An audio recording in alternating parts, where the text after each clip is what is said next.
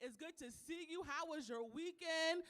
It's Monday morning. You're here. It's a little chilly in the atmosphere, but we're going to bring some warmth up in here.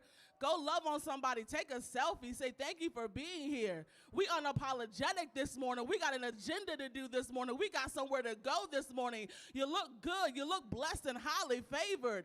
Come on, you don't look like what you've been through this weekend. Come on, you made it. You standing on top with all victory. Come on, it's a good morning. Good morning. How you doing? So good to see you because I'm living my life like it's golden.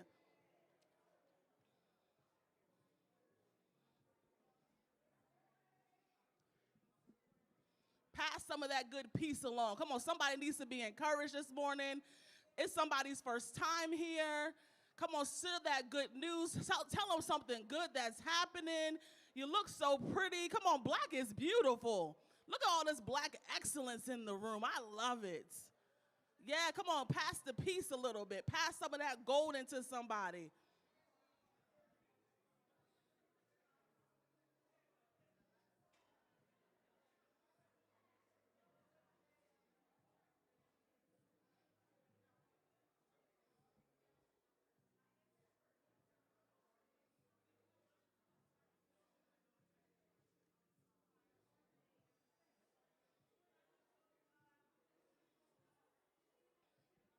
You got about 30 more seconds. I know how y'all get. We church people at our core. We just get up and we don't know how to sit down. Come on, you got 30 more seconds to pass the peace. Let somebody know you're happy to see them. A smile will change the day. Come on, somebody just being so kind to you will change the day. Pia, you look so pretty in this coral color. It's so good to see you, my sister.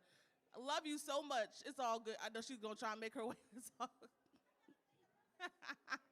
We got to pass the peace.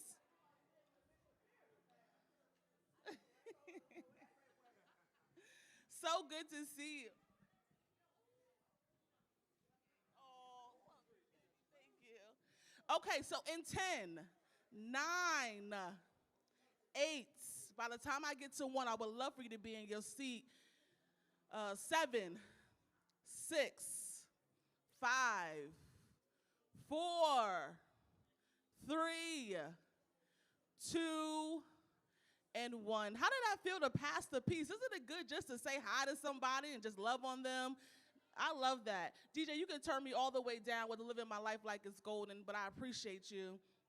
So good morning, everyone. For those that do not know me, my name is Sade Truitt, and I'm just excited to be your journeyer through this amazing day today. Last year, we had a half a day, but this year, we have a full day. That means we have something to talk about. So I'm excited to see everyone here. There is breakfast over here in this corner. There is coffee. There is tea.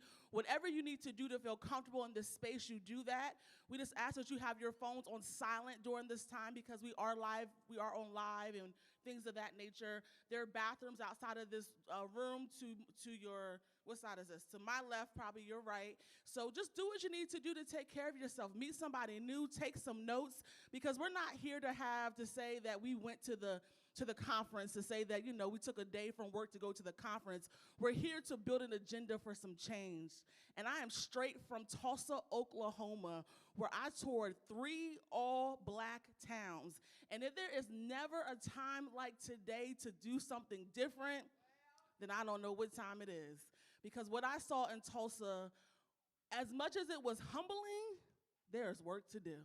There's work to do. And so I'm so excited that I am among all of these amazing change agents in here that are ready to do the work. So are you ready to do the work?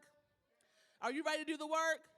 All right, we're ready to do the work. So we're going to start off with some introductions and some greetings from our committee and from our hosts, and then we're going to go right into our first panel. And so would you help me welcome the one and only Dr. Freeman Williams, our REC chair, and Miss, legacy at its best, Miss Jane Hovington. I saw my girl. Look at you. You living your life like it's golden, girl. I love it. And I'm not going to be up here multiple times. So immediately following these amazing people, we're going to have Representative Namdi and my good friend, Representative Frank Cook, follow them. And when Dr. Tony Allen comes into the building, we will stop to acknowledge him. But would you put your hands together for these two as they come and greet you about this awesome day? Oh, y'all can do a little bit better than that. We're not going to be quiet on me. I'm a church girl at our core, honey, because we're going to do some things in here today. All right. Here you go, Miss Jane. Praise the Lord. All right, praise the Lord. That's it right there. We have to start every day with praise the Lord. And we thank him for everybody that's here. We praise God for those who are on their way. And so I'm here, myself and Dr. Freeman, to welcome you. But before, just in welcoming you, I just want to remind you of something. I want you to remind you of your power. The power not just as being a black person, but the power because we have the ability to control just about every election. But it takes us coming together and working together, because with the unity that we have and the power that the black vote has, if we put it to use, we can change anything. So here's the day today for us to come together and do what we need to do to make sure that we go out into the hedges and the highways and bring those people that we know, our neighbors, our friends, our cousins, our brothers, to the polls, get them registered, and let's get them out to the polls to vote. So with that, I'm turning you over to Dr. Williams. Good morning, good morning. Wait a minute. I don't know about you, but I'm real happy because first and foremost, to be in your presence and that you change leaders, civil rights advocates, servants of the community, we have some work in front of us. You know, hold on. We have some work in front of us. We are dealing with an unprecedented, perilous, let me just start. You know, I'm in the presence of ladies. I have some other terms I'd like to use. But we're dealing with something that is unprecedented in every sense of the word. And it's going to take all of us working together to combat it. And it's going to take all of us to do something that cooperation, collaboration, and doing something that sometimes we're not as good at it as we should be. Working together and not worrying about what individual, what organization gets the credit. Because when we win, all of us win. And we just got to do that. And I'm just excited about the opportunity because it's going to afford us the opportunity today to focus on our goals, have those family conversations that we need to have, and then when we leave, then we should have a direction. And we should have a direction of how we're going to move forward. Because too often, we're sitting in settings like this. We have a lot of great dialogue. We have a lot of conversations. But then you leave and you say, now what? We've got to leave here and really have a clear-cut direction so that we can get about the work. So again, I'm excited. Thank you all for being here this morning. I know that it's going to be an exciting time and an important time for us. And let's get down, let's get busy, and let's get to work. Thank you.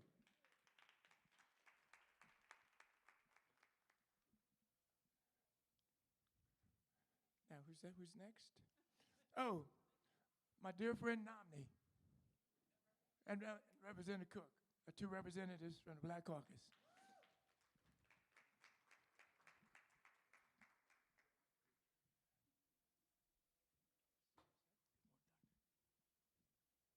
Good morning, everyone. Proud to be joined here by my co-chair, Representative Cook. For those who don't know me, I'm Representative Nnamdi Chukwucha from the 1st District. I have the privilege of being the chair for the Delaware Legislative Black Caucus. Thank you. And to our founder, who's not here yet, but Representative Stephanie T. Bolden, we are so grateful for her vision. So often when we think about the Black Caucus, we think about our roots and where we started from when there was just one or two individuals of color in our General Assembly. And Senator Margaret Rose Henry or Herman Holloway and so many others labored for many years in those chambers alone, fighting the battles of African Americans throughout the state from end to end. But now, thankfully, we have a collective of individuals that represent from end to end of our state in every county.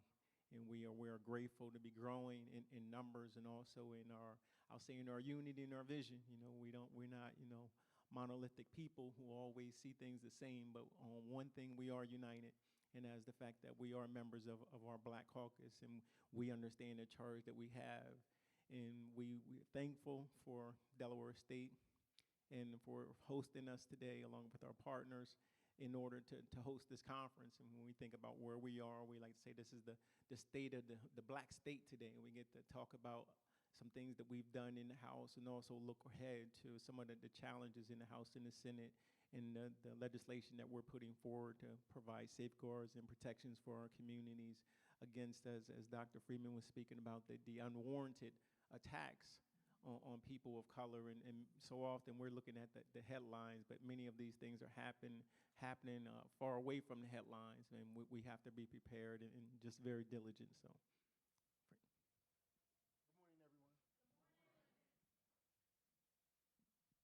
Good morning, everyone.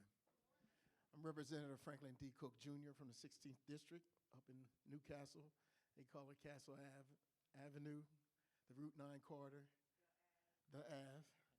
I just want to thank everybody for being here today. This is very, very, very important. And I'd just like to see that everybody work together. That's the key, working together. Freeman, you just said it, Doc. We got to do this. And when we leave out of here, it's not what are we doing next. We need to work together. We can agree to disagree. And some people say, don't say agree to disagree. We just disagree. And we got to move the needle. It might not move far, then it might move all the way over, but we got to work together for the now. I can't say too much about the past because I don't know nobody in this room that can change the past, but we can do something today, right now. And that's the key to this today. And Nomni said it all. I don't need to say any more. Let's get this thing started. Thank you. Come on, we can celebrate our leaders a little bit better than that. They represent us in that leg hall, and we are so grateful for their leadership. Come on, let's celebrate these two incredible Black men. I love to see it. Dr. Tony Allen is not here, but we are super, super grateful to Delaware State University Hornets for letting us be in this beautiful facility today using this space. Pia will be before us later today to represent the university in a different capacity, but we're super excited to have their support. Next on the agenda, we're gonna talk about housing. Housing is something that is near and dear to my heart.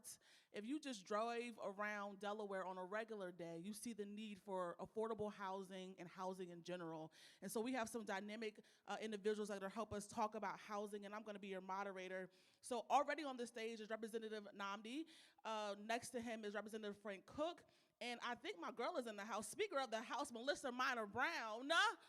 There she is. Come on, let's help her get to the stage. And next to her is my representative in District 32, Majority Leader Carrie Evelyn Harris. And the one and only my sweet sister, Senator Marie Pinckney. Can we help them get to the stage? Can we celebrate them? Can we let them hear it? Come on, they're working hard for us. They got a day off from Leg Hall and they're hanging out with us today. It's kind of a big deal. Kind of a big deal. So as I gather my questions, I just want to take a moment. You know, we often start these panels and people don't know who's in front of them. You know, we see them in Leg Hall, we see them on the paper, we see them doing great things, but I want them for just a moment. I know we got preachers in the house. I know we all can talk and have all that, but I just need y'all 30 seconds. I want y'all just to take a moment to share with our family today why this work matters to you. You know, I've heard all of your stories. I've heard all of the stories, but I think it's important that because we have a diverse group today, for you just to take a moment, for people just to really hear your heart about why are you serving the state? Why are you doing this? Why does this work matter to you? And then we'll dive in. So I'll start with whoever wants to go first.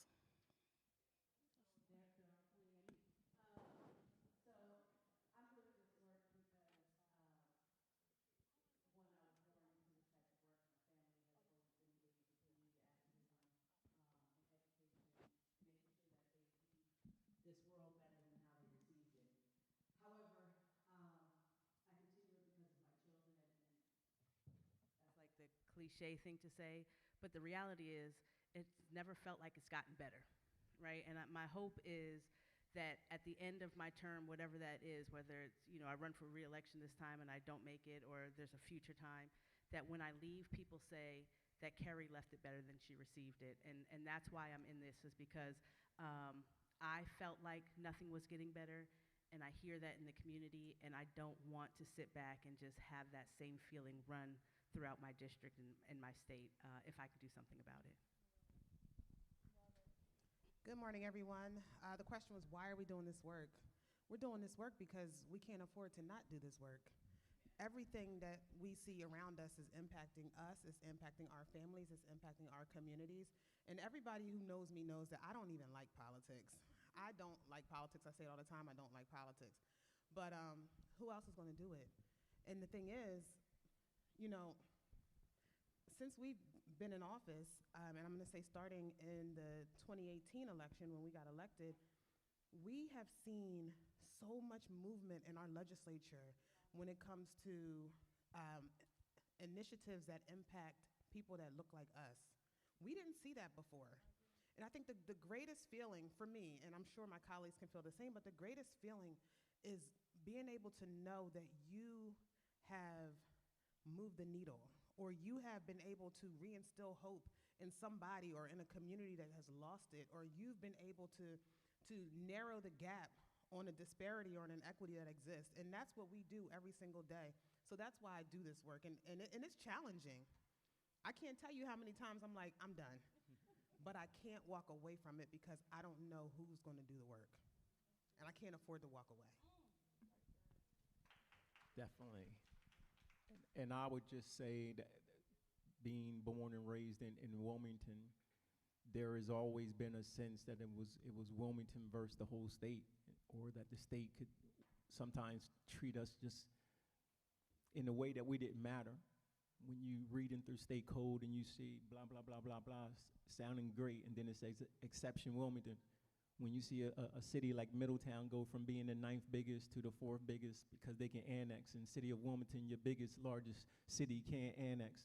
When we lose our school district, we lose our port, everything that we had control over, we lose, but yet we have no voice. So that's why I'm here, because I love the city of Wilmington. I know we are the only majority African-American-led city in our state.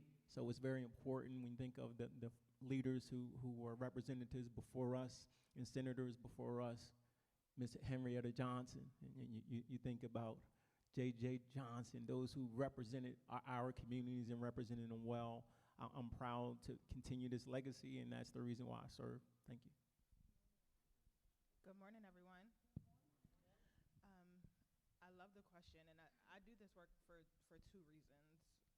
The first reason is because, as you said, it's a cliche reason, but like, I truly believe I was put here to help make the world a better place. I believe that my mission in this world is to help make a difference and to leave something behind, so that once I am gone, I know that I have done my part to make sure that the world is a little bit better, a little bit brighter. And the second reason is because I love Black people. I think we are the most amazing people in this world. I think it's amazing how we can walk into a space, we'll never have the same outfit on. You go to some of those other folks' stuff and they all had the same outfits on. We turn the party up. I think it's amazing that no matter what we are going through, when we come into a space, you feel us. We change the atmosphere. And I believe that if you are not at the table, you're on the menu. And I don't want anybody else making decisions for us. I want us at the table making decisions together. And I think that this is one of the ways that we make the world a little bit of a better place for us, by being at the table. And it's not, being a legislator is not the only way to do it, but it is the way that I think was set for me to do it. So I do it because I love Black people and I want the world to be better.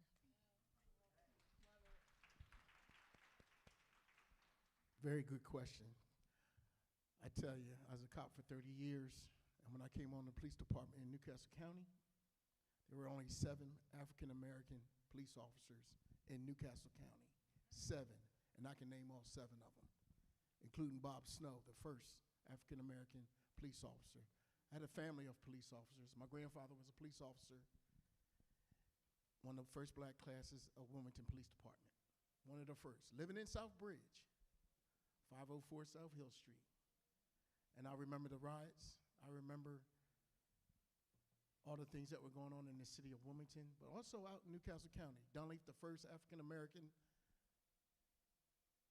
place to live, community in the state of Delaware.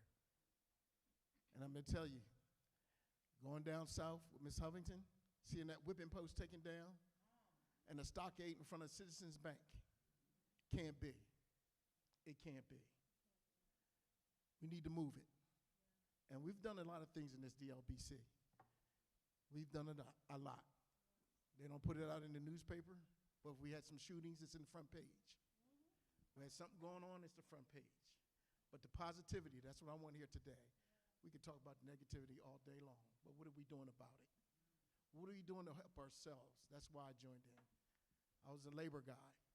Worked down Longshoreman with my father, wake me up 5:30 in the morning to put ice buckets out so they can drink water when it's hot down there, and made me get up so I can pay for my college. But what I'm saying is, we got to work together. I said, this is what we got to do. And we got to work on both sides of the aisle, too. I'm going to tell you that right now. We got to work on both sides of the aisle. And we got to work together. And you know, that's why I got involved with this. My community said, you got to do it, Frank Cook, give it a try. And that's what I did. When I tried, I did. Because a try puts a little failure in there. So you can say, I tried, but I failed. No, I did it. But I did it for the people. I made sure that the voices had a voice. I had a, you know, it's not I, it's a we, right here.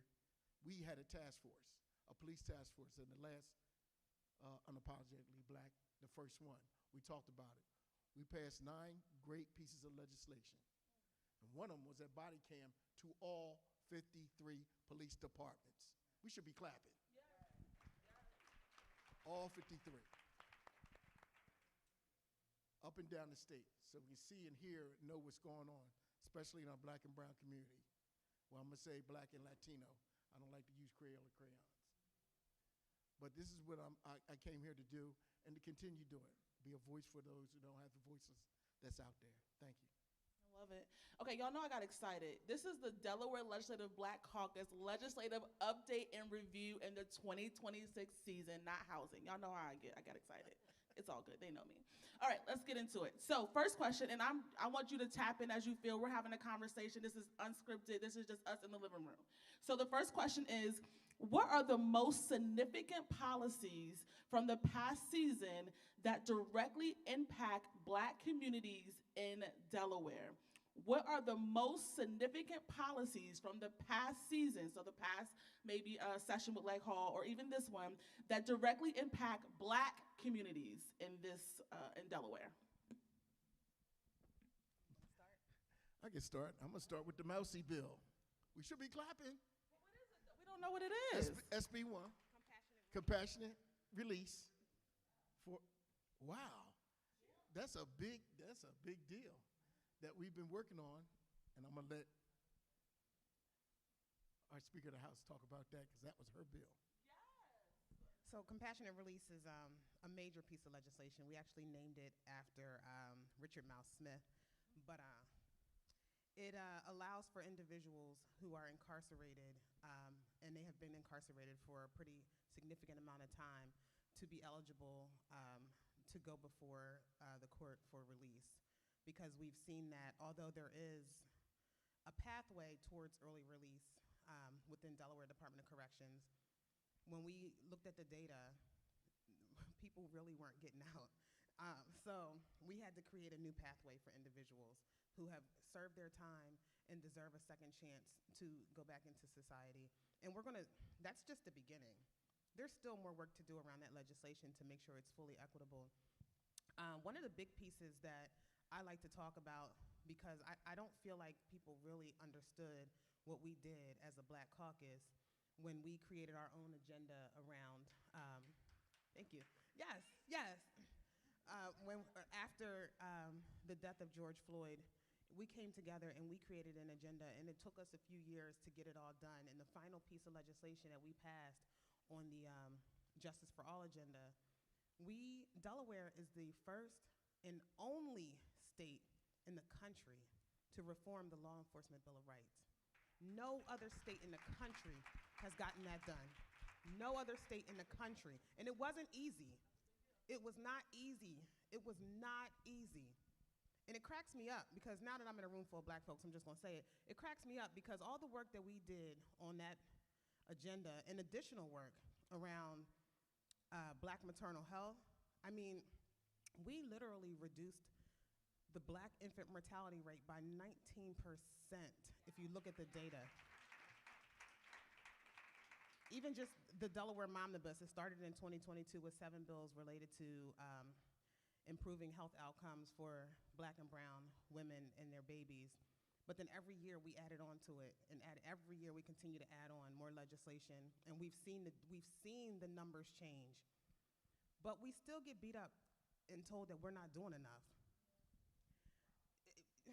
When I get approached by somebody and they say, your legislative report card, and it's another black person, and they say to me, you have a D on your legislative report card because you're not a sponsor on one of the bills that I'm supporting.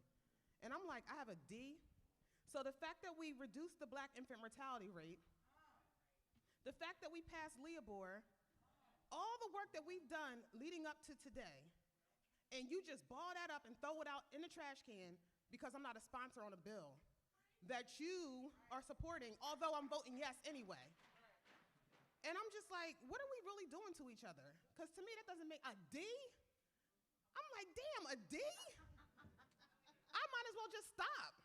Because before I got here, I don't know who reduced the black infant mortality rate. What I saw was that Delaware was 25th in the nation for black infant mortality. And I had a problem with that.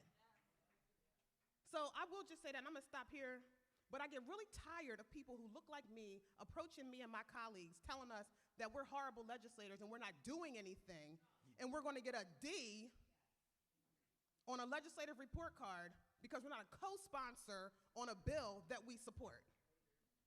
All right, next.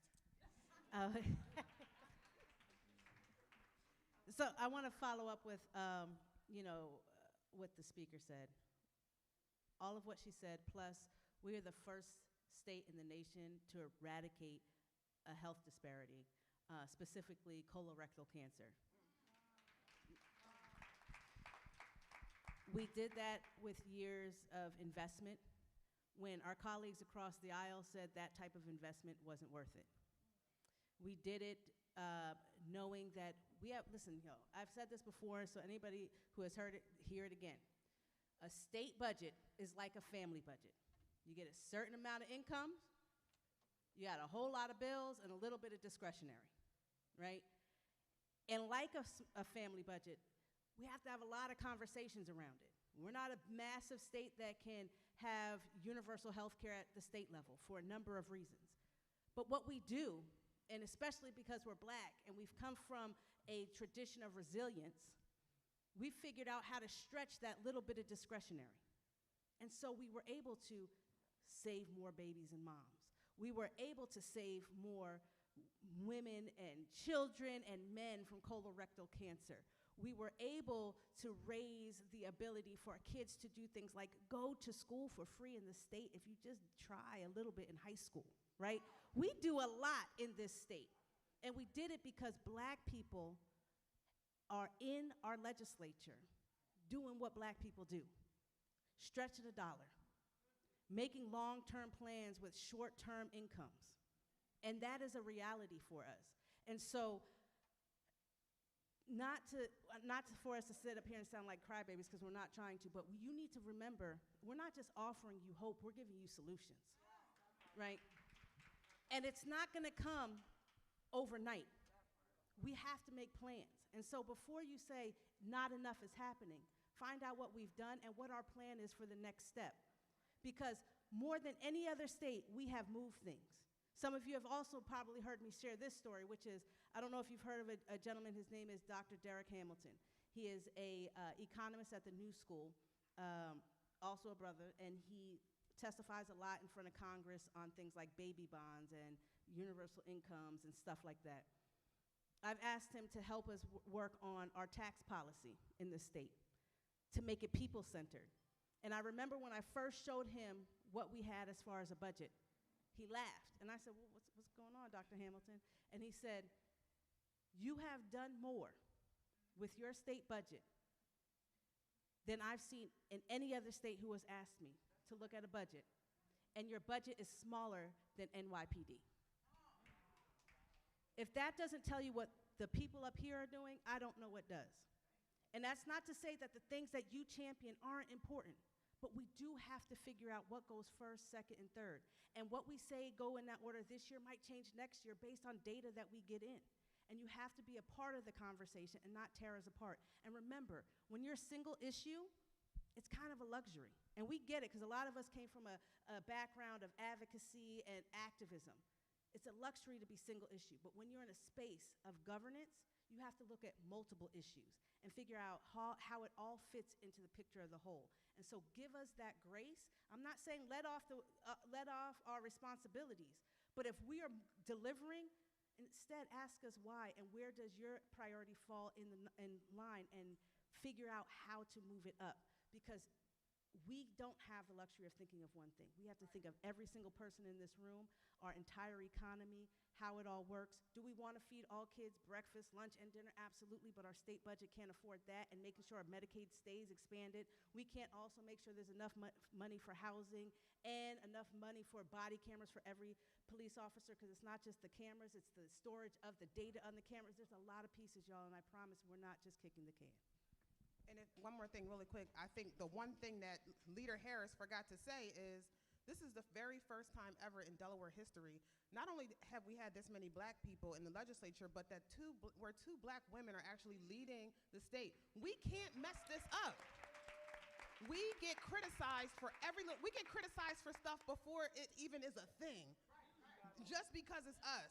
We have to produce. We can't just send out those promises and hopes and dreams. And we actually have to produce. We got to do the work. We got to do the work, and we have to produce, because everybody's waiting for us to mess up. We can't. And if we do, we're just honest about it. All right, I'm done. I'm like itching to jump in. This is so good. Leader Harris, she said so many things that are like resonating with me, and one of them is about all of the many things that get thrown at us. Never in a million years did I think I would be so educated on teeth.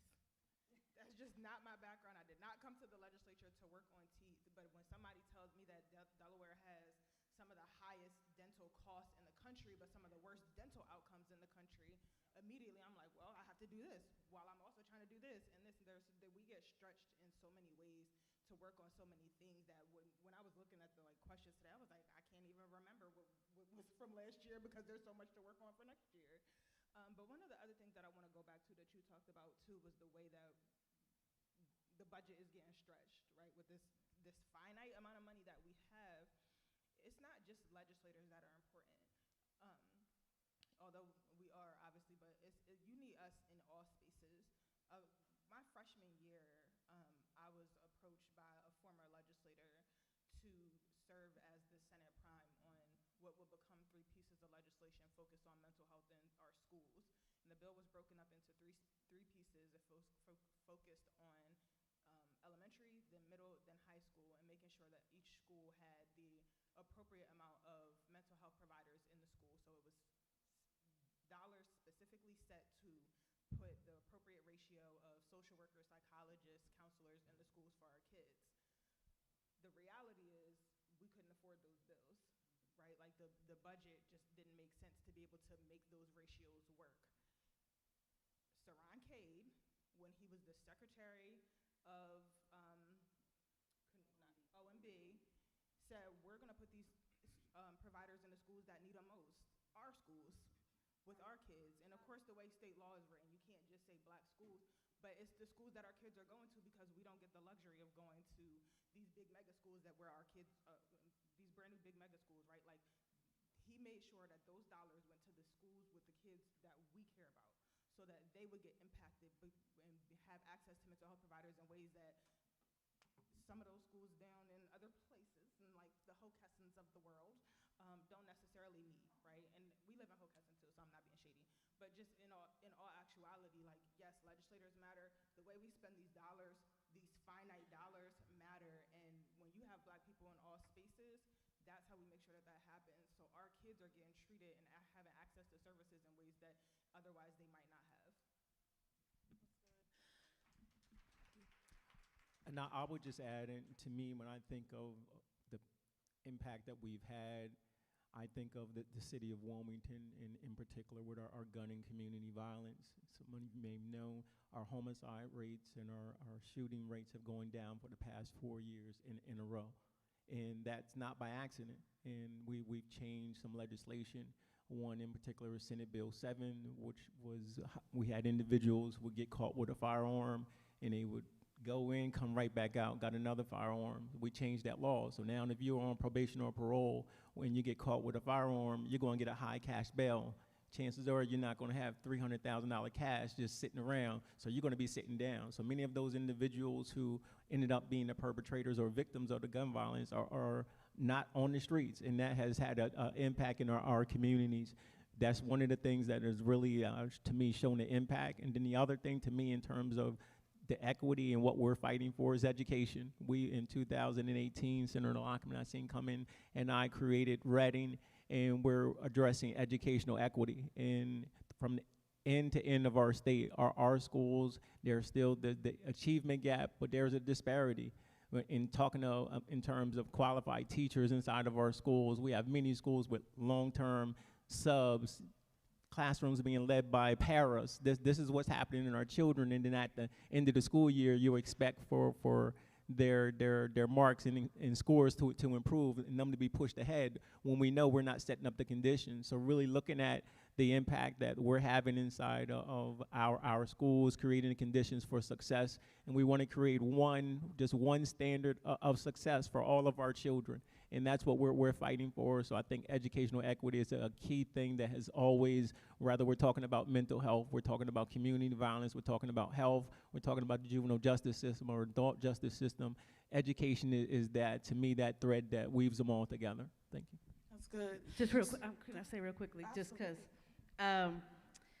Representative Chakwocha failed to bring up something that he did last year that had an impact not just in his district, but in my district, and that's shooting into homes. So prior to this bill, you know, the police chief here in Dover had mentioned, listen, we have people just shooting into houses. There's nothing to hold them accountable. If you try and you miss, you're not tried with attempted murder. It's just, well, you miss, it's reckless firing of a weapon, right?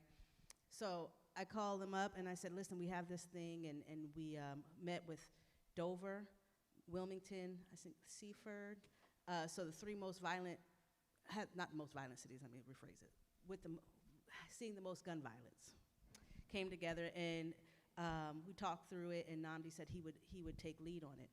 And I'm gonna tell you, after that passed, you're in the 30-second with, right? We used to see probably every 2 to 3 weeks, shooting after shooting after shooting, young kids, killing young kids or trying to kill young kids, innocent bystanders constantly having their houses shot at. And the decrease that happened just with the passage of that, just knowing that there is accountability on the other side of firing that gun, has cut down on the number of guns being shot and the number of people being killed in my district. I know in Wilmington, and that is huge, and that's because we listened and we made sure we prioritized our children and the families that are most impacted by violence, and knowing that accountability is just as important as criminal justice reform. It's also important to recognize that while we do a lot of legislation, we're also doing a lot of things behind the scenes that we don't really talk about publicly. And I'm just going to highlight some of the work that Rep. Chakwocha and I have been working on. When everyone heard that the Plummer Center was closing, right? Because we have done so much work around sentencing reform that our prisons are not overcrowded anymore. So we have a 100-year-old building that is less than half full. We don't need it. And I know a lot of people were, and I mean, what was it, 6 million, 60 million? There's so much money going into this building. While a lot of people were fighting to keep this prison open, and some of y'all are in this room, we're behind the scenes having conversations with Wilmington Housing Authority and Department of Corrections and saying, how do we make it so that a person doesn't have to stay behind these gates if they are a level 4? How do we create housing for these individuals so that you can come straight from Department of Corrections into your own place and you can complete your level 4 there, and you can get a job. Because reentry doesn't start until you're no longer incarcerated. And we looked at the data. At the Plummer Center, one person worked for the port, and about 5 or 6 people worked in retail, or fast food. That is not sustainable. So why are we keeping a prison? Why are we fighting to keep a prison open and not creating sustainable opportunities for people? So we're in conversations with Wilmington Housing Authority, and we've already moved forward on this. We just didn't make it public. But literally, individuals can choose to go into their own housing. And of course, you're still level 4, so you're still under supervision, but you're not behind those bars at the Plummer Center. You have your own place now. Now you can figure out how you're gonna pay your own bills. You have a job. You are in reentry. You are working with reentry organizations. And what we're setting up now is a fund so that as that person begins to start paying their rent, a portion of that goes into a savings so that when they move out in hopefully 2 years, because we're estimating a 2-year, we don't know, that money goes towards their down payment on their house or their security deposit. That is how you get people, that's a second chance.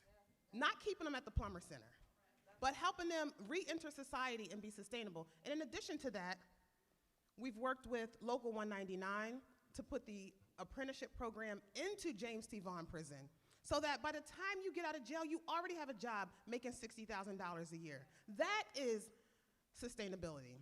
So we're not fighting to keep a prison open, but we're not talking about the work that we're doing to improve lives. And I just wanted to say that because there's a few people in this room that have been fighting to keep that prison open. We don't want to keep the prison open. People that look like us are there. We want them to be sustainable in society. We have to now help them get back into society and help them get on their feet. You can't do that at the Plummer Center. That's not re-entry. Re-entry is re-entering society. I'm done.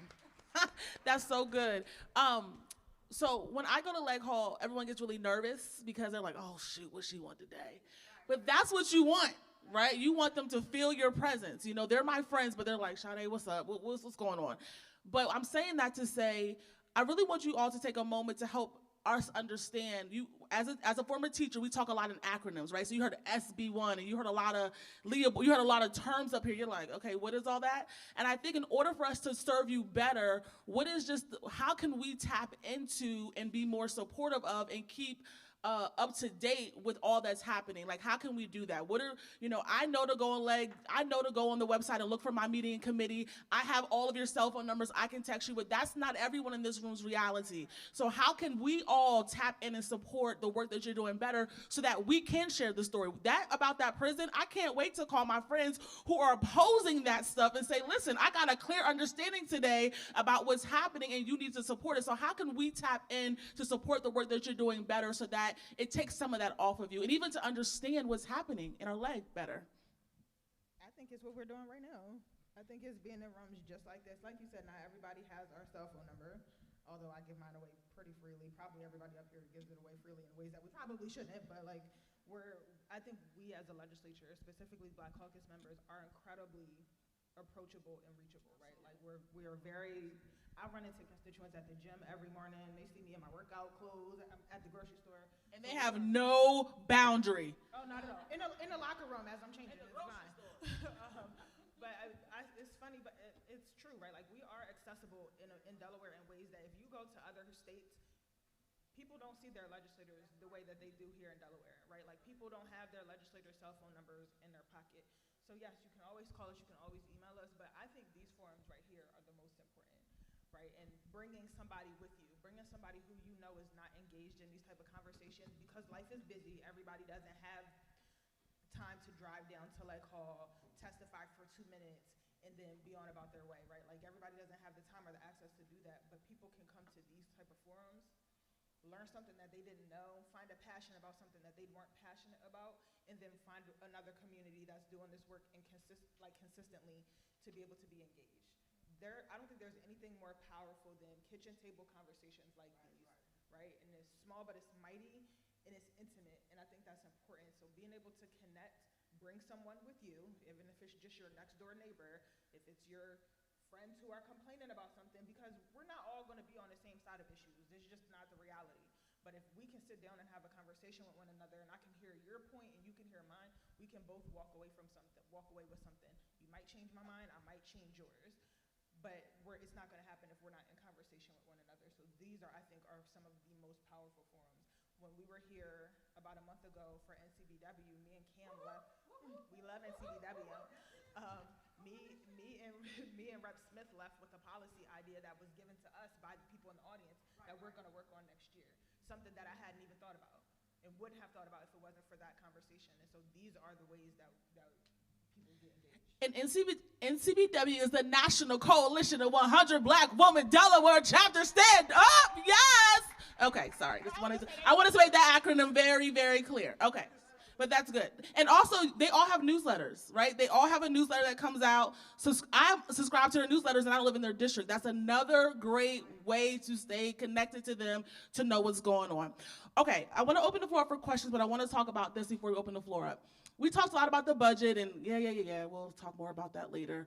But I want to talk about what are the upcoming emerging issues that are super important that we need to be aware of as we move into this 2026 season. You guys are about to, correct me if I'm wrong, June, you end session, June 30th, right? Because I know June is y'all hump month. I can't find none of y'all in June locked in. But then our session doesn't end until you come back in January to end it. How does that work? So session ends June 30th. Okay. And typically, we go back into session second Tuesday in January. Yes. Now, last year was a little different. Session ended June 30th, and then we were in special session twice. Because, and this will answer your question, actually, and I don't know, Leader Harris might get more detailed with this, but Delaware, we are really dealing with an affordability crisis right now. Groceries are high. Right, interest rates are high. Gas is over $400 a gallon. $4. It feels like $400. Over $4 a gallon. And then the biggest piece is energy. And you know why? Oh, and let's not forget about reassessment. And you know why? I'm gonna put both of them in the same category. Because there was once a time when people were able to kick the can down the road. When it came to reassessment, we literally did reassessment on property and houses after 40 years. Should have been done. It should have been done. So then everybody gets these high tax bills. When the coal plant closed, everybody knew that we were going to be in this space right here, but nobody did anything. Nobody did anything. And now here we are in the legislature, and it just happens to be all these black folks here, and it's our fault that your taxes went up. It's our fault that gas is high. It's our fault that your electric bills went up. It's not our fault. But it's our duty to do something about it, because we can't just leave it the way it is. We can turn a blind eye if we want to, and sometimes we feel like we want to, because we get criticized so bad. But we're actually doing something about it. That's why we were in session twice over the summer. That's why the reassessment committee that Leader Harris chairs was meeting weekly, which turned into multiple times a week, where they got no summer, no fall, no winter. They're still meeting. And don't forget, we get criticized so bad, these jobs don't even pay no money, okay? These jobs don't even pay no money. This is a full-time and a half job, and we don't even get paid for it. Obviously, it's deep down in our hearts, because we don't get paid for it. But so, I mean, we have to do something. So we are looking into alternatives now around energy. We're meeting with our out-of-state partners. Delaware is not at the table when the decisions are being made on energy costs. We're not at the table. So now we have to do all the work that should have been done years ago when people were sitting in these seats. And we have to figure out how to address the affordability crisis around energy. And we are actively working on that. And the same with reassessment, and Leader Harris can speak on that if she'd like to. But those are the things that we're doing right now. So affordability, just trying to find a way to lighten the load on Delawareans. A few years ago, we had ARPA money after COVID. We had an abundance of dollars. We were doing all types of initiatives. We don't have that money no more. That money has dried up. We are basically broke. We are broke. What they call it? Beer money, but champagne. Yes, we're on a beer budget. We're on a beer budget, and it's like a Colt 45 budget. It's probably one worse than that, but I don't know about that because I don't drink beer like that. Soda's expensive too.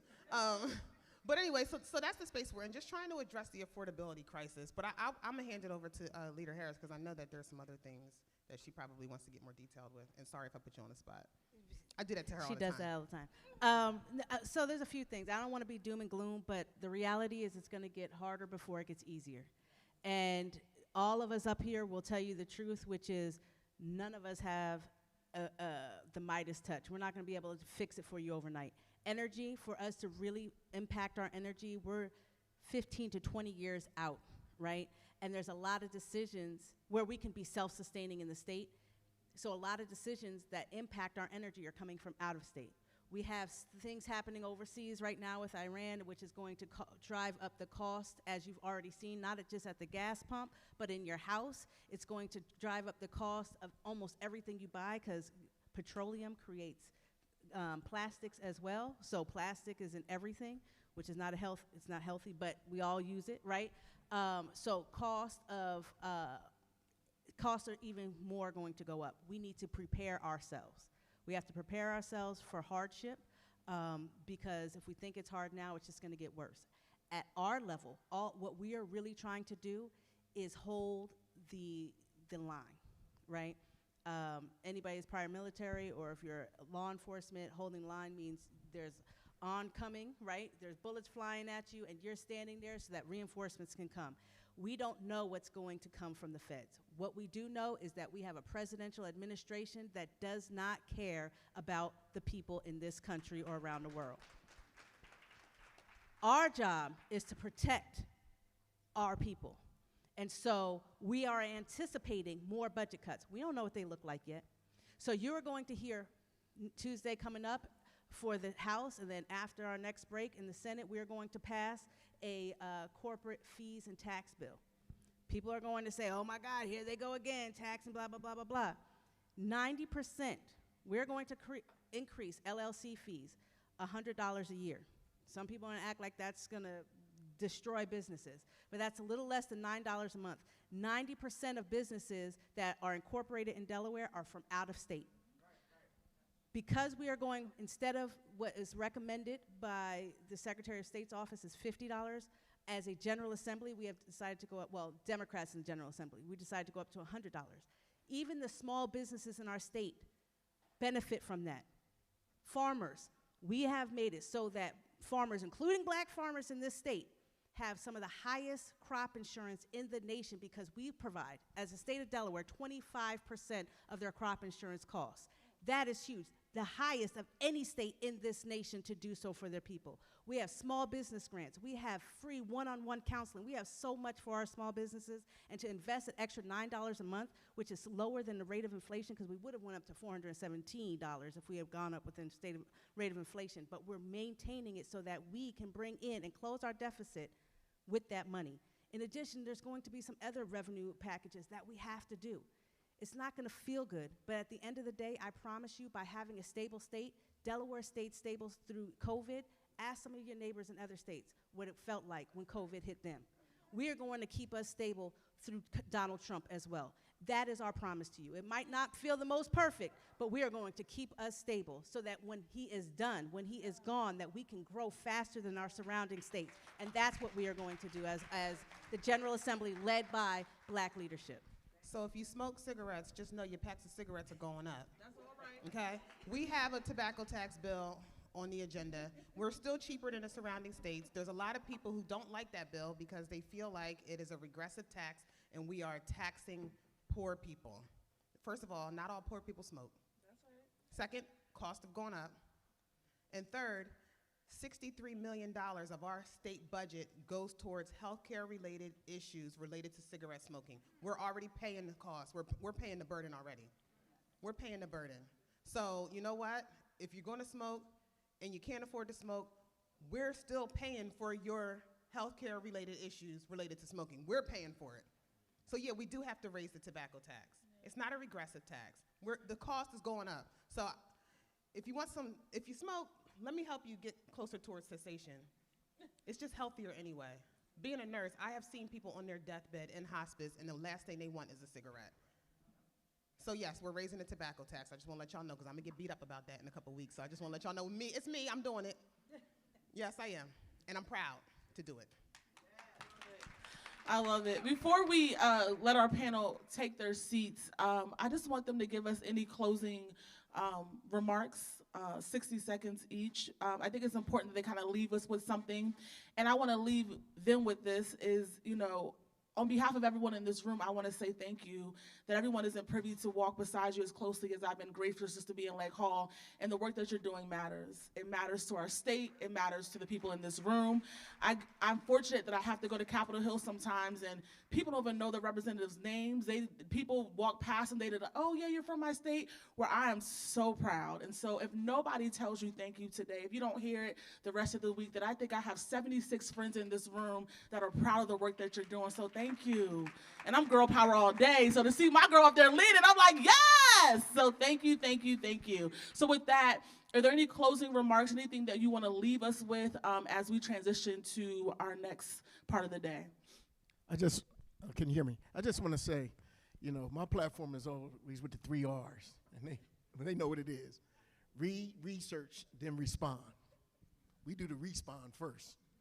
We get our feelings and emotions hooked up in things when we really got to roll our sleeves up, and we really got to battle down and get things done.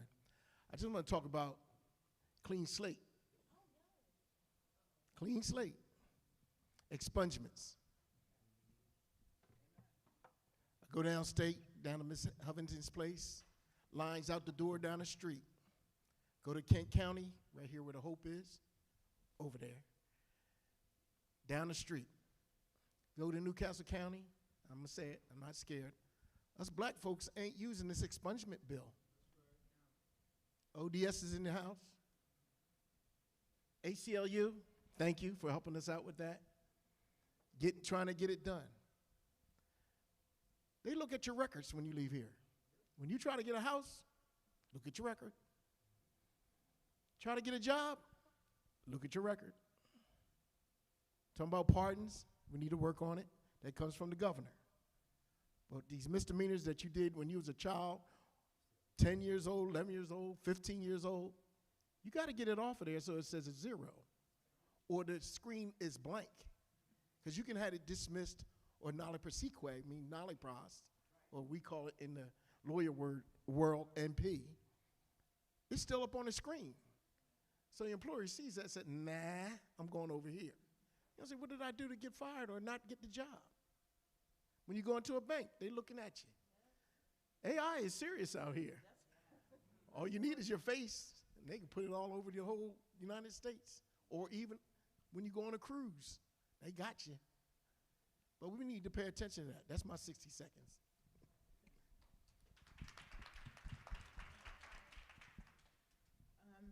I think my closing remarks would be around the word community, that we are all a community, right? Like we, as legislators, get uplifted in ways that are sometimes deserving, sometimes not, but we are led by community. At the end of the day, we represent a constituency of people. So we can't do the work that we do without you all, and we should be doing it in partnership. I think you heard a lot around the frustrations of, sometimes that we don't get recognized as humans and regular people, but at the end of the day, we just ordinary people with fancy titles, but we are uplifted by you all, by the things that your organizations do, by the reports that your organizations write, drives the work that we do. And so if we can remain in community with one another and not always agreeing, but if we can remain in community with one another in respectful ways, I think we go a lot further together. And I'll just end and say I am a grateful, along with my senator here next to me, grateful graduate of Delaware State University in our social work department. And I see Dr. Marlene Sanders is here. But I will say one of our core mottos is to go forth and serve. And that service that we have as social workers is not just us who are elected officials, but it's every one of us.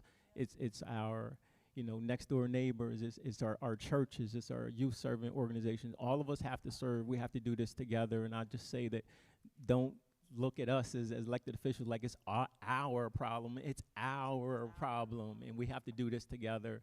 And I'll just end there and just thank you all for being here. This is truly how it's refreshing, it's energizing to get the support, and we have a few months of heavy lifting in front of us, so this is definitely encouraging. I'll just say, just stay involved, stay informed, reach out. Please offer us grace. Let's offer each other grace. Like Representative Cook said, read, do your research before you respond. The first, you see something on Facebook, you want to share it to everybody, you want to agree with it. You don't even know if it's accurate or not. You don't even know that there are people out here who want to make us look bad just because we're black and in leadership positions. So we get beat up so bad from the public, it would be really nice to just be offered grace sometimes. Because again, these jobs aren't easy. I mean, literally, we are eating, sleeping, and breathing this work, and we're doing it because we care, because they don't pay enough to do it.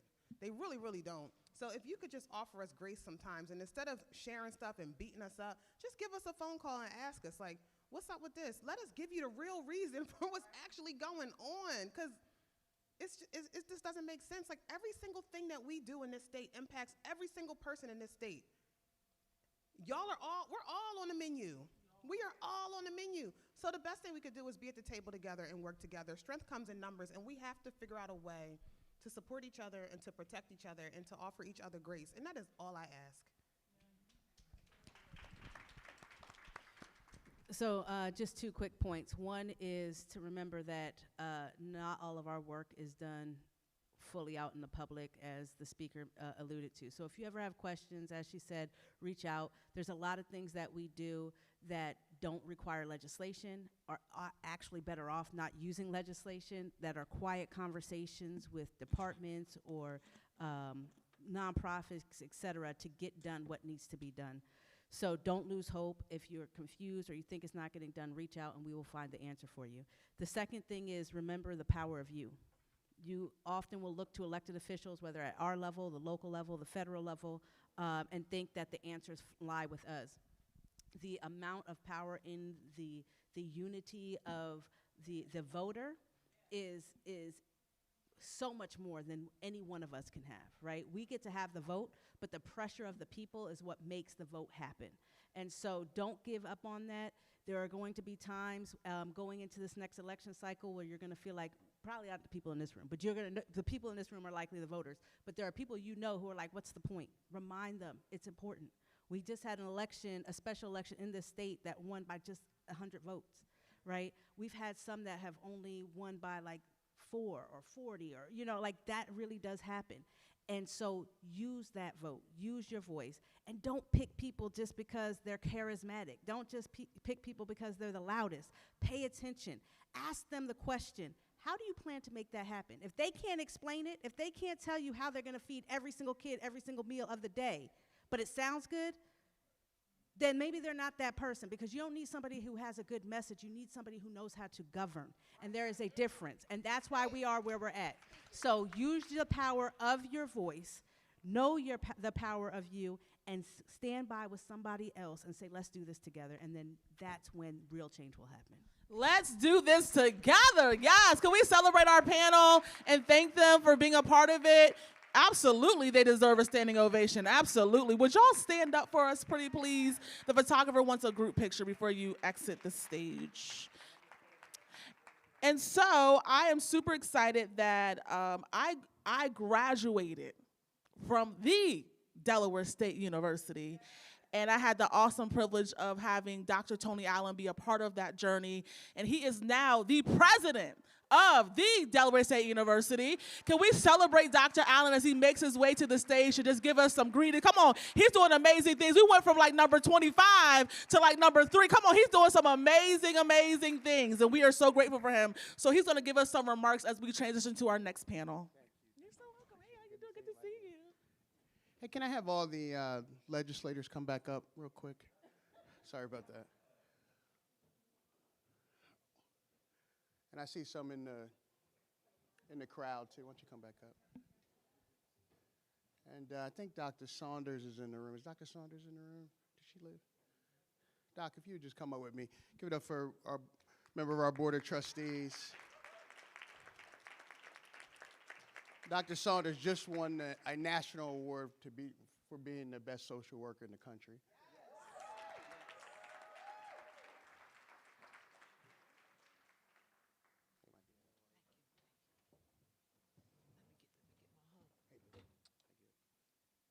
I'm not going to be long. I just want to say a couple things. In 2015, was asked by Jack Markell to chair something called the Wilmington Education Advisory Committee. And I did that because I liked Jack. And then I do that because I wanted to do that job. And that job turned into 5 years of people shutting their doors, people saying, yes, we believe in what you're doing, but we're not going to do anything about it. But the struggle got me to Delaware State. The fact that I was actually doing that encouraged me to stop being in the banking business and doing something that was much more in line with my passion, my history, and my background.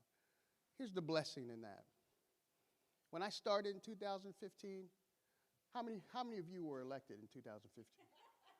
By a show of hands. I'm talking about in the Delaware General Assembly. Think of that. Think of that. And I believe that God blessed us with some things. Going through that process, which Senator Lockman and Representative Chuck Welch are still going through with respect to public education reform. I believe that Eugene Young's loss in the city of Wilmington was actually an accelerator to all of this. And I believe that our opportunity to have a homegrown person like me at a higher education institution that does not care who believes what I think about this being the most substantively diverse, contemporary, and unapologetic HBCU in the country is making a difference. I believe that's making a difference. So when they come up here, and I heard you, Madam Speaker, about how people may treat you sometimes, just know that your family respects all of this. And this is godly inspired. I don't know another place in the country. And this is not all the African Americans in the Delaware General Assembly, by the way. That this just happened in 10 years. You can't name another place in the country. So it comes down to, what are we going to do about it? They did their part. What are we going to do about it? So all I can tell you is that when you spend time here, that is great. And I also know that you're the choir. But I was doing an interview over the weekend, and somebody asked me, how can we have more African-American kids in higher education? What should we be doing? And I said, do you know about W.B. Du Bois? And he said, yes. I said, you ever heard about the talented 10th? He said, yes. I said, W.B. Du Bois had this notion that the talented 10th, that there would be about 10% of the African-American people that would actually achieve some level of success. And many people perverted that theory because they thought, oh, that just means that 10% are going to get it, and that's it. What he really meant was that 10% would have the expectation of bringing us all along.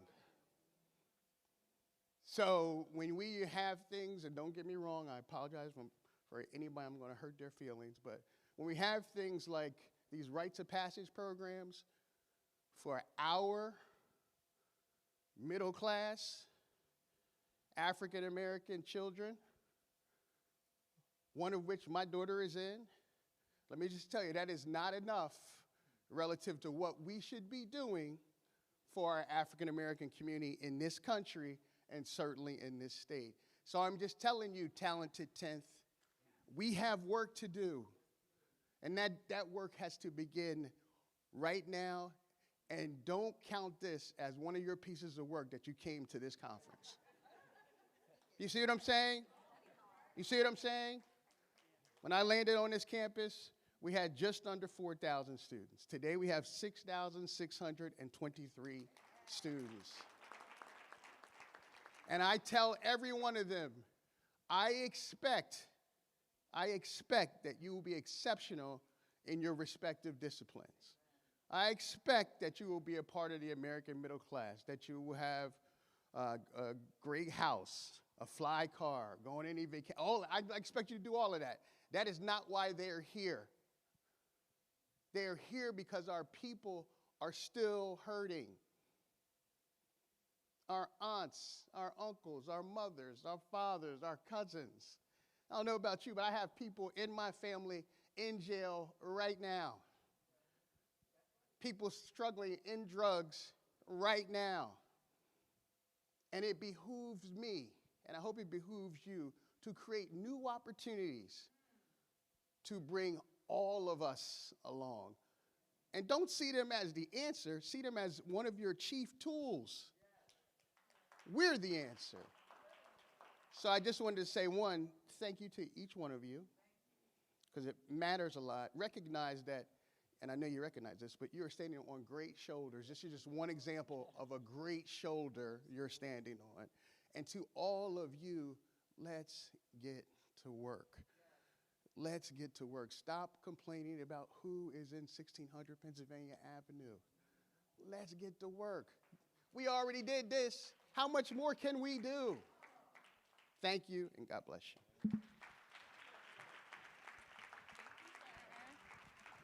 We can do a little bit better than that. Can we celebrate the president of the Delaware State University?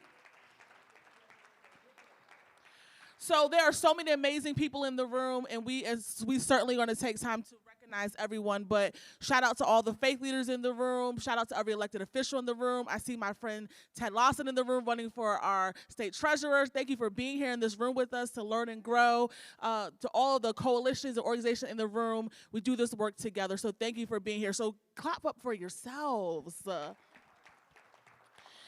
And without further ado, my good girlfriend, Tiara, is here. She's going to be our moderator for our housing reform and equity in Delaware. And her panel, y'all in formation. Okay, panel, I got to announce nobody. All right. We panel, stay ready. Stay ready. That's what we do. Well, good to see you, beautiful. Well, y'all enjoy this panel. I'm going to let Tiara take it from here. Absolutely. Bye. Thank you so much. Give it up for Sade. She's done such an amazing job. Thank you. Thank you. Thank you. Keeping us on track. All right, so I have to say, I feel like, have you guys seen Drumline? Because some people see in the Drumline and every part of the band, they're like, this is the best part of the band. I kind of feel like this is the best part of your day. We're talking about housing. Oh, yes. And what's amazing about this is that housing, for me, when I say this is the best part of your day, housing isn't just about shelter. It's going to determine access to schools, healthcare, transportation, generational wealth. It shapes opportunity, stability, and health. And this conversation is going to center around policy, practice, and partnerships. So we can work together to ensure Black and brown communities can remain rooted and thrive. I am Tiara Fair. I'm the Chief Operating Officer of United Way of Delaware, and I am happy to be your moderator today. I am joined with Senator Elizabeth Tizzy Lackman, who represents the 3rd Senatorial District and chairs the Senate House Committee, Representative Kendra Johnson, who represents the 5th Representative District and chairs the Housing Committee, and Deanna Sargent, the Vice President of Community Development at Senair.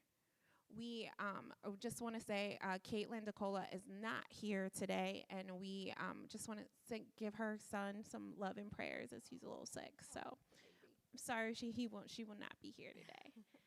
I was going to say that we're accepting questions, and so I will say if we have time, we are accepting questions. So if you would like to add questions, I don't want to be the only one asking them questions today. So if you have a question, go ahead and raise your hand, and there are note cards at your tables. And if we have a moment at the end, I will be able to ask them. If not, you'll be able to grab them on the way when they're down there with you. So let's get started, ladies. I love this. It's ladies only panel right now. All right. The first question, we'll start with Senator Lackman. Sure. From your perspective, which housing policies in Delaware are having the greatest equity impacts on Black and brown communities, particularly around displacement, and what reforms are underway to address them?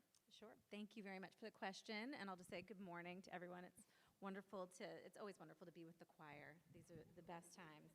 And I agree. This is like a study hall moment for us all. And I just wanted to reinforce before I get into my answer what you said about housing as this like critical linchpin on all of these other things. I came into this work really an education policy nerd under the wing of Dr. Tony Allen, doing all that work. That continues, and I used to have debates, particularly with a friend of mine who's now the head of the Housing Alliance, Rachel Stucker, that like education was like between education and housing, that education was like the thing that was going to turn everything, and she would debate with me about that. And I've recently frequently come to her and say, you know what, I think I've come around to the fact that you might be right. Housing actually might be the foundation on which all of these other things rest. You don't have stable quality housing beneath you as a family, as a child, as a student. You're going to have a really hard time breaking through on all the other areas. So when I ran, I was very focused on education, public safety, and what I've just described as economic opportunity for the district I represent, which is we've got a lot of multi-generational poverty and real struggles in the housing space, and housing ended up becoming kind of my economic opportunity focal point because I think that really is a major inroads for folks, particularly the types of folks that I have the privilege of representing, to get a footing, to be able to do all these other things, participate in the economy, have their children, in good schools and doing well in schools and all of that. So where that has evolved, and I'm going to kind of tag team this with Rep. Johnson because we tend to work as a team on a lot of this, you may notice. So anything that I leave out about, I'm going to talk about 3 specific bills that we have both worked on. So we're just going to pat ourselves on the back here for the work that we are doing around. I love it. Keep going. Displacement. Because I thank you. You too. But I think we really there's so many things that are headline grabbing in the housing space. We have something like 25,000 short of the number of affordable housing units that we need for people making 50% of the AMI. And we know that Black Delawareans are disproportionately represented in that under 50%. So really focused on that piece.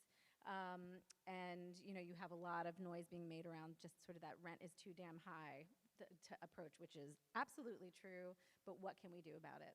And the difficulty of moving policies that maybe speak to the rent numbers, but that without suppressing competitive, business practices. So what I think we really looked at the numbers around evictions, which are astronomical and appalling, I would say particularly in the district that I represent. So it became about what is preventing people from being able to attain quality, stable housing, what is keeping them from being able to stay in that housing, and hit upon a couple of things. And I'm so sad that Caitlin Del Calo, who's with the Delaware State Housing Authority, isn't with us because she was a big part of educating me and getting us to the place where we were able to put forward these specific pieces of legislation. So one thing that we identified was we had a loophole in our Fair Housing Act. It is Fair Housing Month, right? Is it still Fair Housing? It is. It's Fair Housing Month. What a good time to be talking about this.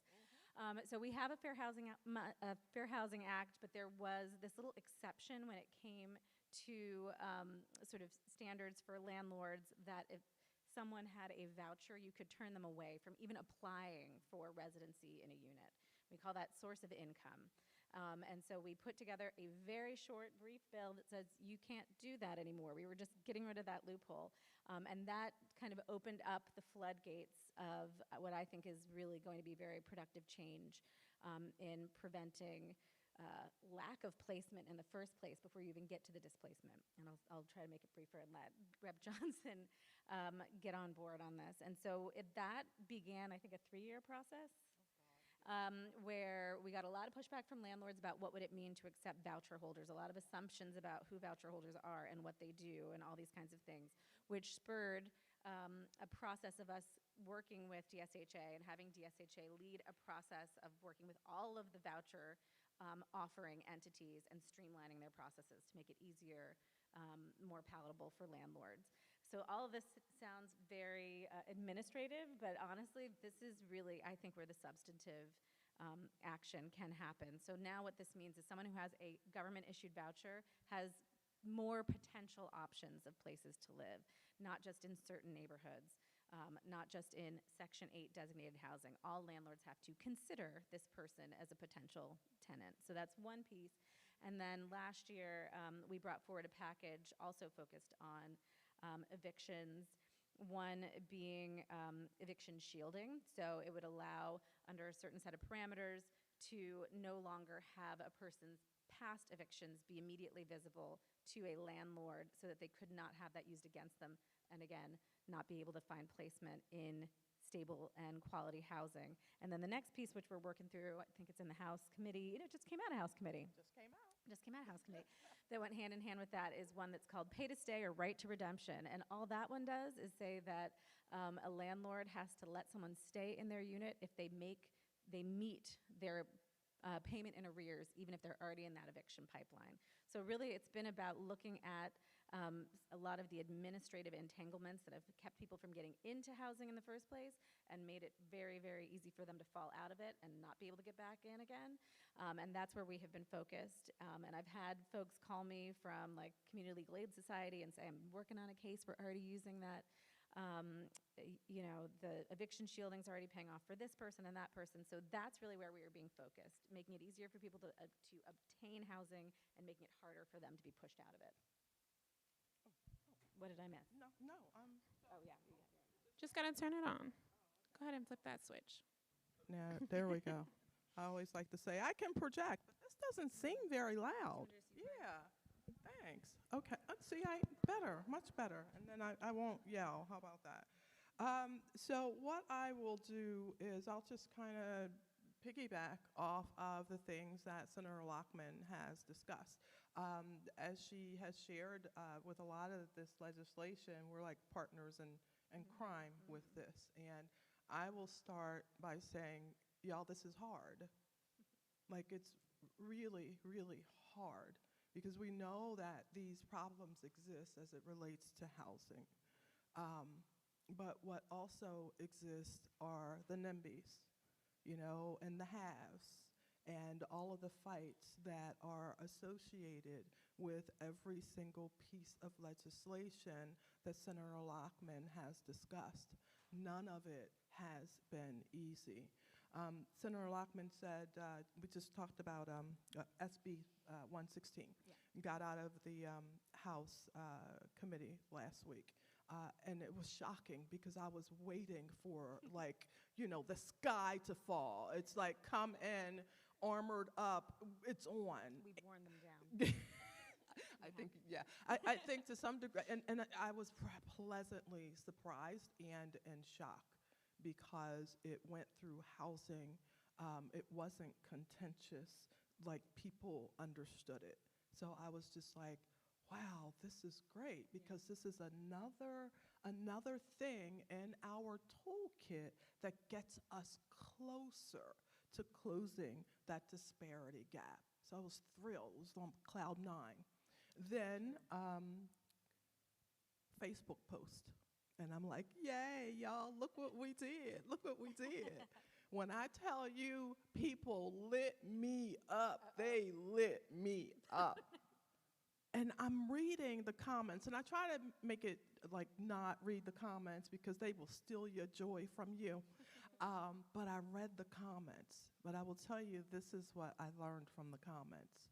While we talked about the good things of the bill, people automatically twisted that to, you're going to let these people stay in these homes and in these apartments without paying their rent? Well, that's not going to happen for me if I can't pay my mortgage. And so quickly, you know, the NIMBYs are like, well, one, not in my backyard. The haves, oh, what? Here we go, another government handout. And I'm like, people, that's so not what it's about at all. And so even when you put information in front of people, they digest it from the place of where they are. And people digested that saying, you're going to let them not pay their rent, and that's just wrong. So I started all of this by talking about this is hard. It's so hard. Yet we cannot afford to stop because there's so much work to do. Now, I have my notes here with me because I like to try and stay on track. I just went off track. And I'll say this, and then I'm going to stop, and we'll go over to the side. So Senator Lockman talked about, did you talk about SB1? No. No? Okay, then I'll talk about this. Which one? SB1. Okay, that guarantees the legal counsel. Oh, that's right. No, I didn't. That, You do okay, that. okay, I'll talk about that. So, so let me tell you what it is. I will read it to you so I can stay on track, and then I'm going to tell you guys why it's so important, okay? So, Senate Bill 1 was, when did we pass that? That was last session. Last session. Because the new SB1 is primary care, so we don't know. Yeah. So, last session, and this is a testament to, I think Speaker Minor Brown talked about it. It's like we are working so much that we can't even remember all of the pieces of legislation and when it came through, because once we get that done, we're on to the next thing. So this is a primary example. So Senate Bill 1, not to be confused with the current Senate Bill 1, is essentially guarantees free legal counsel for low-income tenants under 200% of the federal poverty level for these folks who are facing eviction. And it creates a eviction diversion program to resolve issues. And you're like, what does all that mean? So I'll just set up the scenario, and then I'll stop. So oftentimes, as it relates to evictions and people going to court, the scales are unbalanced. So landlords will come, and they are lawyered up, okay? Based upon statistics, before this legislation, 86% of landlords had lawyers, and only 2% of the tenants did. An imbalance. And that issue, of course, was felt hardest on the Black community. This piece of legislation gives Black people a little bit more equal play when they go into these situations. And that, you know, while only 2% in the past had representation, now so many more have representation. And with that representation, there is a greater possibility of you being able to stay in your home. Because I'm not an expert. You let me, find myself in that position. I'm going to sit there, I'm going to try and tell my story, but I can't tell my story in a legal way that is going to mean something to anyone. It's just going to be like, oh, she didn't pay her rent and she needs to be evicted, and never mind those other life challenges that I might have been experiencing as a result of this eviction. So I'll stop now. Do you want me to stop? Well, can I add ahead. one Yes. little? Can you hear me on this one? Can you hear me okay? Okay. No, and I'm just going to give a bottom line before we hand it up to our real housing expert. Not just a legislator trying to understand it all. But I think the things that drove us to do this, the numbers that we're trying to change, why, despite the NIMBY and the personal responsibility rhetoric that people might come back at us with, but why this calls for government intervention and investment is because, just looking at it in terms of Black Delawareans, we are 24% of the population of this state. 60% of anyone experiencing homelessness on any given night is 60. a Black Delawarean, okay? So that mismatch tells you something is wrong in policy and practice, and that is very much connected to the fact that Black renter eviction rates in Delaware are 20 to 40% higher than eviction rates for their white counterparts. That is consistent across the years. So something is wrong, and so all the things that we've been talking about, the nitty-gritty administrative stuff, is us trying to step into that gap and make sure that that cannot continue. Absolutely. Good follow-up. Deanna,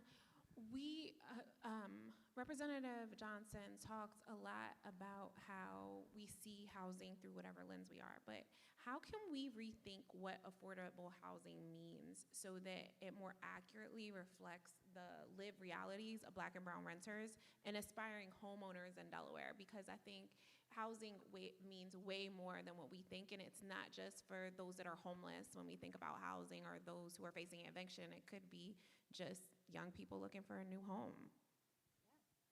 Great great question. Good morning, everyone. I'm just going to do a quick intro. I know you know Representative Johnson and Senator Lockman, so I'll just share a little bit about my connection to the housing world.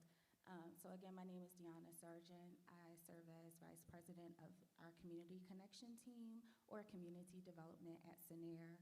We are a nonprofit organization, also a community development financial institution. So we work very closely with developers to fund them to create affordable housing and community facilities that bring resources and services to low and moderate income communities. So on my side, I get a chance to see the cost to develop affordable housing, which can be very expensive and oftentimes requires a lot of subsidy in order to make housing affordable, as well as seeing some of the policies such as zoning policies and other land use policies that are an impediment and also can be cost prohibitive for developers to create affordable housing. So that's sort of the lens that I bring to the table. And I also just wanted to touch a little bit on what Senator Lockman said around health versus education, and providing a little fun fact. So a lot of my color and context around housing I like to bring from The Color of Law by Richard Rothstein, which is, I think, essential reading for anyone in the housing and community development space. Anything that impacts housing, which is basically everything, you should read that book. But the reason why I brought that up is because when Richard Rothstein was doing his research was basically rooted in education inequity and why is it so inequitable, education so inequitable within Black communities. And all of his research brought him back to housing inequity that stem from racist federal policies, quite honestly, from centuries ago, that were established by the federal government that created housing inequity that still persists today. So I just wanted to highlight that because I thought it was interesting that Tizzy brought that up in her earlier conversations and coming back to housing. But I do want to say that it's not one is greater than the other. It's just more so understanding the root cause around inequity, especially within Black communities. If we're all here to solve the problem, we need to understand the root cause so that we're not continuing to put Band-Aids on the issue. So now the question at hand. Affordable housing. I'm going to take a point of privilege, and this is not time for Q&A, but I do like to do a little call and response when talking about affordable housing, just because I feel like there's so many definitions around affordable housing. So can I have a few people in the audience just scream out what you think affordable housing means, and use your teacher voice, so that means project because you don't have a microphone. But can I just get a few people to just state what they think affordable housing means? Don't be shy. We're all family in here. Pretend we're at the barbecue and you're arguing your point.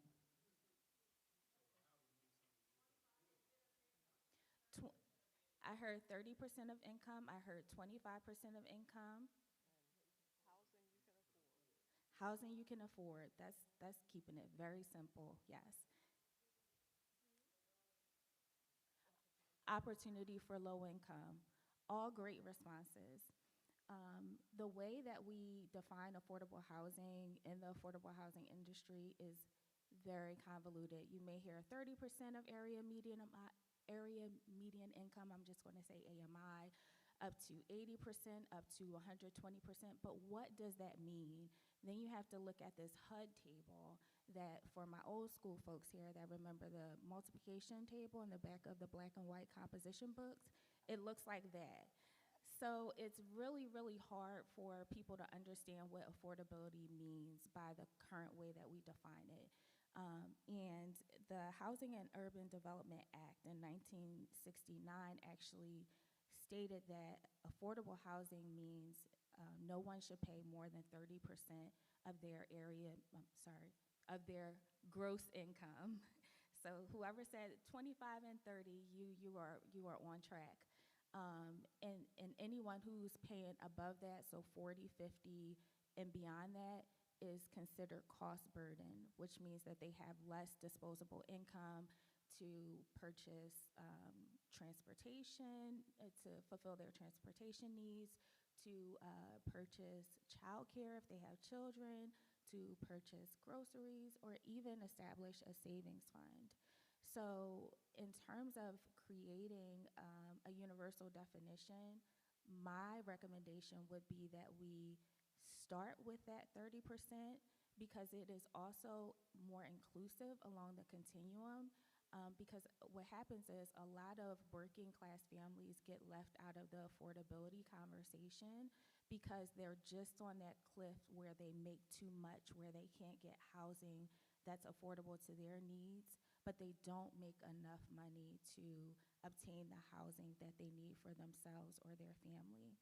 So by having that 30% of income required or definition is more inclusive to everyone who's working and ensuring that they have housing where they're not cost burdened.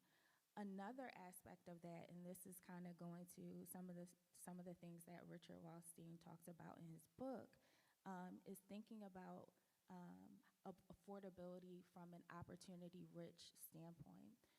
So some people can live in affordable housing. They can live in housing that's affordable, but they may have a long commute to work as a result of that. So their transportation costs are going to be higher. They may not necessarily live within close proximity to access to healthy food. They may not live within close proximity to high quality schools, as well as access to health care. So when we think about housing affordability, it's also not just the income standpoint, but also access to opportunity. Definitely add to Just, it. just a few to follow up on what you shared. All really good information. And so I was asking myself the same question, right? What we're asking ourselves, like, what does this look like, to you? And for me, it's simple. It is. You talked about all of the hard stuff, right? The back of the black and white composition book with like all that stuff is hard. Who can actually read that and understand it? Anybody? And when we're talking about AMI and 300% and this, that, and what does any, right, thank you, like what does any of that mean? And so, I don't want to make it seem too simple, but I think like housing for dummies. Like affordability for dummies. What does that really mean? So instead of throwing all the stuff out, because half the time I can't remember it myself, when someone asked me what the median income was for Newcastle County, I was like, I don't know, I can't remember. But affordable housing, we have to stop with the abstract formulas of affordable housing, just as I have just said. And we got to start thinking about what do Black and brown Delawareans need? What can they afford, access? And like, how do we help them to avoid being displaced in real language and clear steps? The other thing is related to really, and this is crazy, but I'm put it out there, and it's crazy because I know we're not here yet, but I'm hopeful that one day we will.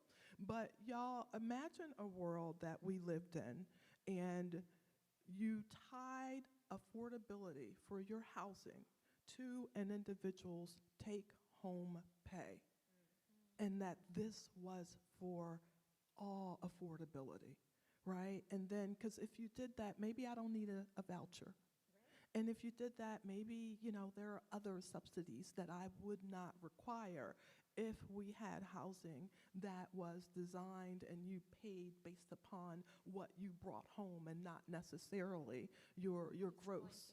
Right, okay. And then, imagine this, getting rid of AMI. Like, because the AMI in Newcastle County, honestly, is, and I'm going to stop after this, it's inflated, right? Because you have some people in Newcastle County who are making fairly good money. So then it brings AMI up here, and it's really not taking into consideration the income of those individuals who have lower incomes, plain and simple. So I'll stop. Who does that disadvantage? Okay, yes. I'll stop. But just pie in the sky. And federal standards and all of these kinds of things. And I think we just assume everyone knows what we mean when we say stable and quality housing, and we say units, which is sounds like a widget in a factory, but it's a place where people are actually living lives. It's, can you get to school? Can you get to your job without having to spend another 30% of your income to be able to move yourself around, right? So it's a lot of things touching on that unit. So ladies, you talked about how housing right now, the jargon and the fact that how we define it can be confusing. But the truth is, for the community, it's pretty simple. They're like, we can't afford to live someplace, or I can't afford to save and live or eat and live in a great place with in a great neighborhood and great education. And we talked about how that all connects and how that all is so important to what we're doing. So think about, in the next few years, what shared outcomes should we commit to, that we have to commit to over the next few years to ensure housing stability and opportunity for Black and brown Delawareans are there? And how do we hold ourselves collectively, all of us, accountable for that? Ooh. Everybody's breathing. What are the you can take a shared moment. things we should commit to? I mean, there's a lot of things that we are working on. We talked about some of the stuff we're working on to sort of stop the bleeding. There's also a lot of conversation on the homelessness side, right? These are just two parts on this overall continuum of what it means to be housed. So I think obviously we really are very attentive to wanting to make sure that, first of all, people are housed.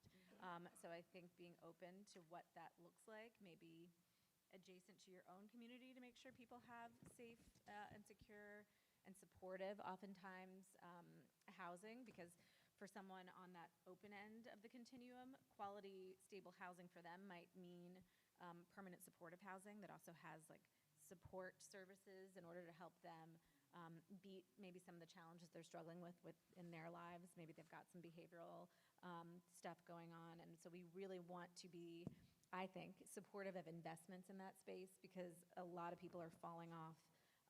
And that impacts all of us, the quality of life for everyone, but obviously particularly those individuals. So I would hope that we can share a value to get as many Delawareans housed as possible, and in ways that set them up for success to continue to move along that continuum to being able to be successful renters who are protected from malfeasance of maybe a bad actor in the landlord space.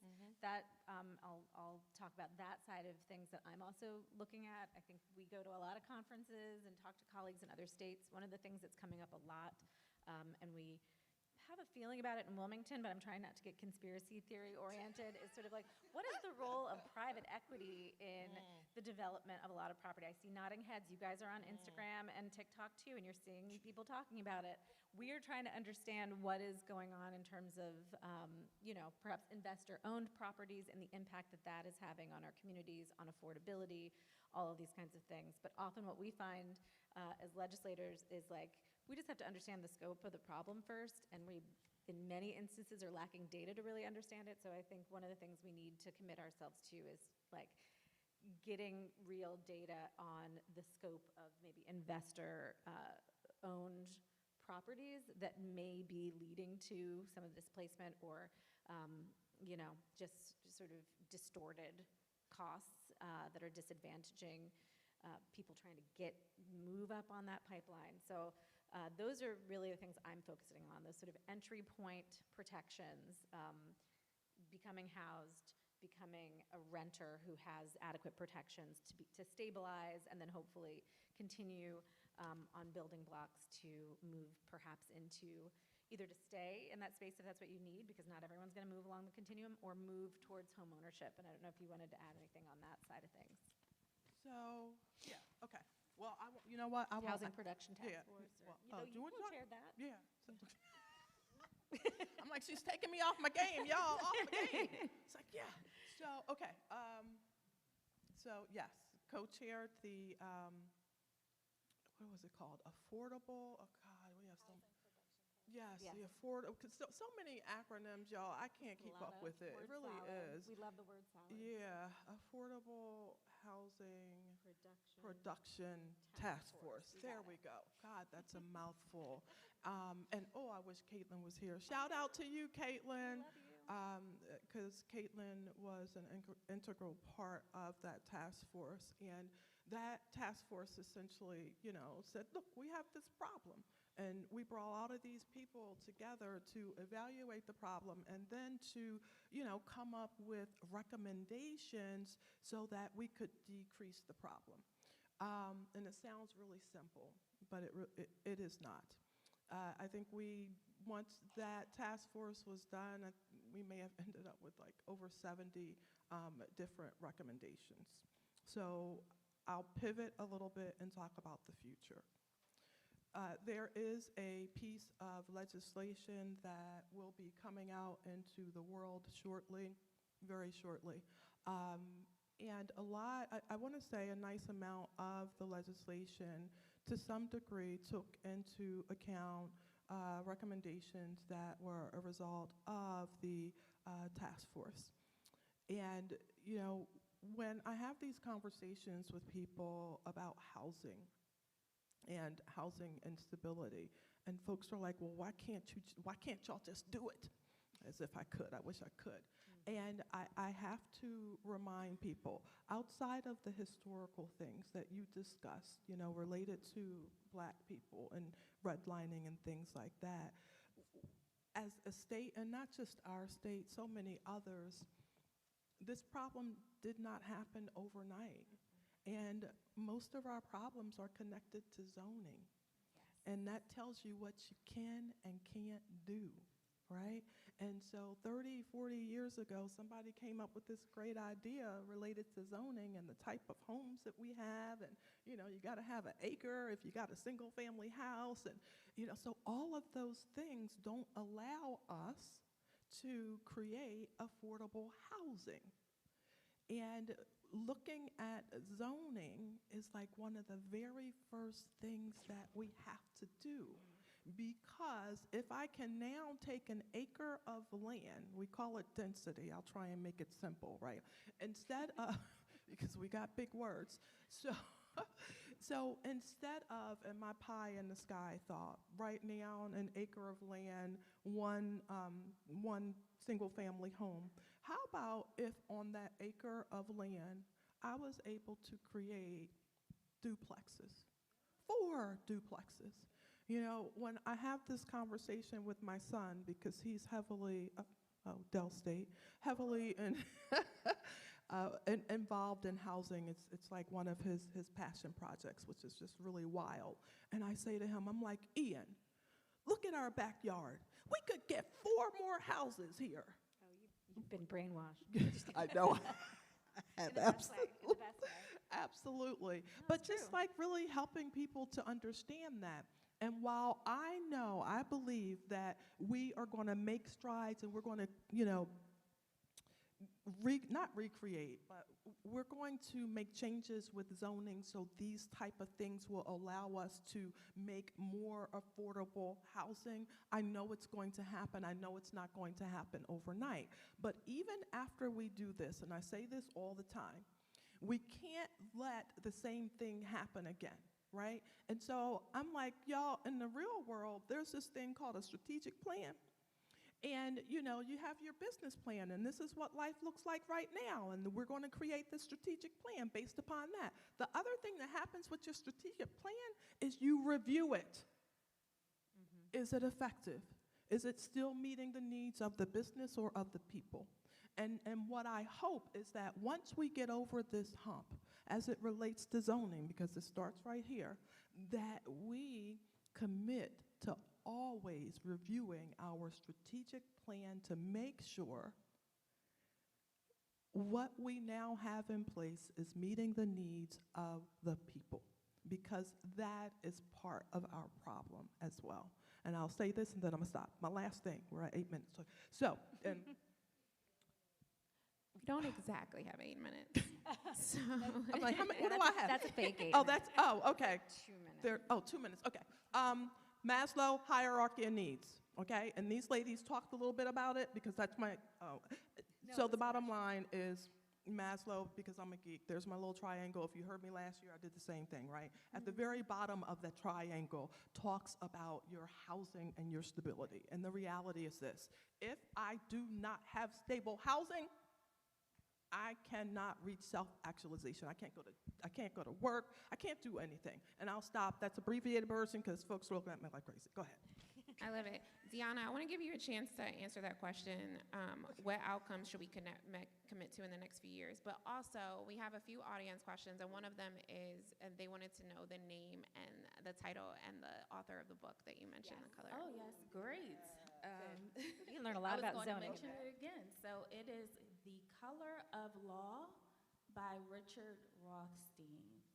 And he has a follow-up book called Just Action, with some actionable policies. So definitely go get those two. Good reads, essential reads. As stated in The Color of Law, and also something I wholeheartedly believe, is that policy got us where we are today. So this is the Unapologetically Black Conference, right? And so as I stated before, there were federal policies from the FHA, restricting mortgages only to whites. There was the redlining that Representative Johnson mentioned that was ushered in by the Homeowners Loan Corporation in the 1930s.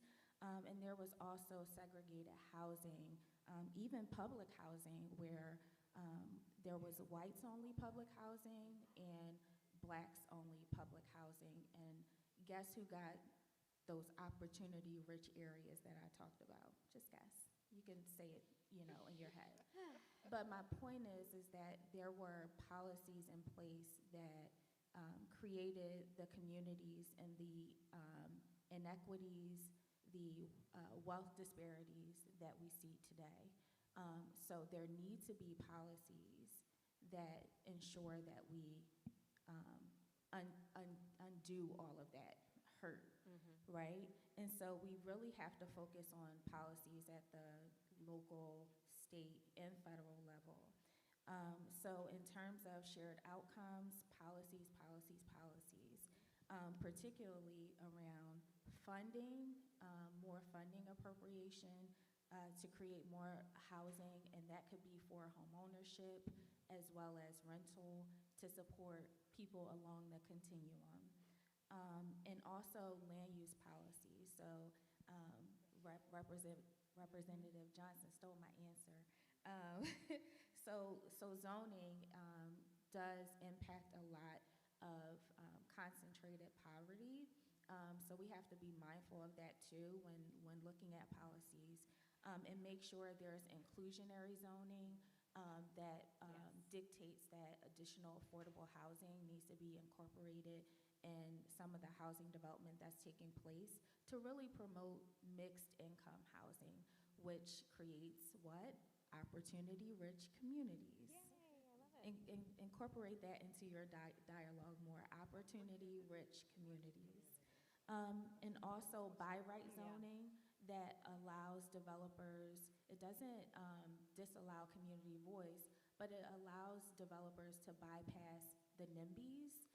And if you all don't know what the NIMBYs are, it's people who come out and say, not in my backyard. So don't do that. And additional policies that could be advocated at the local level or from developers are covenants that maintain affordability over a certain period of time or even in perpetuity.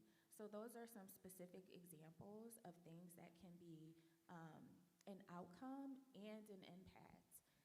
And so I'm going to steal Representative Cook. I think he's popping in and out, but I'm going to steal his not 3 R's, but I'm going to change it into RRA. I stole Representative Cook. I'm stealing your triple R's, but I'm turning it into RRA, and that means read. So read The Color of Law and all of these associated books. Research, so don't go don't go off of what's just in those books or what you're hearing, but do the research on your own. And then I'm going to say the A is advocate. Advocate for these policy changes that are going to create housing equity, particularly in Black and brown communities. And lastly, be a YIMBY and not a NIMBY. So you heard what a NIMBY is, not in my backyard. Be a YIMBY, yes, in my backyard. So be like Representative Johnson and say, hey, I see this land. It may not be in your literal backyard, but you see land where additional units can be created, and say, yes, we have an affordability crisis. We have an affordable housing shortage.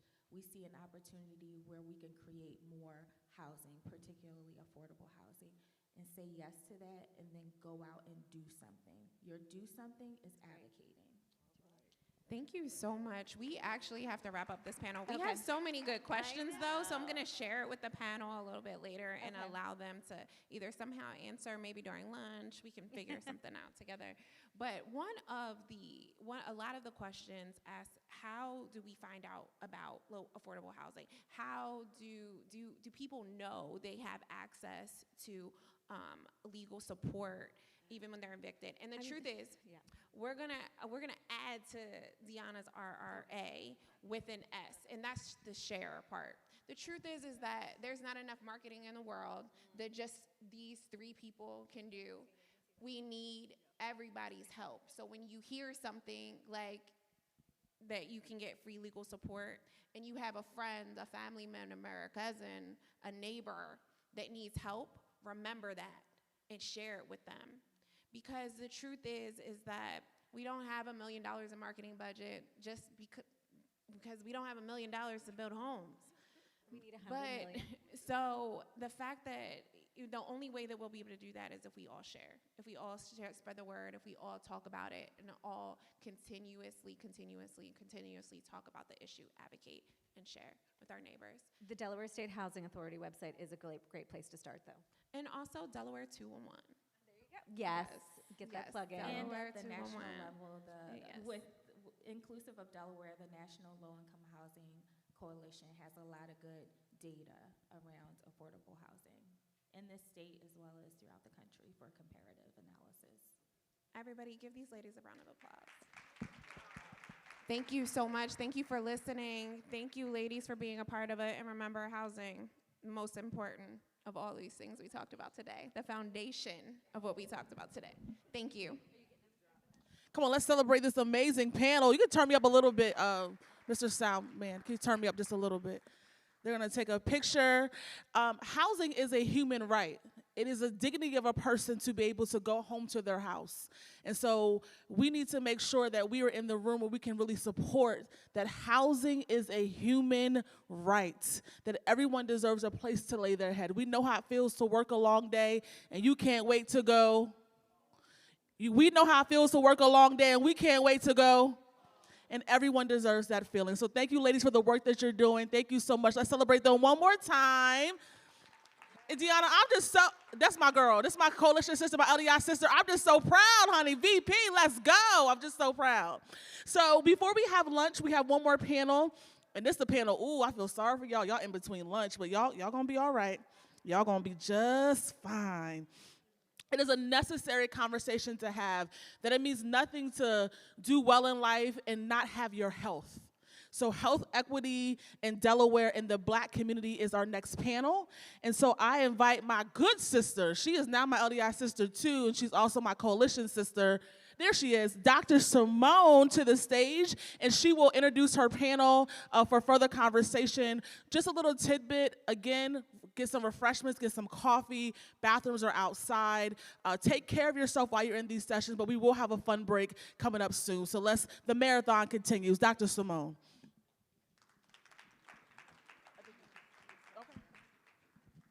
Good morning. Is it still morning? Good morning, everyone. So I am so delighted to be here with you all this morning.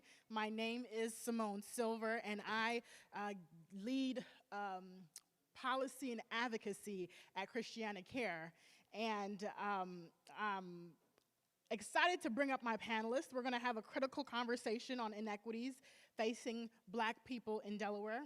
We know that where you live, what you earn, and the systems that treat you shape your health and life expectancy just as much as your diagnosis. So today we've brought together a powerful panel. We got Senator Marie Pinckney. Can you please come up? She serves, you heard from her earlier today, she serves Delaware's 13th Senate District and chairs the Senate Health Committee. Dr. Sydney Teal, can you please come up? She is a board-certified family physician and co-founder of the Delaware Health Empowerment Coalition. Dr. Julius Mullen, can you please come up?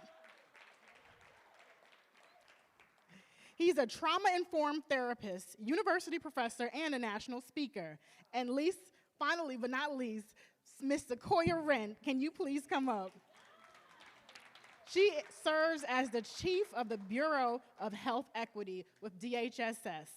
Health equity takes us all, working together across systems and grounded in the lived experiences of our communities. My hope is that this conversation not only names the challenges, but pushes us toward real and actionable solutions. Now let's jump in. Senator Pinckney. Hey. So from your perspective, which health inequities facing Black and brown communities in Delaware are most influenced by policy decisions, and how are you working with partners to advance solutions? Fantastic question, Dr. Silver, thank you. It's a hard question though, right? Like, it's very hard to pinpoint one specific area, but I think if I had to, I would say access and health insurance coverage and cost. If you can't get to the doctor, how are you going to be well, right? Like, how are you going to know what is going on with you if you can't even get to a doctor? And I don't just mean physically get to a doctor, because that is an issue. If you live in a rural area and there are no healthcare facilities around you, that's an issue. But also, if you call the doctor and you have a 6-month wait before you can see the doctor, that is an issue as well. It is difficult to find a provider in this state. I have, if you know me, most of you know, I have 2 parents right now who I am at that middle stage of life where I am caring for both parents. And even with all of the access that I have, I still find trouble in making sure that I can get my parents before their doctors without having to make angering phone calls, which I will do for my parents because they're my parents. Dr. Teal knows because she's seen my mom. And then on the flip side of that, right, is cost of healthcare and coverage. One of my first pieces of legislation when I ran for office was around access to diabetic supplies, because I had a friend who became diagnosed with type 1 diabetes later in life. And you know, type 1 you're typically born with, but she was in her 20s when she became diagnosed with type 1 diabetes, and told me these horrible stories about not being able to manage her diabetes, because you think you've gone your whole life without diabetes, and then bam, like that, you have to completely alter the way that you do everything from the day to day. And so she couldn't quite grapple with this significant change in her life. And it got really serious at one point where her sugar dropped and she was driving and crashed her car. Thankfully, she was able to walk away from it, but she told me that her doctor, her endocrinologist, told her an insulin pump would essentially save your life. And so she went to try to go get an insulin pump, and her insurance would not pay for her to get an insulin pump. She would have had to pay thousands of dollars out of pocket. And I thought that was the most ridiculous thing, that your insurance company would rather pay for you continuously to poke yourself, to check all of these things, but not for one device that would save your life. And so one of the first pieces of legislation that I ran was to make insurance companies cover the complete cost of insulin pumps. But that's just one area. Same thing with, if you have come to the legislature recently, a very engaged family that we have been working with over the last few years is the family of Faith Deanna Johnson, who was a UD student who passed away from, I believe, ovarian cancer in her 30s. Very young, very beautiful girl, and her family advocated tremendously for the ability for insurance to cover screenings for ovarian cancer because it's not being covered. And my point, and the answer to your question is that there are all of these things that insurance companies could be covering that they are just not covering, and they are life-saving measures. And so I think if we are not moving to a space of prevention, if we're not focused on prevention and early detection, that's what's impacting Black and brown communities. We already have in our communities this mistrust of doctors. And I argue with my dad all the time because he'll say to me, I'm not going to the hospital. Everybody I ever known that went to the hospital went in, walked in, and came out in a body bag.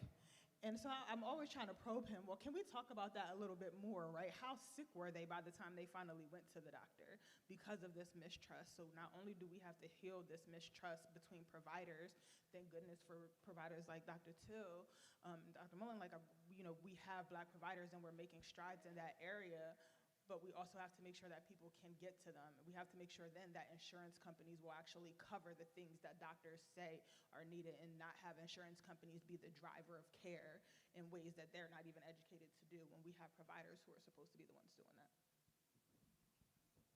I want to open that up to the full panel. And again, it's which health inequities affecting Black and brown communities in Delaware are most influenced by policy decisions?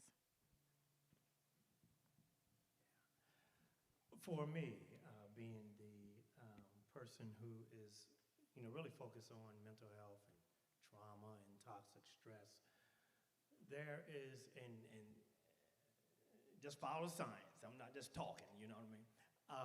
If there was one construct or concept or problem that plays center base in terms of what is it that helps to drive, unfortunately, these social determinants of health, these issues, health inequities, is unresolved toxic stress.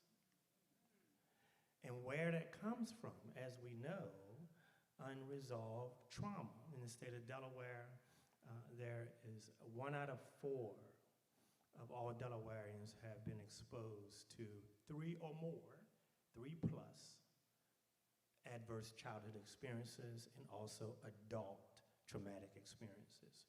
So if I had to identify the area that speaks the loudest would be toxic stress, because it impacts all of our lanes that we're talking about. Obviously, chronic mental health, chronic physical health, chronic mental health, why sometimes our Black and brown students, not just Black and brown students, but drop out of school, engage in inappropriate behaviors in school, loss of economic opportunities, loss of college and trade and job opportunities.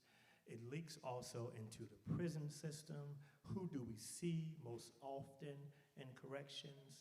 Who do we see most often, unfortunately, in the grave, in prison because of community violence?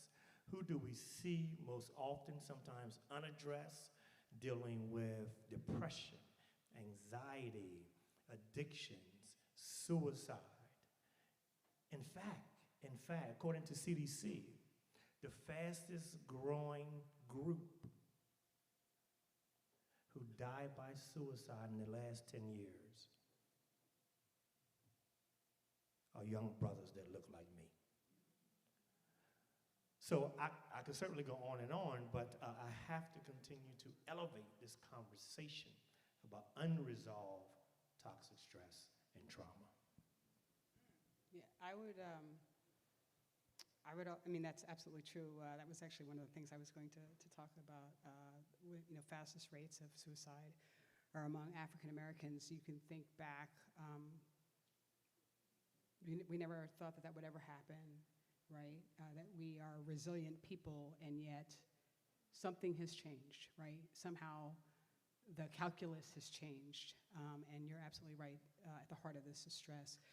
From a policy standpoint, and I'm just going to stay very high level about this, We heard earlier about housing being part of the base of Maslow's, right, hierarchy of needs. Healthcare is also is foundational. Preventive health, as Senator Pinckney was talking about, and what I do as a primary care doctor. I prefer to focus on prevention rather than having to treat chronic conditions. So can we turn the clock back, but even more importantly, can we start to focus on here's what you're at risk for, and here's what we're going to do to prevent you from actually developing those conditions. And so we need a paradigm shift around healthcare and prevention. I say all that, thank you. I say all that because in our state, we have policy that rewards the health systems for treating conditions where the horse has already left the barn, right? Who gets the largest slice of the pie of the GDP for the state? It's the hospital systems, right? But not those of us who are practicing prevention. And so policy is crafted around ensuring the stability of the healthcare system when 2/3 of the care is actually delivered outside of the hospital system. So having policy, having legislators understand where we need to be shifting our mindset towards prevention, and then having the policy follow is of utmost significance and importance if we're going to change the healthcare trajectory of people in the state of Delaware, especially Black and brown people.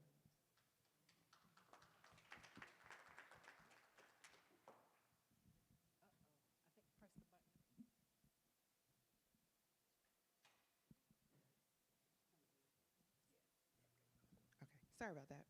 So I'm just going to build off of what was said previously. So we've mentioned Maslow's hierarchy of needs and healthcare being a foundation. Thank you, Dr. Till, for saying that. And you even kind of stepped up when you started talking about social determinants of health. And I'm going to bring to the conversation that all of the things, including toxic stress, access to healthcare, availability of providers, all of that is also affected by the vital conditions for health and well-being. I'm going to bring that into every conversation. If you don't know me, I'm going to bring it. And it's the evolution of SDOH. So it is, I honestly wasn't expecting toxic stress. I was sitting here going, oh, it's not revolutionary, but it's so true. We wouldn't consider toxic stress a chronic condition technically, but wouldn't it be a chronic condition, something we're dealing with all the time? What data tells us is that chronic condition, maternal and child health, maternal and infant health, obesity, and mental health they're always at the top of the conversation because they are our healthcare needs, right? And that's where disparities lie. The data tells us where it's more pronounced. But all of those things are always affected by the conditions that are happening around us. Not just whether we can get to the appointment, but whether, like you said, if we have housing. If I don't have housing, I'm not worried about going to a doctor's appointment.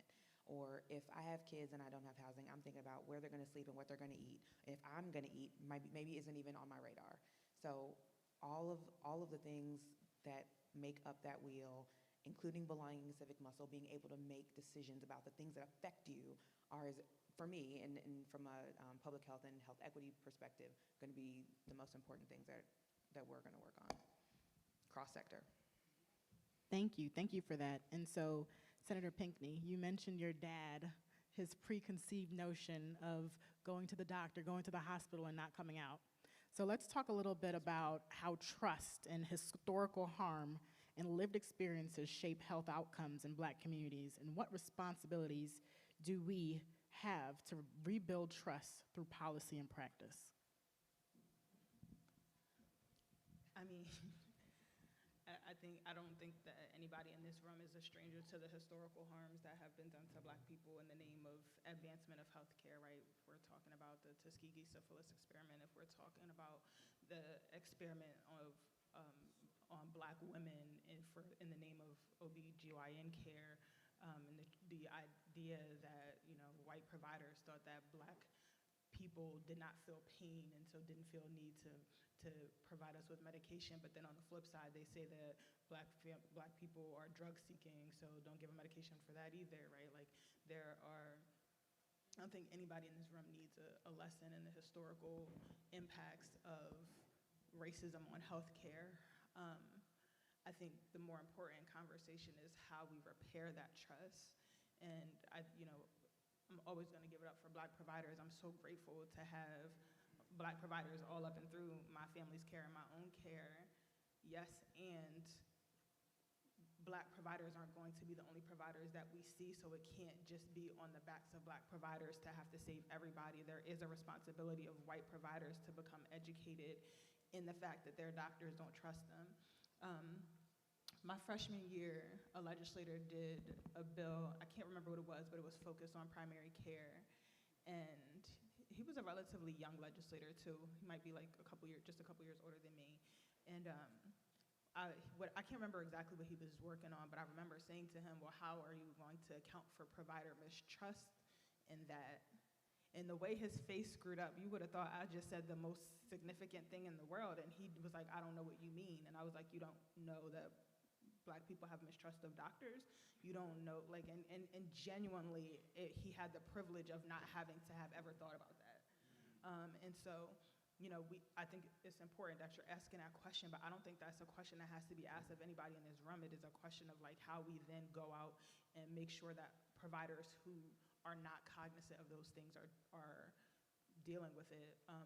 Speaker Minor Brown did the Delaware Momnibus 2022, and one of those pieces of legislation was provider training or bias training for providers. And sometimes we get pushback from providers because, the increase on continuing education credits. I'm a social worker with a license, I get it, I don't wanna have to do those credits all the time either. But there is a responsibility for providers across the spectrum to understand that there are going to be things that you do not think about in your patient's background simply because you've never been exposed to them, simply because you've never had to think about why a Black person might feel uncomfortable going to the doctor, simply because you've never had to think about why your patient, now they're sicker than they would have been if we had taken the efforts to heal these historical harms. And still, there is a responsibility on us as a legislature to pass these types of legislation. But I also think there is a responsibility on health systems to make sure that they are hiring providers who think this way, right? Like one of the things that we're trying to do is attract new providers to Delaware because so many of our providers are aging. When they're going into our health systems, there should be a responsibility on our health systems to say, how do you think about equity and inclusion and different backgrounds in the work that you do, and how do you prioritize it, and how do you have a health system whose motto is love and excellence? What does that mean for different communities? How do you ensure that you are taking that into account in the work that you do with your patients every day? I would open the same question up to the full panel. Yeah, trust is a moral imperative, and you just have to have it in terms of providing services across systems. I'm reminded, and shout out to all the work that you have done, Senator, and so many in this state in our maternal health space. Shout out to DHMIC as well, just an amazing summit, 20 years. But as I think about even perinatal mental health, I have a client who literally said, Doc, when during pregnancy, all I could think about was my baby being snatched out of me while I'm being restrained. Boy, does that sound familiar. So the historical implications is not only true, but also very provocative at times for so many of us. It's their truth. And trust is the only way, or one of the most important strategies. Trust is a strategy.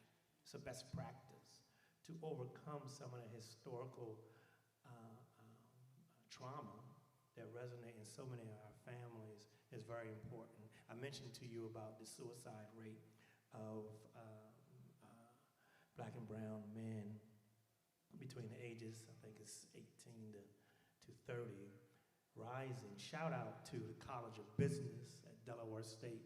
Have the pleasure of working with, yeah, absolutely, you can clap it up.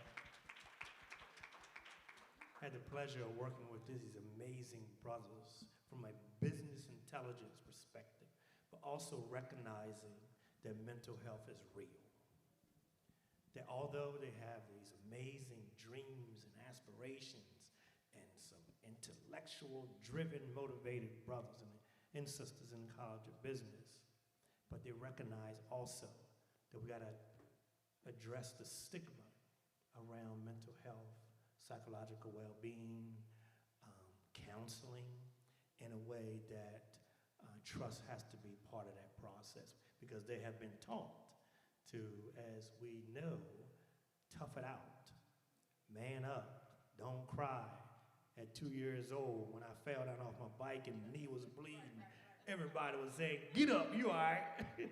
So we have to continue to have these conversations in all rooms, starting with our own living rooms. So, yeah. I'm going to bring data back up and say that data without context can be misleading. And this is where we elevate lived experience and subject matter expertise of the people that are walking the walk, not just the people that are either up on the stage or, as I mentioned earlier, have fancy titles. The Delaware Division of Public Health, which is where I am, we make a point of elevating lived experience, making sure that what we do either includes advisory boards or this co-created design, and that's sometimes is just showing up without an ask. What is it that we can, how can we help? Do you need help? What kind of help can we provide? I'm a body here because I'm a citizen of Delaware, because I'm a Black woman, because I'm a mom, because I'm whatever, and the intersectionality of all that means that I care about what you're doing here. So, and not just me, but also my team and the scads of people at DPH who do the same. Our way of building trust is showing up, making sure that we consider that lived experience, that when we do get public comment for the State Health Improvement Plan or anything that we're doing, that we're incorporating that. We're not just taking it to take it and writing down and putting it in a file somewhere, a round file or even one that's in a drawer. I agree, trust is paramount.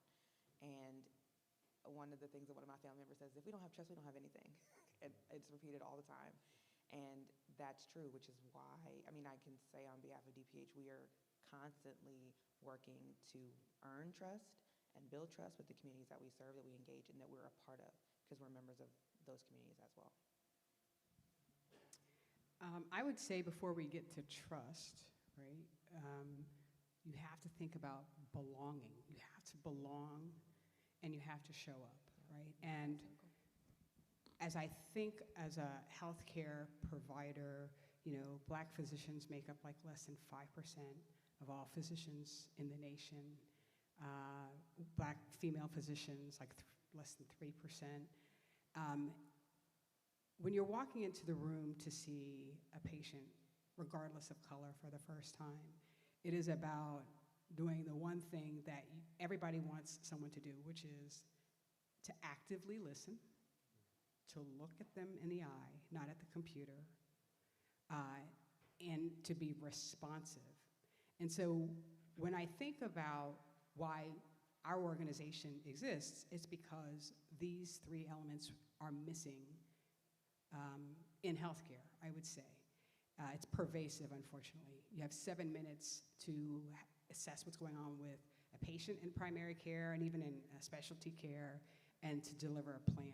We get compensated by ordering tests, giving medications, sending off referrals, right? That's a crazy system. You know, how many times I see patients who come into our practice with a bag full of medication. I'm thinking, you only need 3, not 30. Why are you on all of these medications? Why are you seeing 5 specialists when I'm pretty sure I can handle most of everything that's going on with you? No, I don't do brain surgery, I don't replace knees, and I don't do heart surgery. But I think the rest of those things I can manage myself. At the heart is stress. When you're not sleeping, it's not give you a pill. It is actually, let's get you into therapy to understand why you're not sleeping. And so listening with intention, I think, is what builds trust. So when you think about how do we get the systems to do that, it is really asking them to change their paradigm. It's to say, we want you to invest in what we call culturally responsive healthcare. So it doesn't matter, black, white, Native American, indigenous, gay, straight, it doesn't matter. We're saying, I'm looking at and I'm treating the person in front of me. I'm understanding what I need to do to reach that person in a way that they will be responsive, not reactive, but responsive. So culturally responsive care is really how we're going to really, again, change the outlook, the outcome for every single person in every single community. Getting our healthcare policymakers to the table is how we're going to be able to, I think, bridge that gap. There's a program, a lot of people, some people I should say, have participated in the Proximity Project. Atnray Alande, he brings people together. It was virtual, having different industries come together to talk about this very thing. What brings us together and what makes us different. Why my patients will say, I'd rather die at home than go to the hospital. I'd rather die at home than go to the hospital. And you just imagine that. And I'm having a conversation with them. They say that because they have such mistrust and distrust of the health system. So really being able to have these conversations in a meaningful way across cultures, but really focusing on responsiveness, I think is the key to us really changing the outcome. Thank you for that. Oh, go ahead. I want to add to that the use of plain language and health literacy for the provider and the patient is also incredibly important. If you're going, and I'll talk about one of my experiences. I went to a specialist who didn't talk to me the entire time. There were 2 other people in the room, and he was talking at a computer, and at one point I turned and I said, can you talk to me? Can you tell me what's happening? You're getting ready to put me on a medication. Can you tell me how long I'm going to take it? If your providers aren't using common language, and of course they can use the technical terms too because you should know what they are, but if your providers aren't using plain language and explaining your diagnoses to you in a way that you can understand and that you can go and explain it to someone else, then are you going to go home and follow that treatment plan? Are they building trust with you? And then of course you have a responsibility of knowing what's going on with you and following through and getting help when you need and asking questions. But health literacy is such an important part of that trust-building relationship with you and a provider, or with you and anyone who's providing any services for you. It doesn't have to necessarily be a mental health provider or a doctor. It can be someone, honestly, in your faith-based community. It's that plain language and health literacy. And there is legislation right now that's being drafted for plain language in the state. That's something that I'm part of, and and with support of our wonderful legislators, that hopefully will start to address some of those, because when we know what we're doing and we know what the consequences are of not doing them, I think some of those other things will improve, including trust between yourself and your provider. And that's with the Delaware Health Literacy Council, right? Yes. Thank you for that. And I forgot to mention, if you do hear something and you have a question, there are note cards in the middle of your table. Jot down a question and it'll be handled to me, and we will try to get to it. But if not, we can still compile them and have the panelists respond later. But culturally responsive care. Let's stay there. There is a bill that is big, and I wouldn't necessarily classify it as beautiful, but it would impact our delivery of care for Black communities. So could we have a conversation about how that bill might shape access and funding or delivery of care for Black communities, and where is intentional coordination going to be needed to maximize equity?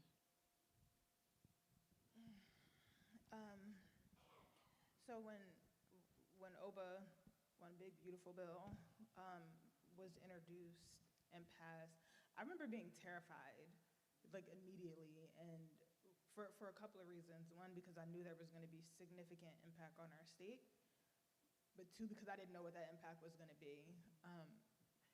As chair of health, like I think one of my responsibilities in the Senate is to bring people together and to work through a lens of coalition. And one of the things that I did when talking with our health systems and our providers, like one of the first things that I understood was the intention, like the cruelty was the intention behind a bill like this, making people recertify, if you're on Medicaid, making people recertify every 6 months, right? People don't have time to do things like that. And so there is an intentionality there that if you miss your recertification, well, one less person that has to be paid for on Medicaid. And that terrified me because we're talking about some of our most vulnerable people who are also most likely some of our sickest people losing their health care coverage in a country that is already one of the most expensive in terms of health care.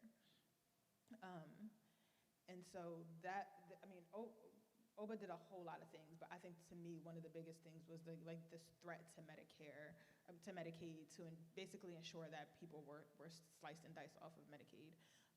I think as a state, we came together and made a decision, and the governor made a decision in the legislature that we don't want to see anybody get kicked off of Medicaid, and so we're doing our best to make sure that information gets out to people about the need to recertify. We are trying to look at how we can utilize technology to increase use of technology to remind people that it's time to recertify, because unfortunately we can't do anything about what the federal government says that we have to do, but we can make it easier for people to remain in compliance with what the federal government is saying that they have to do. And so utilizing different methods of technology to make people aware, like your 6 months is coming up. The problem on the flip side of that is not just the patients that get impacted by it, but the providers and state agencies that get impacted by it, because this basically double workload is still on the back of state workers who have to process this paperwork, who have to make sure that the paperwork gets turned in on time, who have to now call people more often and reach out to people more often, who have to do more appeals if somebody does get kicked off. We're seeing an increase on the back of state workers that we don't. I mean, if you were here earlier in the conversation, you heard Representative Harris say that we do not have the state budget that we need to have gone out and hire a whole bunch of new workers to process all this new additional paperwork. And so those things I think are difficult, but we have, I think, done good work trying to partner with some of our providers to make sure that not only as a state that we're getting the information out to people, but that our providers are doing the same things, because they want to see their patients too, right? Like, they don't want their patients to come and have their Medicaid. Dr. Till, I know that they do amazing work. You don't want to see your patient's regimen that you finally got them on track with, if you finally got them, doing well and seeing their numbers come down, but then they can't come back next week because they've lost their insurance coverage. And so I think we are trying our best to make Delaware a safety net for people so that they know, we don't want to have to be in compliance with these kind of archaic policy decisions, but we have to be. And so here's what we can do as partners in this work to make sure that as many people remain covered and protected as possible.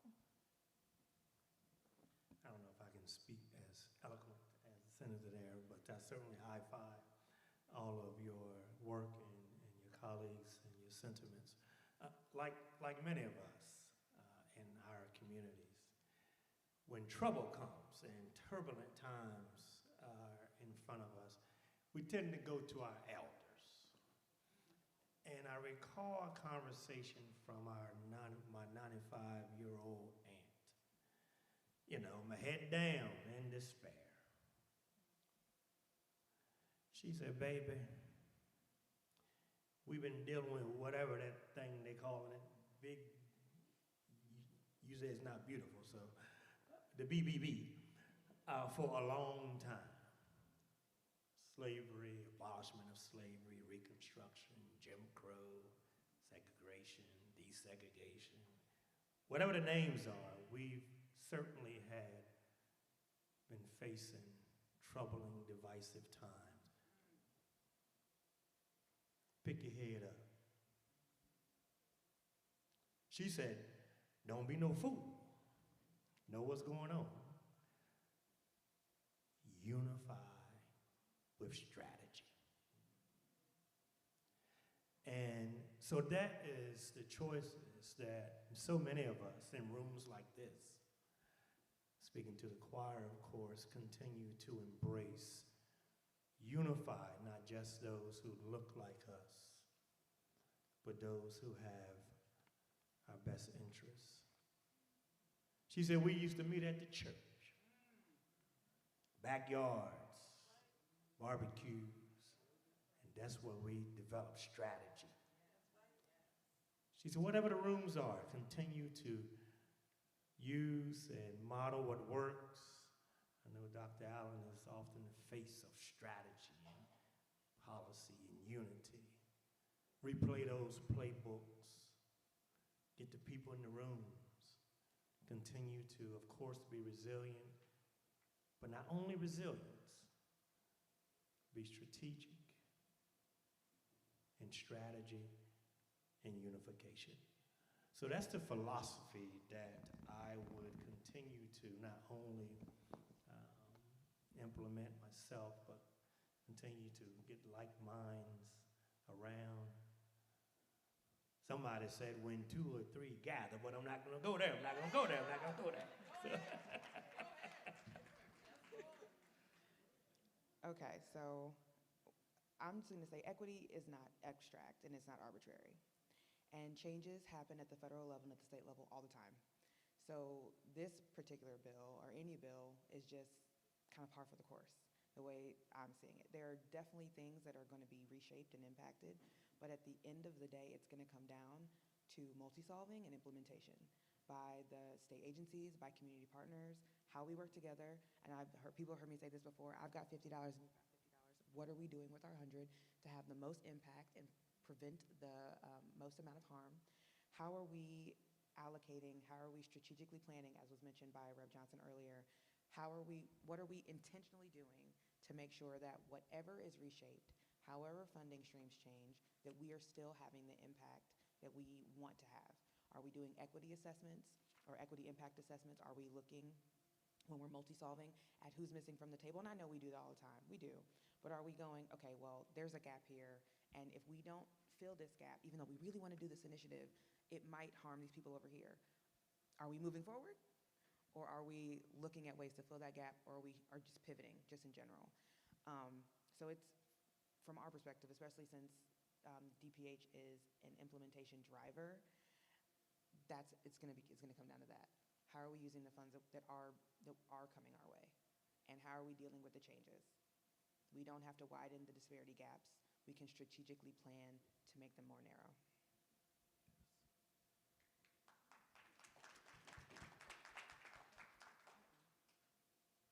I don't have a whole much more to add to what you just shared, no, because I think you kind of hit the nail on the head. We have been incredibly resilient for centuries, and we will continue to be resilient and figure out ways to make it happen. I think the challenge for everybody in this room and beyond is to make sure that the people who are really affected are in the know, right? Our job, when I go back to my practice, it is to talk to my patients who are on some form of medical assistance or self-pay.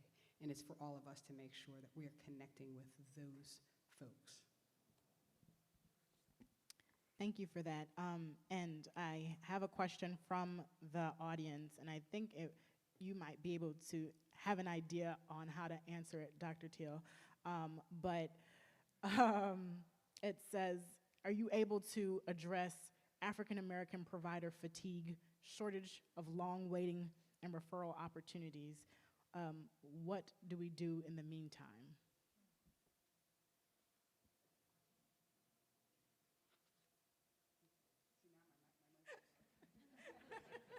The light wouldn't come on. Okay. So African American physician provider fatigue.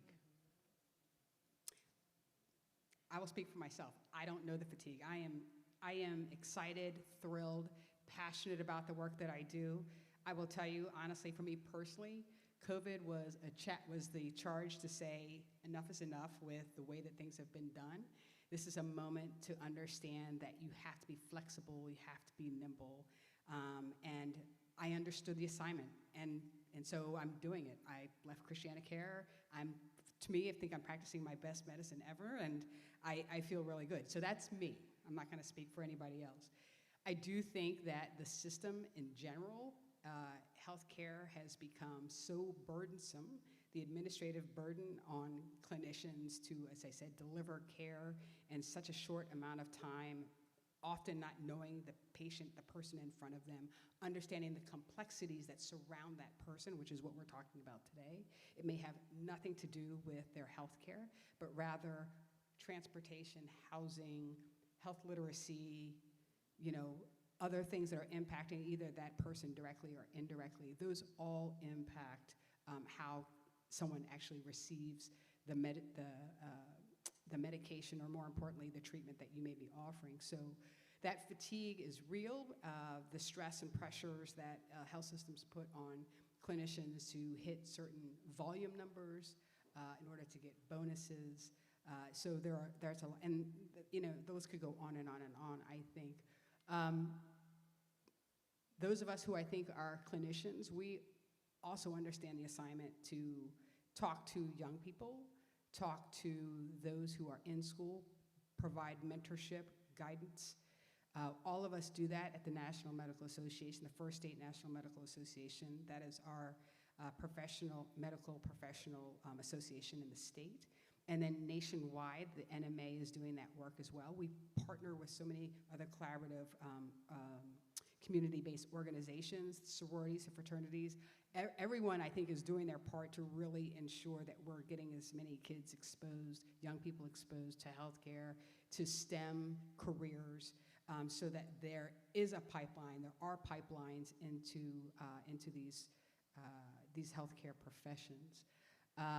I wish I had I could tell you exactly what it takes, or wave a magic wand and make physicians of color, clinicians of color tomorrow. It doesn't work like that, but it does start with all of us in the room, finding young people and young people finding other young people who are interested in these careers and helping them to, helping create a pathway for them. Because I think that makes all the difference. When we lower the barriers or eliminate the barriers that keep them from getting there, they will be successful.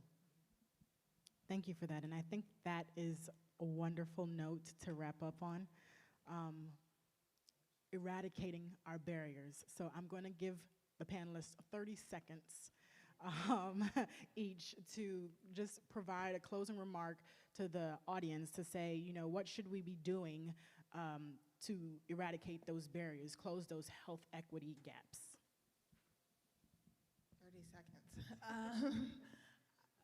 I'm going to slightly curve that. I think my responsibility as a legislator lies in the power that I have to create and help pass legislation. And so I want to speak to two of the things that you said, Dr. Till, that I think are so important, because I don't want to leave this conversation on a note of like everything is doom and gloom and nothing is being done.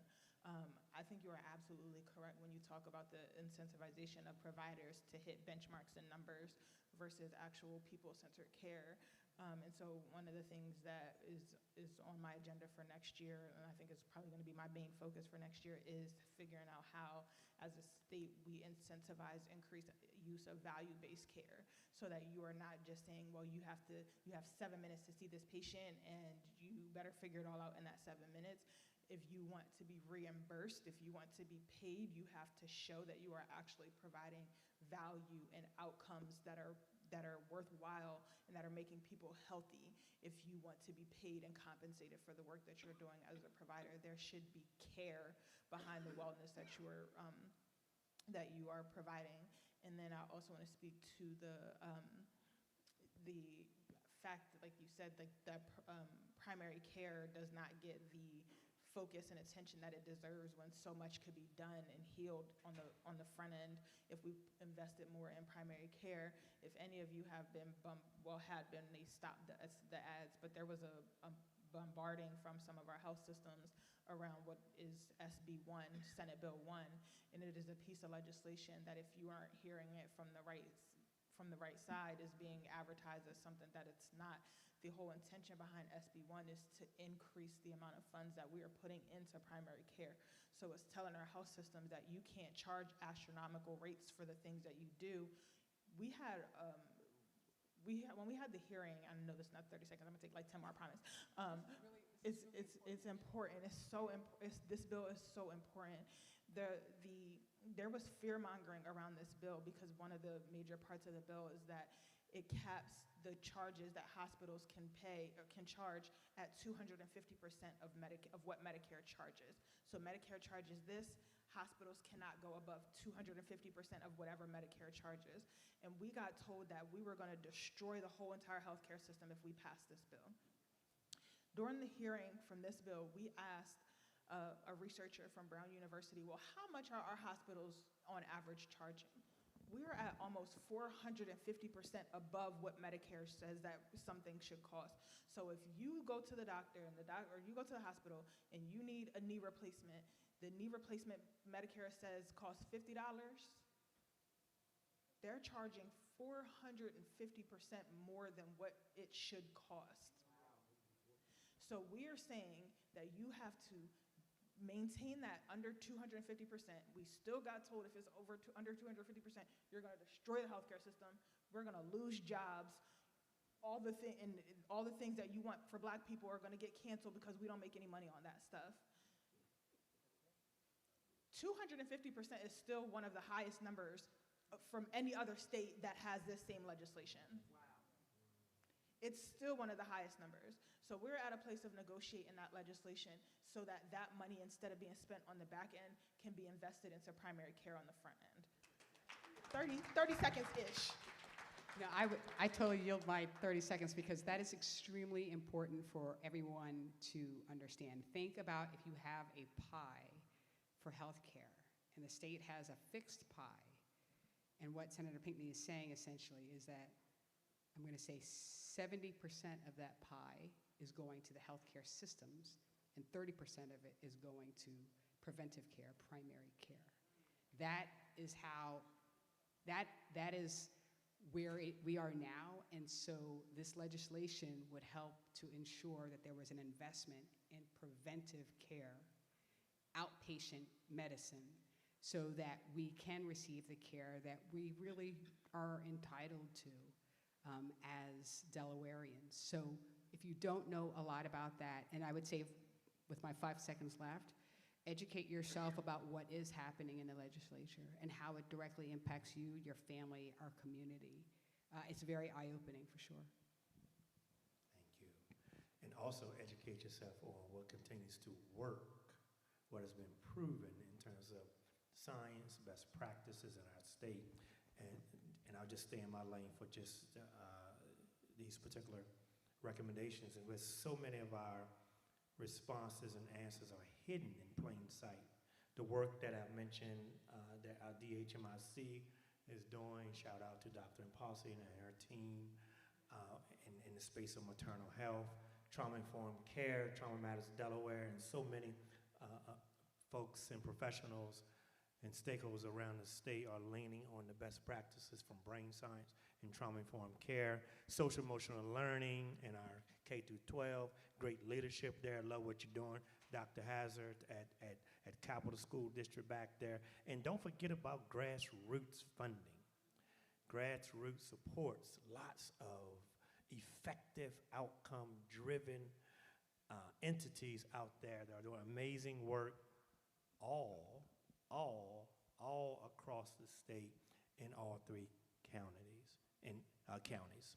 So those would be my specific recommendations in the tone: find and support and fund and fund and fund in partnership what's already working.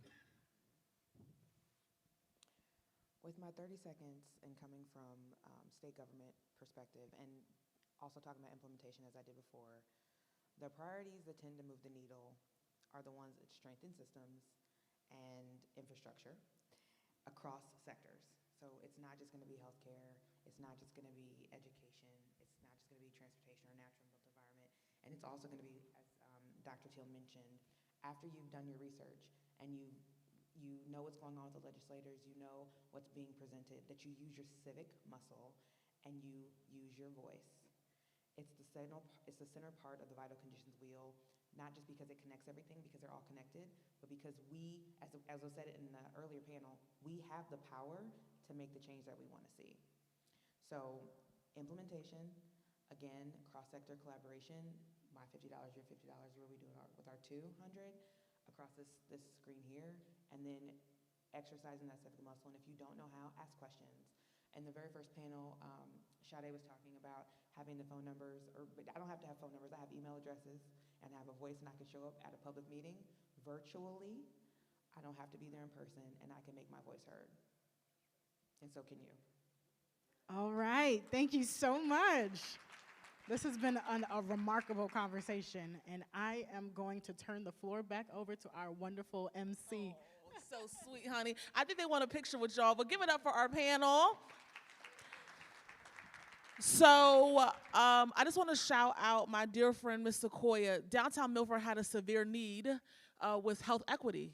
For those that don't know, I work in downtown Milford, and I made a phone call, and I just want to shout out that our state government is doing amazing work to ensure that we are getting some health things down in Milford. So thank you, thank you, thank you. She's not talking about it like all of them are. She's out here doing the work, so shout out to Ms. Sequoia. So can we celebrate our panel one more time? So listen, saints and friends, your family needs you, your jobs need you, the kids need you, but you need you.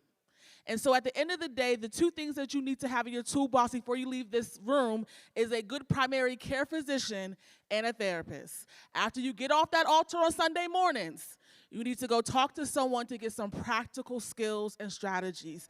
Therapy is a game changer and it's a life changer. And to our black men, we need you.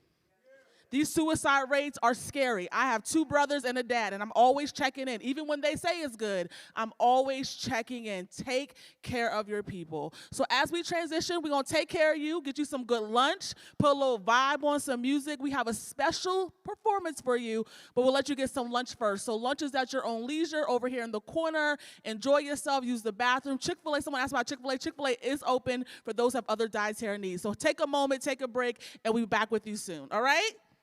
All right? All right. Yeah, I need a grilled chicken sandwich. That's just me.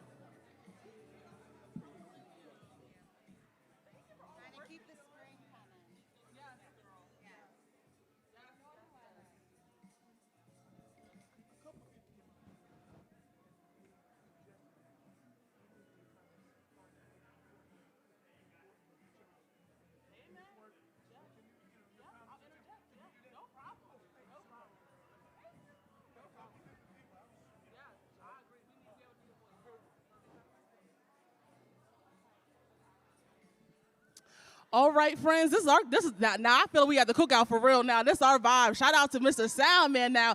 I'm feeling like a family now. Good job, Mr. Soundman. We're gonna let you come back in a moment.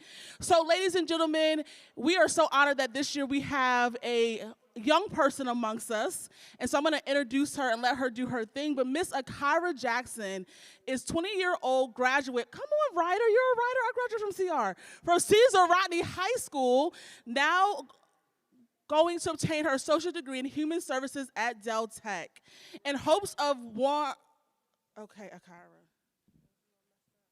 hopes of wanting to be a what? In the mental health field? I work with mental health and field of incarceration. Hi, y'all. I was a little nervous, so it look a little crazy on that index card. But nice to meet everyone. My name is Akira Jackson. My stage name is Miss Dictionary. That's what you guys are gonna know me as today. Before I step off the stage, I am looking to obtain, and I will, in the name of the Most High, we're looking to obtain our associate's degree to work with the mental health and the incarcerated, because everybody needs somebody. So with that being said, we're going to perform a poetry today, and I thank you for helping me out. I got something to say. She done took the mic from me. So they said she was outside because it was so many important people in the room. I said, well, baby girl, you in the right room because you're important too. All right? Well, do your thing, honey. Do your thing.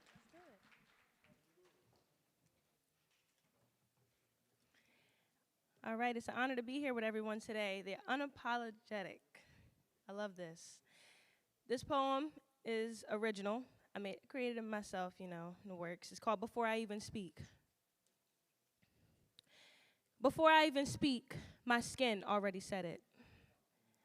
Before my mouth opens, the world already wrote my lines, already casted me in the role I didn't audition for.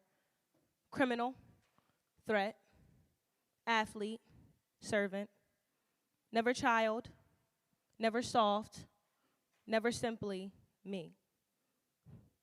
Before I take one step in the room has already decided how to flinch and fake smile, how to make space without looking like they are making space.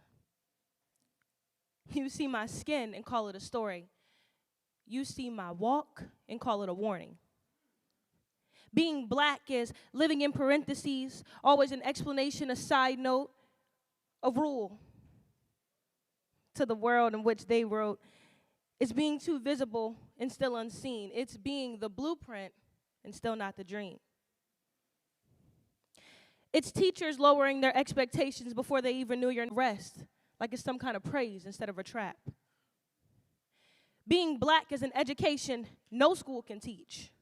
It's learning how to read the room before you can read a book. It's learning what not to wear, how not to stare, how to smile without threat, how to breathe without being too much. Let's talk about the body. How black bodies are questioned, judged, fetishized, punished. They want our rhythm, but not our rage. They want our beauty, but not our burden. They want our lips, but not our words. They want our dance, but not our protests. Y'all with me? I just had to make sure. And inside the skin, there are battles, wars that we will never post. Being black is heavy, even when we smile, even when we laugh, even when we shine so bright they'll never look away. It's a joy that had to be fought for. It's peace that feels like rebellion. It's self-love that cost a whole history to earn. But don't get it twisted. We're not just the struggle. We are the style with soul. We are the language with bite. We are the song, the beat, the echo, the fire they tried to smother but never could. We are the reason cool exists. We are the blueprint and the remix. We are the gold teeth and scholarship letters. We are the twerk and the TED Talks. We are trauma and triumph braided together. So when I walk in the room,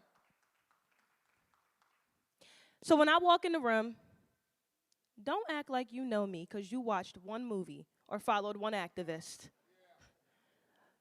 Don't act surprised when I speak in full sentences and in full truth. My skin is not your lesson. My skin is not your warning. It is your lesson. My voice is not your threat. It's your invitation to listen. Before I even speak, my skin already spoke. But now that I am speaking, hear me. I am not here to make you comfortable. I am not here to shrink. I am not here to fade into the background of your everyday assumptions. I ain't even flipped the page yet. I am here to take up space, to own this mic, and to break every box you tried to put me in and build something bigger. So give me the stage. Give me the mic. Thank you.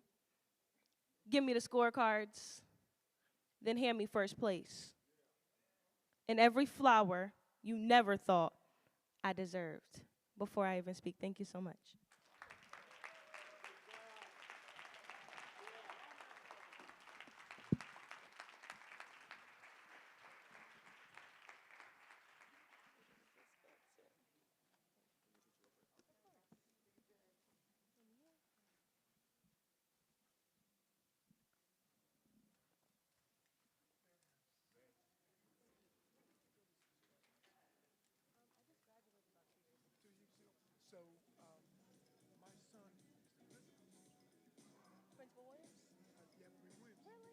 Oh, he's awesome. Oh my gosh. Job well done. I'm so sorry I wasn't in the room. Is this my mic? Yes, thank you.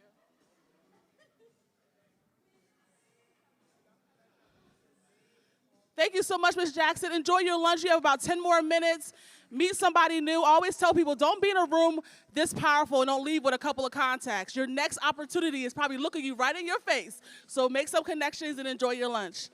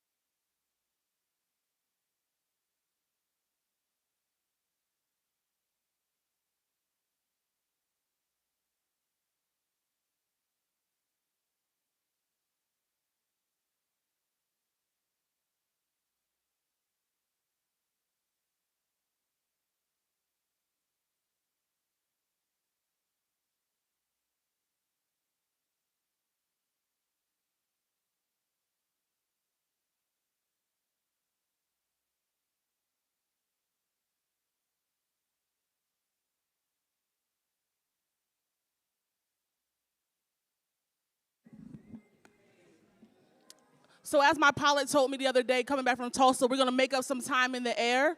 And what that means is we're going to catch us up and get us back on schedule. So thank you so much. Can we just celebrate the Racial Equity Consortium for their work today, and Miss Asua and her team, and Asi, and I saw other members. We can do a little bit better today. Y'all have free lunch, little breakfast. That's $75 at these places, honey. You go to these conferences. So we're going to go get right back on schedule, right back on track for our next panel. I want to bring something to your attention that was brought to my attention that I think is paramount. That the work that we're doing cannot and will not happen without our faith leaders. We never want to leave them out of the conversation. That our faith leaders, our black churches have saved us time and time again, and it is a necessary part of the work that we're doing. I'm never afraid to talk about my faith, and I anchor everything I do in that. But I think in a room of unapologetically black people, we need to take a moment to celebrate our faith leaders, our pastors, our assistant pastors, our deacons, our missionaries, all the people that go to city council on our behalf, all the people that go to the hospital and pray people back to life on our behalf. We need to celebrate them because this work would not happen without them. So wherever you fellowship, whatever your faith is, we want to take a moment to celebrate our faith leaders, and we will continue the conversation with them as we go about. Yes, they deserve applause. They do it without a paycheck, without a thank you, and for a chicken sandwich most days. So we celebrate them. All right, so my LDI sisters in the building, Dr. P. Oh, I'm about to call you, honey, you must get a doctorate degree. I'm about to say Dr. Pia Stokes, honey. She is here. Pia Stokes is the head of government and community affairs right here at the Delaware State University. Can we welcome her to the stage, and she will introduce her panel. Okay, so I know you done had your sandwich, but let's welcome Pia to the stage. Let's show her some love. All right, that sounds better, church. I love Sade. Let's give it up for Sade, please. Give her another round of applause, because she's going to bring the energy, because she knows I bring the energy. Good afternoon, everyone. Okay, we can do a little bit better than that. Good afternoon. With engagement and energy, so that's the only thing I ask from each of you today. We're going to, good morning. We're going to talk about some difficult topics, right? We're going to talk about it. I'm going to go a little off script with my panel. I've already informed them, but I'm sure it's content that you guys would love to hear more about. So let's jump right into it. I'd like to bring up to the stage our panelists for today. We have Representative Frank Cook from District 16, Senator Darius Brown, District 2, Representative Alana Berry, District 20, and Mr. Corey Priest, the Director of Community Engagement for the Office of the Attorney General. If we could give them a round of applause, if they can make their way to the stage at this time. Thank you, thank you. So as you know, we have a very short 45-minute window to talk about community safety and justice reform, okay?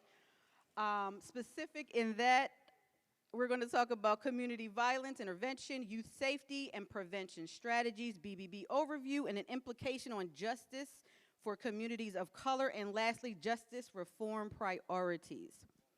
See, they're already working on, you know, how they're going to tackle this. So our legislators, we know what you do, right? Advocacy, you work hard every single day. But Mr. Priest, can you take a few moments just to let us know what it is you do in your role?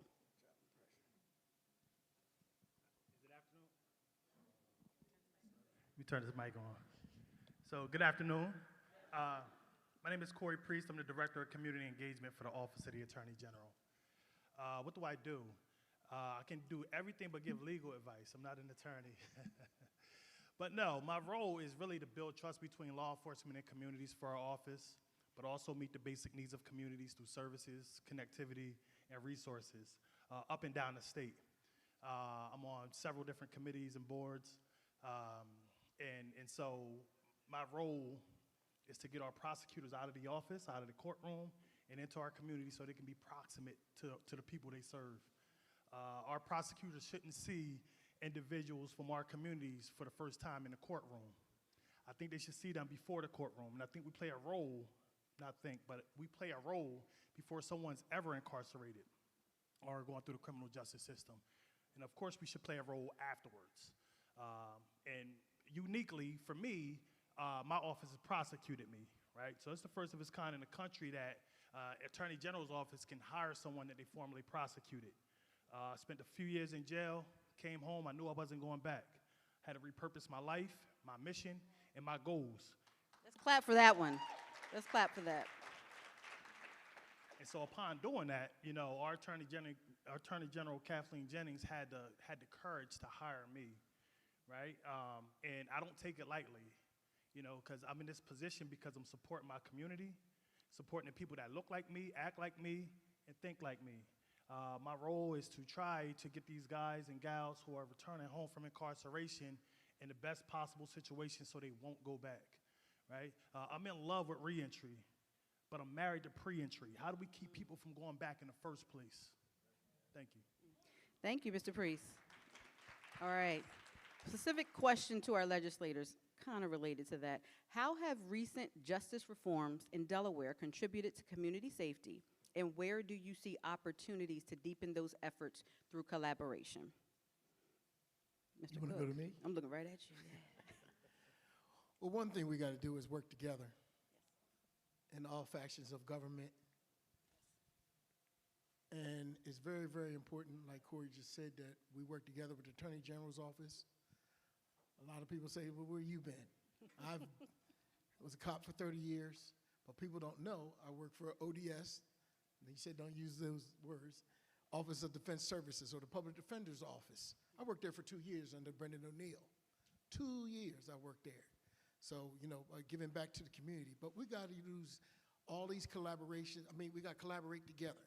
That includes the ACLU, the NAACP, League of Women Voters, our D9s. We all got to get to the table and talk up and get to the table. When we get there, don't just sit silent.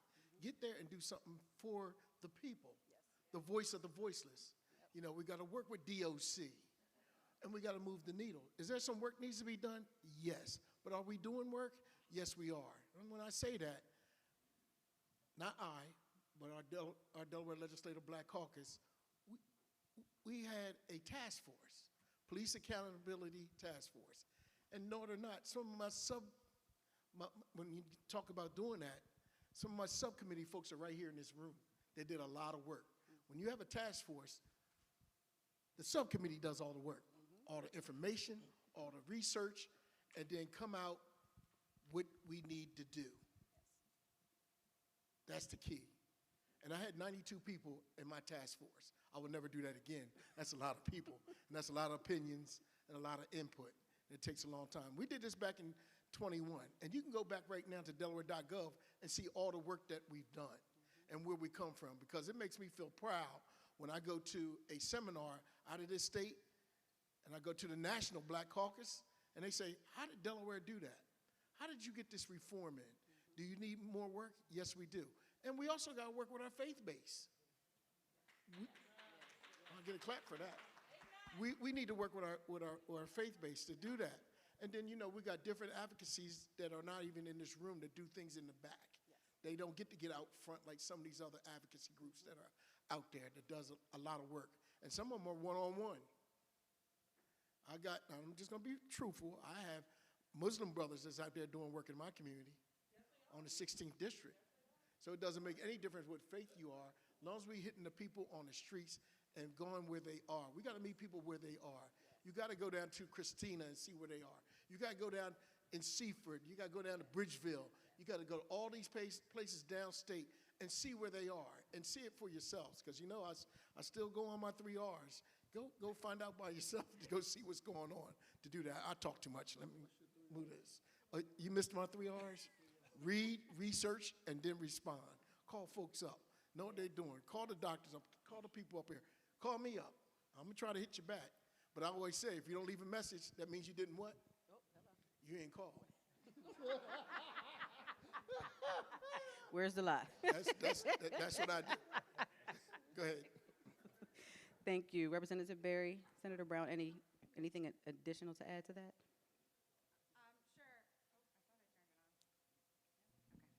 I think that my perspective that I'm bringing is I think we've seen a lot of success in Delaware using some of the public-private partnership models. We've seen that in the development of some programs that have come from the executive branch and others, and that have been effective at engaging communities across the state.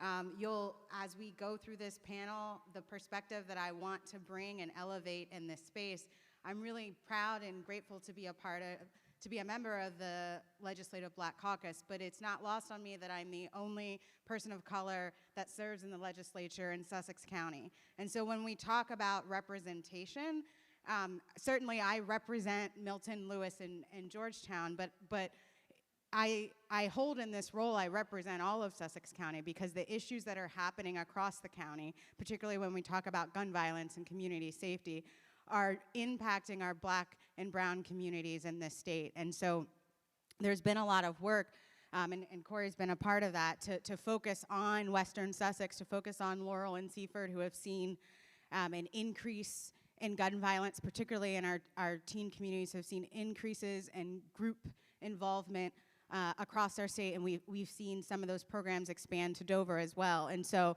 I say all the time, I'm particularly in this room where we're here to be unapologetically Black. Our legislature is one of the most diverse legislatures in the country when you look at the ratio of Black legislators to the rest of the caucus, but when you look at Kent and Sussex County, that is not true.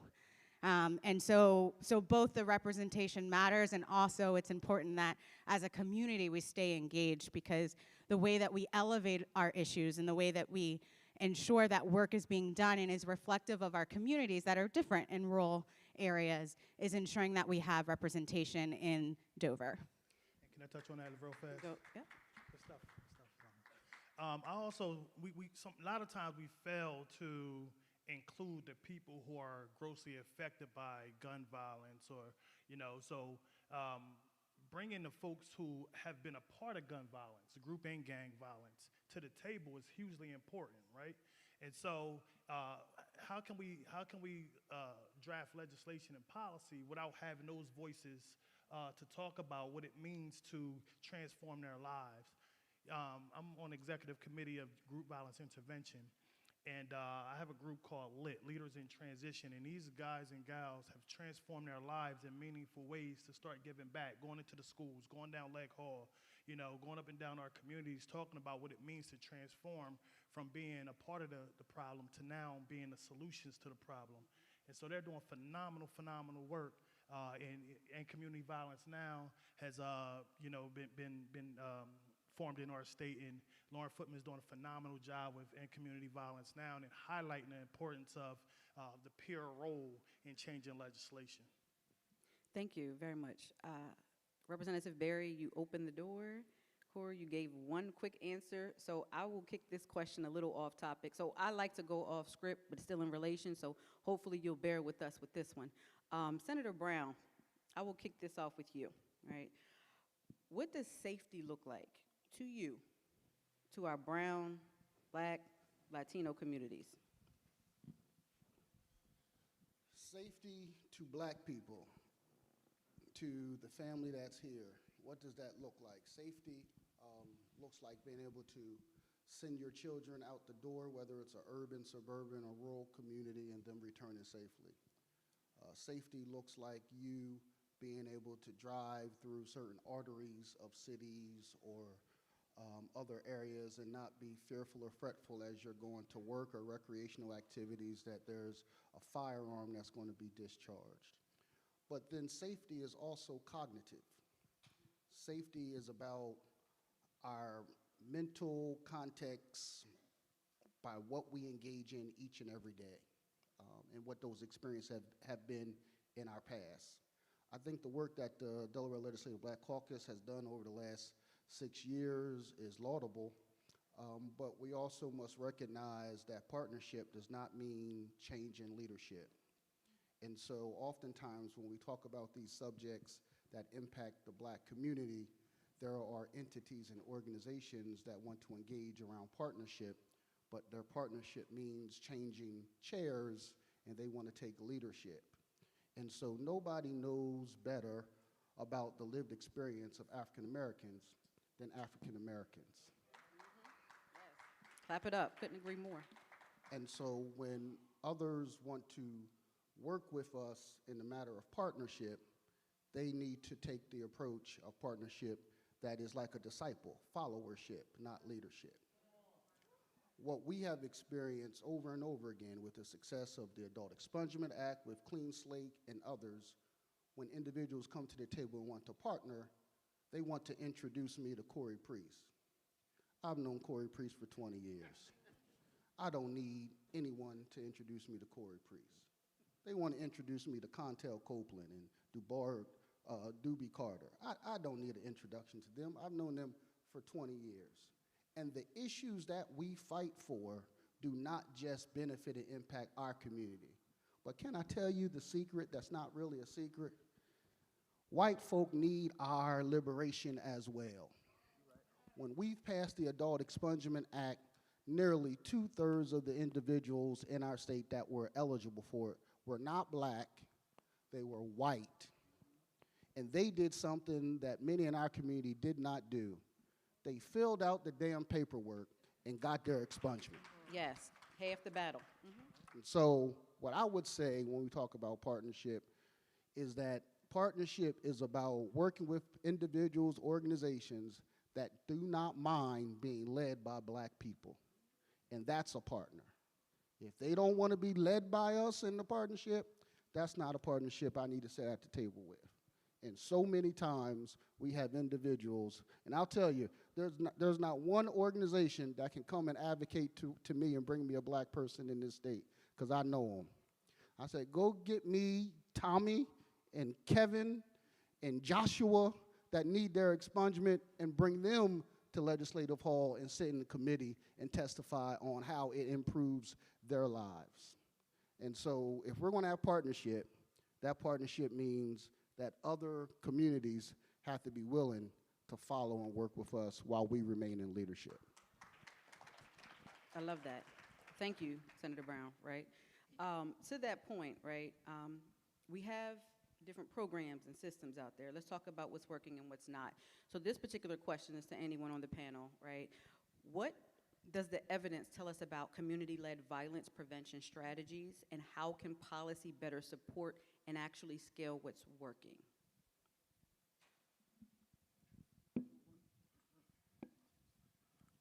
One thing for sure, like Senator Brown just said, we got to work together, and we got to put it out on the table. A lot of times we hide things back, and we talk about it in the back room or in the front room, but not in the room where it needs to be heard. And that's very, very important. We need you to come down to Legislative Hall when we have committee hearings. I'm telling you, I am the chair of the Public Safety, Homeland Security Committee. My second year, they handed it over to me. Do I get tired? Yeah, I do. But I know I have something to do to represent our people and hold me accountable. So when I have legislation and I bring it out, or I have to dwell on it with my other committee members, it gets tough sometimes, because we need you down there to see exactly what's going on and what affects us. We don't come down to Leg Hall. Can I be real for a minute? Be real. Let us know. I have all these committee hearings about guns, about victims, and I see the ladies in the red and white shirts. Moms Against Violence, or Mom Demands Action. They got so many of them. There's a whole bunch of them. But I look for two things: receipts and deliverables. What have you done? Because I've never seen Moms Against Action in Dunleaf or in the 16th district in the corridor, where I have 3 hotels and crime is rampant. I don't never see them calling Brandywine Counseling. Hey, Rev. I never see them calling all these different advocate groups, or even in medical terms when I have fentanyl crazy on the Route 9 corridor, where I have people dancing in the middle of the streets at 2 o'clock in the morning. This is real. So when I say that we need to do that, and we do law, come on down to Lake Hall. I'm not going to bite you. But we're going to roll our sleeves up, and we're going to make sure we have receipts and deliverables, or look at the numbers. I can do feelings and emotions all day. But show me the real thing. I know some things fall through the cracks. We all got that. Things fall through the crack. You can tell me, look what happened here, but we got to do something about it and work at it in numbers. Remember Dave was saying, numbers mean something. It really does.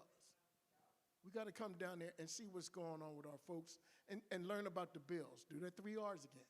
But learn these bills that are going through here that, hey, it affects our children. There's bills about our children. I ain't seen one black person in the room, in the committee. Not one. And it's affecting what goes on in Delaware State. It affects. I need you to come out. Women, men, I don't care who you are. Come out, come down there. Get down there. Because there's people making decisions never saw you, never heard of you, and say, okay, yeah, we'll vote for that. Do you know who they are or who they represent? Just because anybody can get a what? Can be an advocate. We can form a group right here in a couple minutes. And then go down Leg Hall and say, I'm my advocate, and put it on a shirt and say, this is my group. I need him with GVI. We need to stop doing stuff working in silos. Because they'll get jealous. Can I be real again? They get jealous with GVI, and then the other ones, everybody, what's the other one? What is Corey, you told me today? The other one, everybody's. And community violence now. And community violence. Violence, all of them they don't work together. I'm saying it. Sometimes they don't work together. They doing their own thing, and then we overlap things. Well, we already did that. We already did this. What's the other one? Every town? Yeah, it is every town. See all these different? It's another T-shirt. See, Just see all another these different T-shirt. groups? All these groups, there's a whole lot of groups out there. I'm not saying they don't do any work, but they need to work together, collaborate together. So we don't, it's like a coat drive. If you don't have your coat drive by August, you're too late if you're having it in September. Why is that? Because everybody done did the coat drive, and we don't need coats. I remember we putting them back in somebody's garage and wait till next year. Or everybody don't need a coat drive. Don't Every get me church started. on the block don't need to have a coat drive.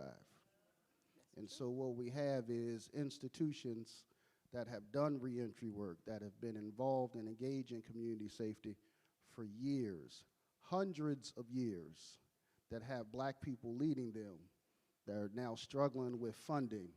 And so we bring outside consultants and advocates, and this is the new shiny object, instead of supporting institutions that are 100 years old that have been doing that work.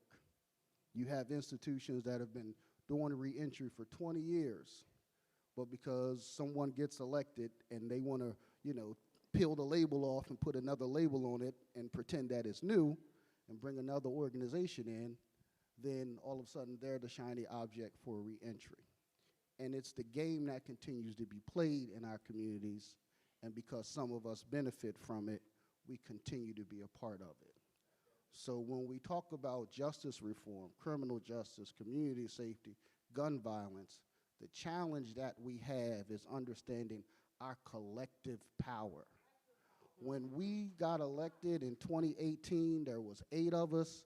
Now there's 16 of us and a Hispanic, and there is collective power. When we stood on the steps of the state capitol, all the things Representative Cook is talking about, all of those reforms that many of y'all stood on those steps on that hot day in June with us, it was collective power. And they are afraid of our collective power. So when we talk about all of these organizations and, oh, here's someone that comes out of D.C., here's someone that comes out of Philly, oh, let's get a professor out of New York. No, get me a Dell State professor.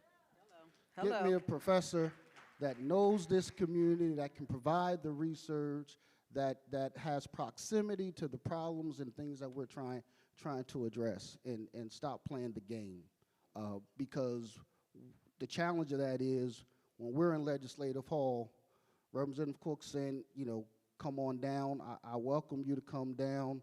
Now we do committees via Zoom, so you can stay at home and be on Zoom for a committee. But it's the collective progress that we need to continue to show for us to be effective, not just in Wilmington, here in Dover. I mean, you got gangs in Dover that got more alphabet names than Wilmington, shooting each other up, and we can't act like it's just a Wilmington problem. We can't act like it's just a city problem. In Western Sussex, you know, all the things that are trying to be done in investment in Western Sussex, but those communities need our assistance around our policy making and investment. So when we have institutions that are 100 years old, we don't need to go get the new shiny object. We need to make investments in those institutions, particularly when they're led by people like us. Thank you. Yes. And I just want to quickly comment because I think your question asked about, you know, what we can do, and I really appreciate the conversation and the dialogue about organizations. I think there's something for everyone in this room to do, and it has to be a multi-pronged approach. People ask me all the time, why did you run? There's so much going on. I run because I have 2 little black boys, 3 and almost 1, and I have a duty as a mother to make sure that they're safe in this community. And so we have to start at early care and education. I scoured Sussex County to find an early child care center that was run by black people so that my kids could see people who look like them as they enter into the education system, and so that I could know that they weren't being singled out, because it starts there, right? And then it translates into our K-12 system. And we know that our students are disproportionately pulled out of classrooms. We know that they're disproportionately suspended. We know that they're disproportionately expelled. So we need people fighting at the education level every day. And I know that there are people in this room who are doing that, but we need more voices of people that look like us. And yes, all of that translates into what we see in our criminal justice system. It's not, the school to prison pipeline isn't new. We've seen it forever about how that translates, right? And we have to take a multi-pronged approach. We need people in the early care and education space. We need people in the K-12 space. We need people in the housing space. We need people in the criminal justice space. We need them in the healthcare space, because black mothers continue to die when they give birth to children. And we have to talk about all of those pieces if we're really going to impact community, right? Because a kid can't grow up without a mother and a father and be a person who looks like me, and you expect them to be successful in this world that doesn't like you, right? You need people to guide you through it. And so I think it takes all of us in this room, and we talked a lot about the faith leaders, and they're critical to this, critical to helping us understand who we are in this world and how to get through it. Because there's no person in this room that hasn't been faced with the challenge of just being black in America. And we all have to learn how to get through that. And this is one way we do it, but it takes everybody here pushing on all of those little bricks at the same time in order for us to push down the wall. Yes. Let's clap for that. Thank you, Representative Berry. Before I go into the next question, just to remind everyone, there are note cards on the table. If you would like to ask a question, please write that down. If we have time for it towards the end, we definitely will want to make sure we ask your question. Another door that you've opened, right? Love it. Open all the doors, right? There are many, many gaps for our young people. We are on the campus of our only historically black college or university in this state of Delaware. All the young people you need, shaping their minds. So you spoke to one of those things, right? So this is for the rest of our panelists who may want to ask. What are the gaps that you see for our young people, and how do we close those gaps? Corey, we'll jump with you. Yeah, I'll take a stab at this one. So I don't think our young people are represented enough in these spaces. You know what I mean? Across the board, right? And when we talk about how we're going to address the needs of our young people, they're not at the table. You know, I'm looking around right here, right? Unapologetically black. I wish there were hundreds of black students in this space right now, right? From you know, let's say middle school, just so middle school to college level, right? I just wish, because I think I'm an effing big deal, to be honest. If I'm unapologetically black, you know, I think I'm a big deal, and I think some of our young people need to emulate and see somebody they can emulate, like these, you know, this panel of 4, right? Strong black women, strong black men, leaders of our community. And when you sit down and talk to our young people, they feel like their voices aren't being heard, right? That's why I say I want to be the voice for the muted, right? Because everybody has a voice, it just might not be loud enough for others to hear. And so when we're in these spaces, we need more representation. I'm 45. I need somebody that's 25 that's pulling on my coattail. Somebody that's 15 pulling on my coattail. You know what I mean? I'm ready to be over the hill, and so I can still connect with these young people. But really, we need a pipeline of young people so they can emulate each other. You know what I mean? And grow together. And so we don't bring them to the space enough. You know what I mean? Yeah. Anything you want to add, Representative Cook, Senator Brown? That's true. We need to do that. When you talk about safety, let me talk about that again and exactly what he's saying. We need to hit our PALs, our YMCAs, our YWCAs, Salvation Army, our Hope, all these places, we need to hit that. And we need to get our law and our police departments to go there to get with our young folks. Because I'm an old school Silver Fox. They don't teach civics no more. We used to have civics. I remember we had to have civics, learn how things work, how law, government works. And I'm going to be honest, there's some people in this room that don't know how to govern. Let me be real. There's folks in here that think this is, hey, I just won, I'm king, queen, what's the name day, prom day or whatever, prom king, queen. That's not what this is. This is changing the whole state of Delaware and changing lives when we make legislation. It doesn't just stop because you just did something. It's very, very important. Okay, here's one. Remember we were jumping up and down, let me be real again, about review boards? Do you know that 70% of review boards in the United States fail? They fail. No one comes out.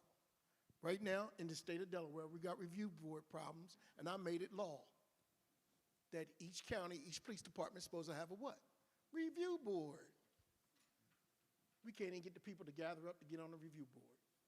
And there's things you got to do to get on review boards. Like I said earlier, there's people in my subcommittee right here in this room that voted to make sure we had that done.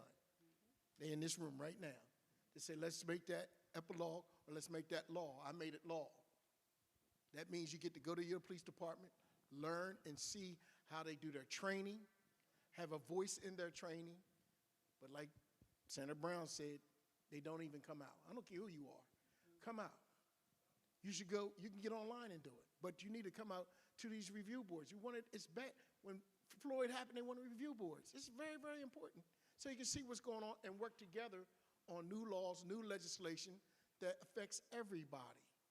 And you can look it up. I know somebody's in here Googling what are these review boards are doing. They're not doing it. I'm just being real. They're not. There's only about 2 or 3 working in the state of Delaware right now. And we got 53 police departments. 53. And I'm trying to get them all accredited so they can do everything the same across any police department in the state of Delaware. That's a big hurdle. And that's what I'm saying. Other departments and other states are saying, how do you do it? So when you go make that complaint, you know what's going on. Let me dig this out for you real quick. I might be going off script. You done brought Just the data. Oh, yeah. Right now. Okay, you have a post commission, and anybody online can go to the meetings and listen to it. And go to the league. They're open to the public. Just in 25, anybody maybe know how many police officers we decertified? That came from one of our 9 legislations that we did. Reform, Legislative Black Caucus. We fired 17 cops. 17 in the state of Delaware. And guess what else that means? They can't be a police officer anywhere in the United States. No clapping? That deserves applause. 7, in this small state, 17. Right now, the number is right now, and I'm on that commission. Sorry, I'm on this commission right here. In 26, right now we got 3, and we just hit in what? April, decertifications. What are you doing about these bad cops? These bad, and we all got bad doctors, bad cops, bad restaurants. bad lawyers, bad judges. Everybody got bad something. But what do you do with them after that?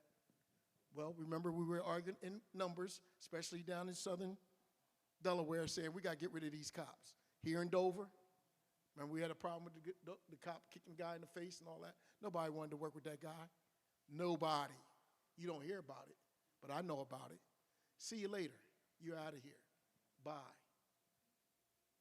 And you know, to fight this problem, you got to have more African Americans and Latinos in the police department. We must. If we're going to alleviate the problem, because I'm telling you right now, we knew our cops in our neighborhood. Do you know the cops in your neighborhood? You should. Who patrols your neighborhood day and night? You should know who that police officer is. I bet you can tell me who your preacher is down the street in the church. But you should be able to tell you who's that police officer, because you should be able to go to that police officer, talk to that police officer. I was on a horse for 10 years. You know one of the biggest gripes I used to have? When a mother used to would push a little kid and go, I'm going to get that cop on you. I'm going to get that. Don't say that to that little kid, because we're here to help. I'm trying to teach him what a horse is all about, what policing is all about. We're here to help you. That's Frank Cook talking. Because I rode a horse for 10 years in Newcastle County. And that's how we got to move things, learn things, and do things. We got to work together. But, you know, we put a lot of stuff out there that you don't hear about that we just don't take a grip on and try to do things about it. We really do. We leave some excuses going out. We don't have civic associations. I got 2 in my district. I got 64 churches, Pastor Blank. I got 64 churches in my district. I only got 2 civic associations working in these neighborhoods. 2. I'm talking about working, having meetings at least once a month, and we close down July and August so you can go swimming and go to the beach. They don't come out. Same 4 people. Leslie Nutter sitting right there, CDC of Southbridge. She's trying to teach folks. I wish she can do it all over the whole state. I wish we can hire how to open up and start your civic association. Because that's where it starts. Because you get to demand that police officer or that chief to be at that meeting. She called right now. They're coming to her meeting. She's teaching them how to do it. Now we can't get people even to come out to the meetings. I get the same 5 people, and I don't count them. Because that's the person, that's the what? Treasurer, vice president, things like that. And then the rest of it, that's it. No one else comes out until something happens. Our crime is down. When I got in dealing with the police departments, know what was up? Internal affairs. Professional standards, they changed the names. You know, rebranding is a thing now. I had to get that number cut down so they can hear the voices of people's parents that bring their kids in there, that they deal, cops, bad cops dealing with children, dealing with our family members, dealing with the car stops and our adults. That's very important. I'm talking too much. They're going to say, shut up. Listen, I was getting ready to cut you off. I was letting you bring home. So, next question, a little controversial. Madam Speaker did bring this up. So she opened the door, right? The Plumber Center. Right? We're going to talk about it if we're going to talk about it, right? We saw it hit the news, closed down, all of the outrage. But what we don't know, we got a little bit of insight this morning as to some of the behind the scenes, right? Up and down the state. It did not just affect Wilmington, right? So if each of you really kind of briefly, if you may, right, let us know how that affected your respective areas and maybe some insight you can give us from the back end. So it's in my Senate district.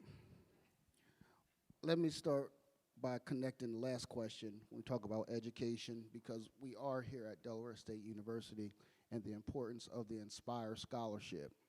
And for me as an appropriator sitting on JFC, one of my frustrations is around this time of year, I get lots of emails wanting scholarship money and things of that sort. And I have to call Dr. Allen to figure out how we can help somebody work it out. And I want to make sure everyone in this room knows about the Inspire Scholarship. Anyone know about the Inspire Scholarship? Let me do it that way. Raise your hand if you heard of the Inspire Scholarship. Okay. Anyone know the GPA for the Inspire Scholarship? All right. What's the GPA for the Inspire Scholarship? 2.75. Delaware that graduates with a 2.75 GPA gets their tuition paid for to be here at Delaware State University. Can you say that again, please? All 4 years paid for at Delaware State University. All they have to do is graduate with a 2.75 GPA. I emphasize that because we pay for it. And I need y'all to spend that money because for many years, Del State was not a part of that, and they had seed at Del Tech and at UD and all of that. And so we finally have it for us, and we need to make sure that our children are here matriculating at Delaware State University. All they need is a 2.75. Now, we got the tuition paid for. We'll figure out the housing, okay? We'll figure out the housing in the meal plan, all right? But regarding Plummer, we've made so much progress around legislation over the last 8 years about how we wanted to reduce the population of individuals that were in prison, reform probation, and all of these reentry organizations. We got more reentry organizations than I can count now, right? So guess what that means? Community corrections has a reduced population of individuals. And with that reduced population of individuals, you no longer need a large facility to house individuals that are at level 3, level 4. And so that's what has happened with Plummer, just like it did in Kent County 15 years ago, right? But no one, you know, I guess people forget about that or didn't know about that, right, at Morris. So that's really where we are with Plummer. We don't have a population of individuals to be housed in that facility. We have all of these community-based services and organizations that now exist, and all of the advocacy work and legislation that communities have asked us to do have been implemented. And this is the outcome.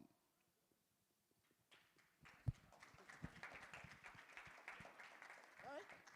So that's how a Plummer Center gets closed, and we can't be susceptible to the political rhetoric because individuals are seeking public office that get us all up in arms to try to keep something open that is going to close, needs to close.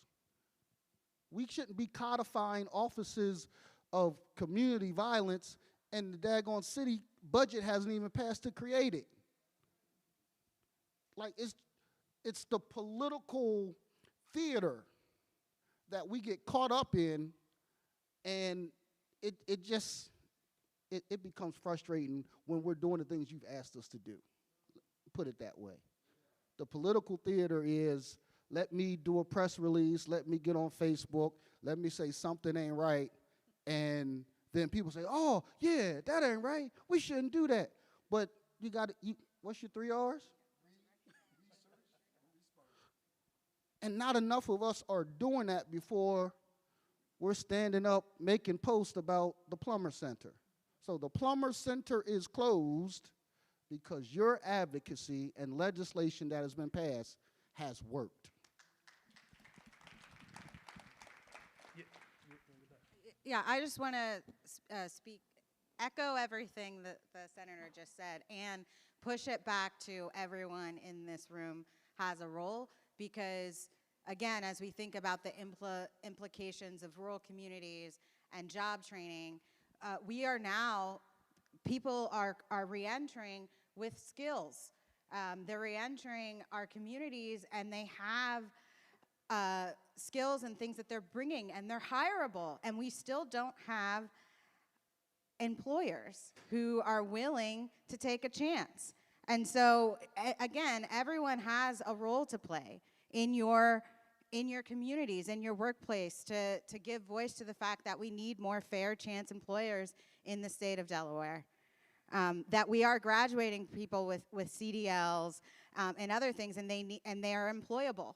And there's so much research out there that tells you why it's important to hire individuals who are reentering. I'm sure Corey is a testament to that on their own. But there's so much research out there about how folks who are reentering are often going to be your most dedicated workers. They're going to show up on time. They're going to stay with your employers for the longest amount of time, right? But there still needs to be conversations about this in our communities, and you can be a part of that. You can bring this up to your employers. You can have those conversations in your communities with your faith-based leaders about what that looks like. Now, I'm not saying everything makes sense depending on your past and your history, and that's why we have other tools in place that, again, the legislature and others have been a part of in passing to make sure that people are still protected. But again, just echoing, the legislature and advocates have done a really good job in our state, and certainly there's more work to be done.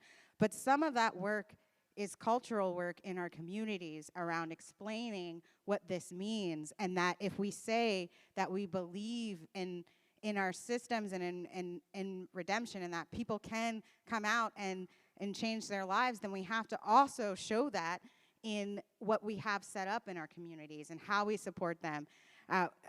Talking about landlords, right? Making sure that people can have stable housing when they come out, right? People have to be open to those kinds of conversations first to move the needle forward, both in our communities while the work continues to happen in Legislative Hall. Thank you, Representative Berry. We are almost up at time. So as we close us out, you can add that in your end, right?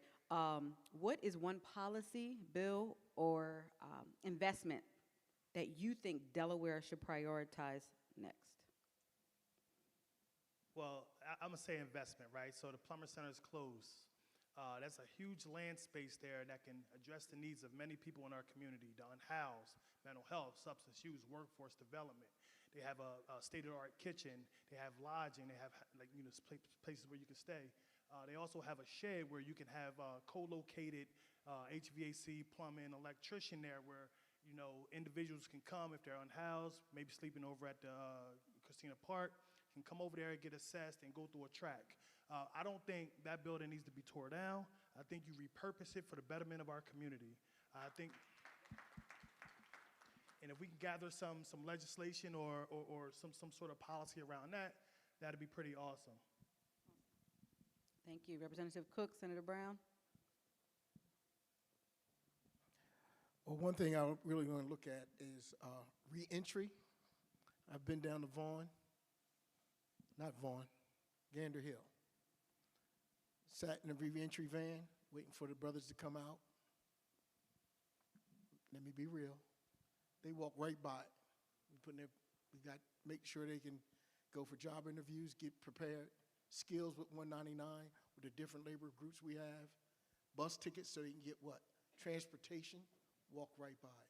Same thing with expungements, clean slate. We got to make sure that these brothers go through it. Just last weekend, we had, myself and Nomni, father-daughter dance down at Vaughan.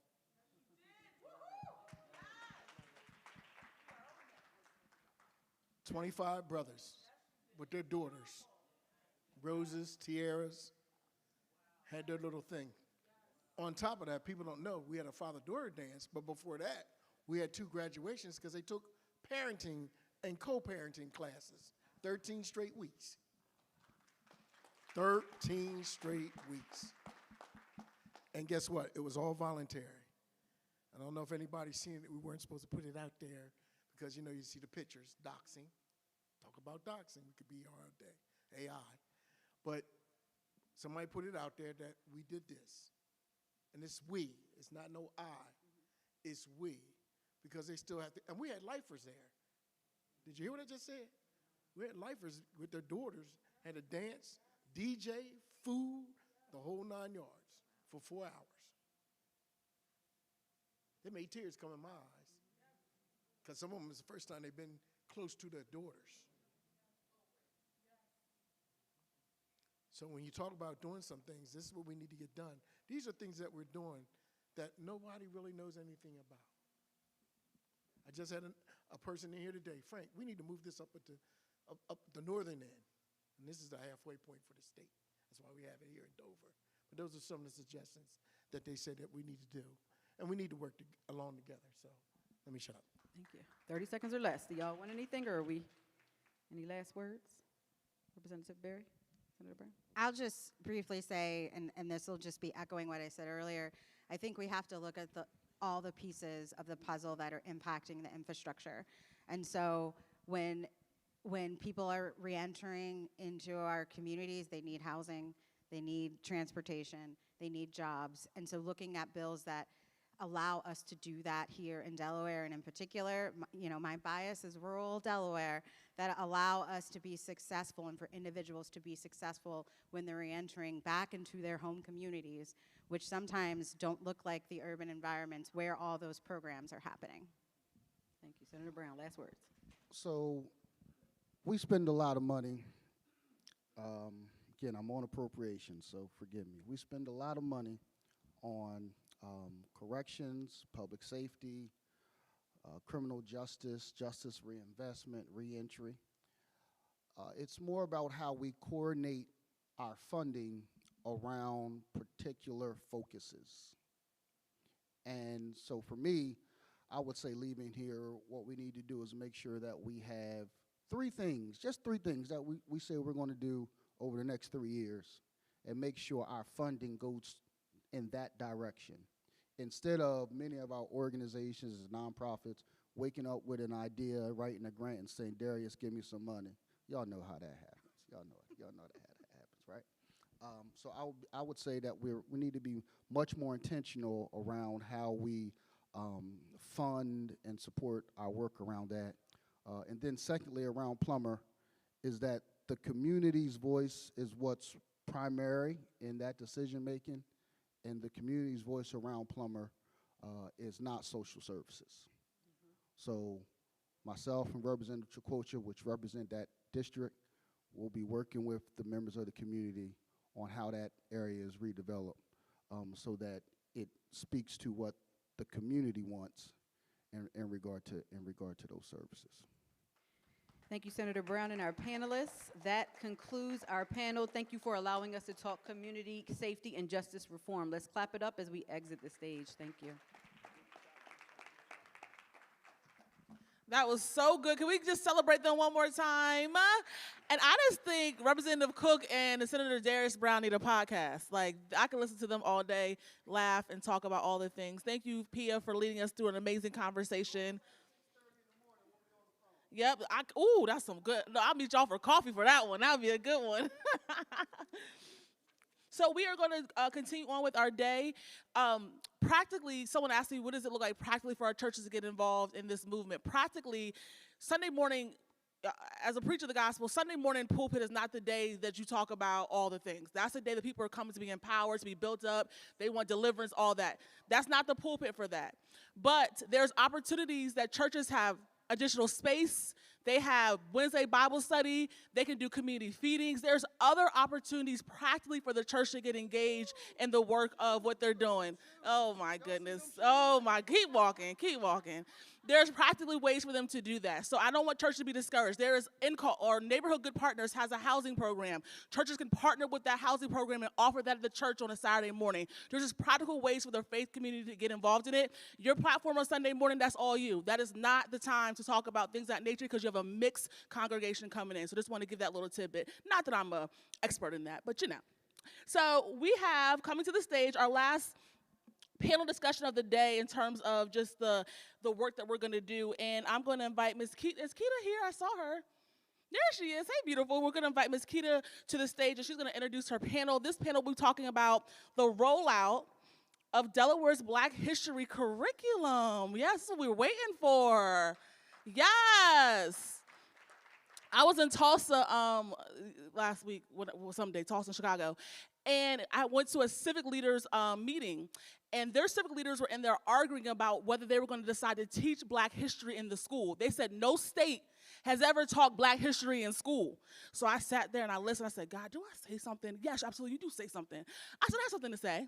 Well, Delaware is doing it because one of our leading ones were in the back. My girl, Sherry Dorsey Walker, took the baton to ensure that Black history will be taught in our schools, and we rallied with her to ensure that's happening across the state. So Tulsa, no, it is happening in states, and Delaware is leading the charge on that. So today we're going to talk about that and what that looks like. So without further ado, my beautiful sister friend, Keita. Hey, girl, hey. How are you? Good. All right.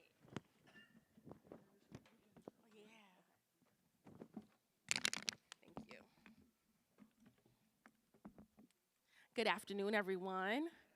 I know I'm like one of the last folks until you get to go home. We're going to have an energizing panel with some amazing leaders. So I'm going to introduce them and bring them forth. We're going to have former Representative Sherry Dorsey Walker, Dion Patterson, Dr. Valencia Cade, Dr. Aaron Bass, if you're in the room, and of course, Dr. Michael Feldman.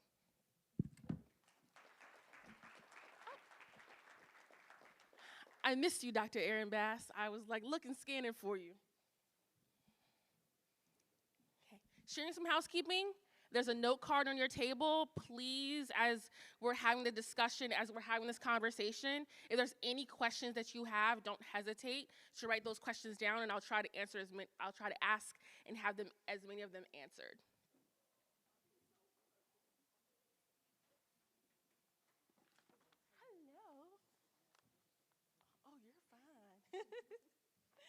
All right, everyone. We have a powerhouse panel here to discuss education.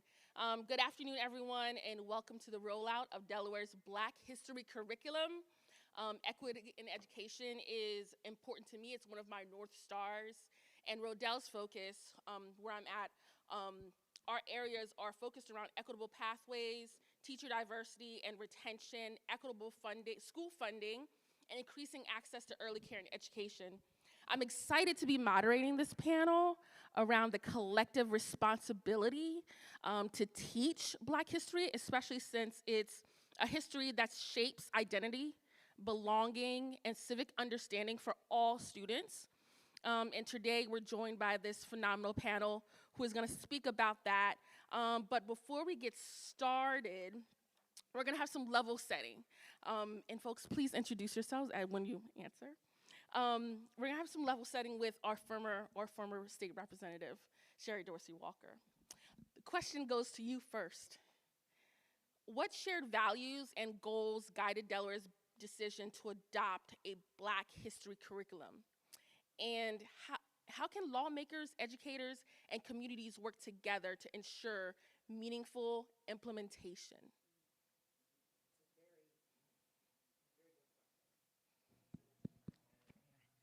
Okay. Good afternoon, everyone. Thank you for having me, first and foremost. And so the question is around implementation and the authenticity of it, because you can teach Black history. You can say Rosa Parks sat on the bus. You can say that Martin Luther King had the march on Washington. But are we teaching about Benjamin Banneker? Are we teaching about Coretta Scott King, the woman behind the movement? And so let me go back to why this actually came about. And Dr. Cade and everyone else who's up here is well aware of this. Our babies came to me as a legislator and said, we don't see ourselves reflected in the classroom. And I said, well, what would you like to do about it? They said, well, we feel like we need to be a part of the curriculum. I said, well, then let's write legislation and make it happen. And so every single meeting that we had, and Dr. Marlene Saunders can speak to this, our babies were a part of the meetings. We made sure that they met with the attorneys to help craft the legislation. And there was one line in the bill that gave consternation to some other legislators, and it was that people benefited from white supremacy. And many came to me and said, if you want this bill to get passed, you have to take that line out of the bill. And that was the one line that our babies, and my nephew Jordan can tell you about it, they were like, we don't want that removed. At this point, we'd been working together for a year, and they were clear that we had built trust. and I was not willing to betray their trust. So that was the only meeting that they did not attend with me when we fought, and I had to fight to make sure that that line stayed in the bill. That line is in the bill, and the bill did pass.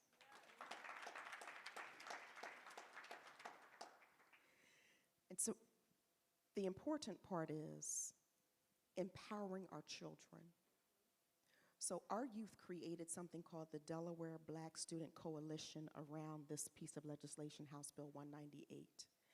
And they had students from as far north as the Ardens to as far south as Selbyville. And they just kept reaching out to one another. And that coalition still exists because you need the strength of the young and the wisdom of the elders, and that's what we did with House Bill 198. And so I hope that answered your question to some degree. Yes, to some degree, just sharing the background of how we got here. And, you know, something that you just brought up is that student voice matters, and it is the driving force behind this. Absolutely. We can't do this work without reaching out to the people who we're supposed to be affecting. It is so easy to say, well, I'm going to do this, I'm going to do this, I'm going to do this. But have you talked to the people and see if that's what the people wanted, or that's what the people want? And so in this moment, while there were a lot of issues in the state of Delaware, there was one particular situation where Capitol Police reached out to me and said, we have a credible threat against your life while we were trying to pass this legislation. And I said, I still kept doing what I was doing. I called Dr. K and I said, oh, well, that means we're doing what we need to do. But it was real, because the threat was, if you kill the bill sponsor, you kill the bill. It was that serious for some people in this state that they did not want Black history taught in the state of Delaware. But be mindful of, Delaware and Kentucky were the last two states to free the slaves on February 12th, 1901. That wasn't that long ago. Thank you. I think it's important to understand the context in which this was happening and the environment that we were in. Dr. Feldman, I know you came on at a very weird time. It was just coinciding. You were coming to the Department of Education and this bill was passing. Sure. Can you give us some more insight around what that environment was like and what was happening during that time? Sure, I joined the department at a weird time, right? So the bill was passed the summer of 2021, correct, or June, right? And so I started the department in October, and the first thing that was handed to me was, here you go, here's HB 198, right? And so one of the first things that I did was honed in on, how do we conceptualize history? And what is history? And so if we conceptualize history as, it's simply, and our standards of Delaware support this, evaluating the sources for the past, considering multiple, sometimes conflicting interpretations of events, and telling an honest history of the past. If we conceptualize history that way, it's a natural act to say, well, it's going to be our 250th anniversary of the founding of the country this summer. How did African Americans experience the Declaration of Independence? How did indigenous people experience the Declaration of Independence? That's an honest approach to history. And the way that I framed the state's approach to Black history is these things, these minimum content requirements in HB 198 have been identified by our community as pieces that are missing in the narrative that is told in our classrooms. And history makes more sense. The puzzle makes more sense when all the pieces are included. Thank you. Dr. Bass and Dr. Kay Lyles, you both are education leaders during this time. How were you all seeing the implementation, and how were you all seeing working with legislators to have this bill come to fruition?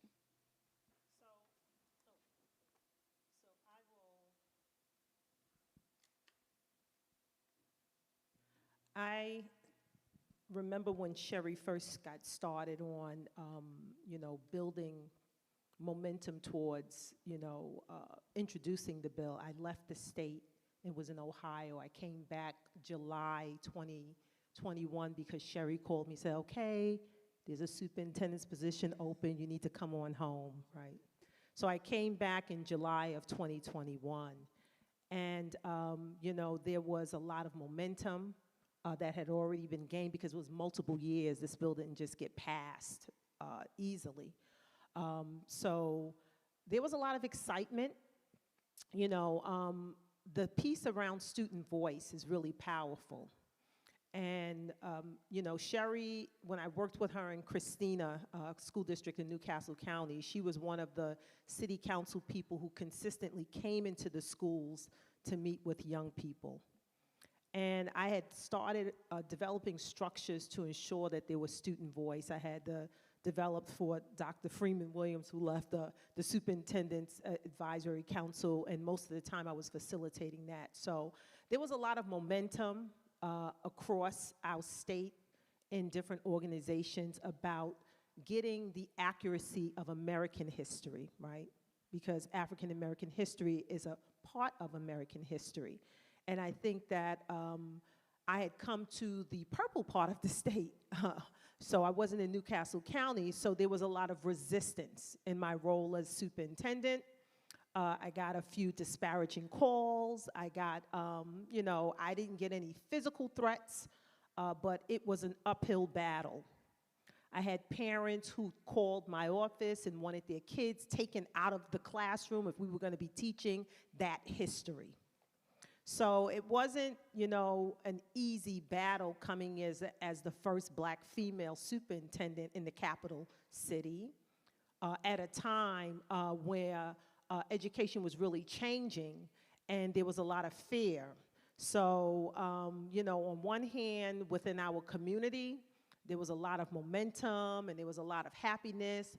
On the other hand, as a new superintendent coming into the purple part of the state, it was a lot of putting out a lot of fires. I had an issue at one of the schools around some teachers that had made a post. There were a lot of different things that were going on to really try to get people to understand that African American history is American history. We teach Delaware history in our curriculum, right? So, finding the support, right? And I did find a lot of support in our faith-based community. I found a lot of support in our Divine Nine community and our civic organizations, but I had parts of my district where Hartley and different parts of our district where parents wanted nothing to do with House Bill 198.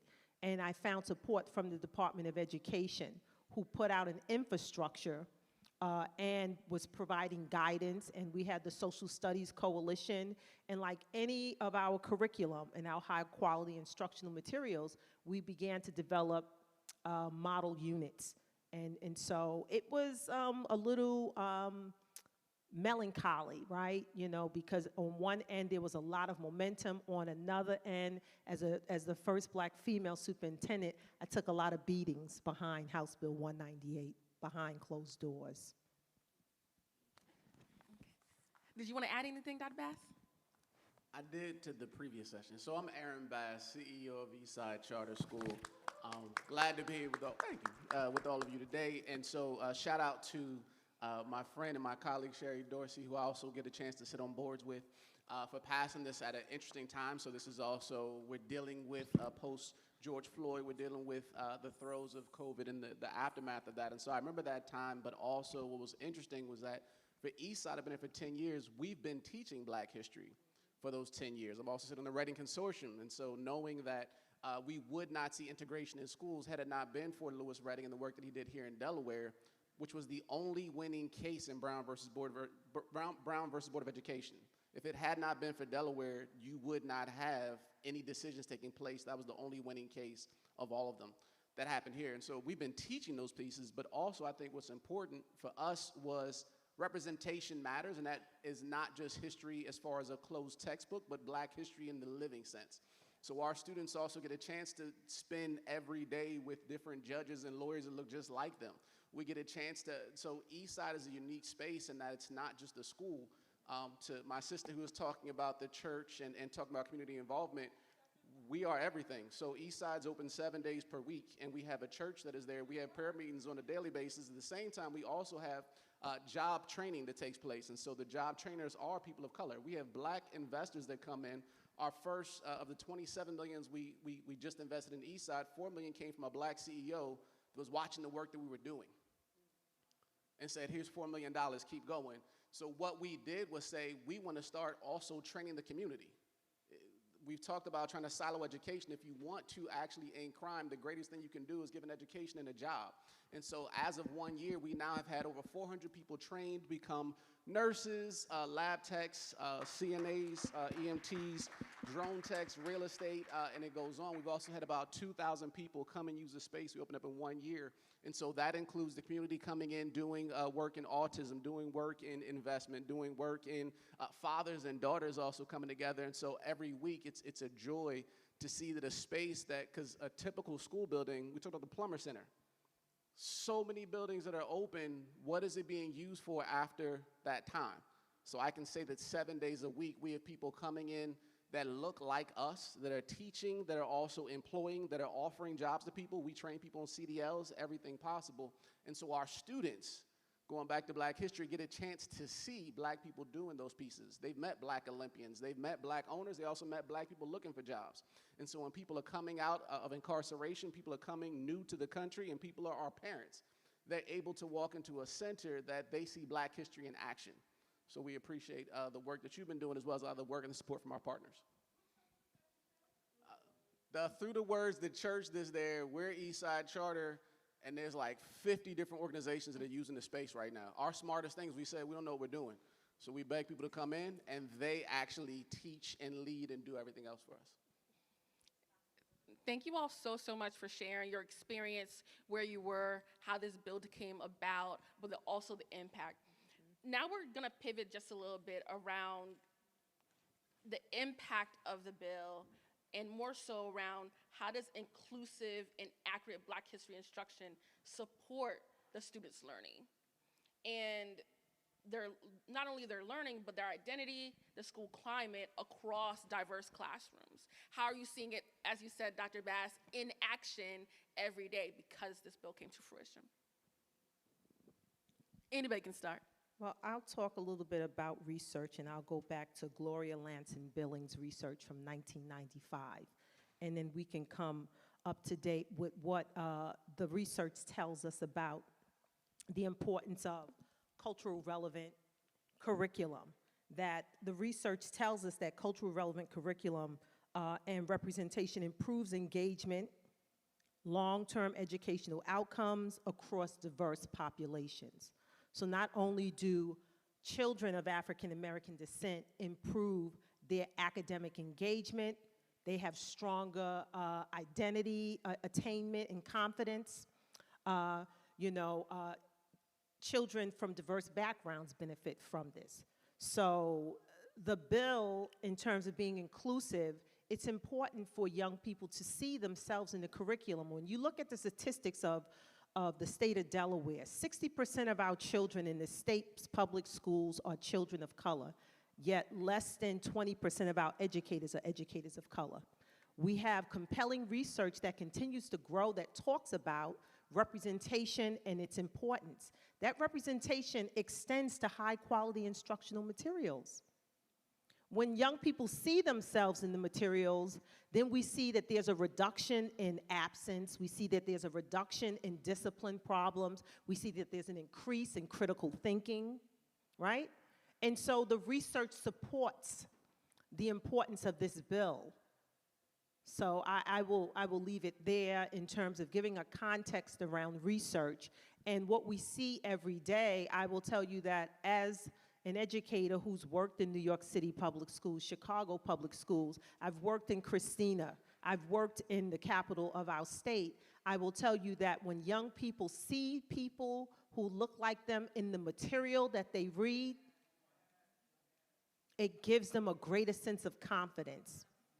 And so that self-confidence, that translates into a level of agency, that translates into a level of responsibility.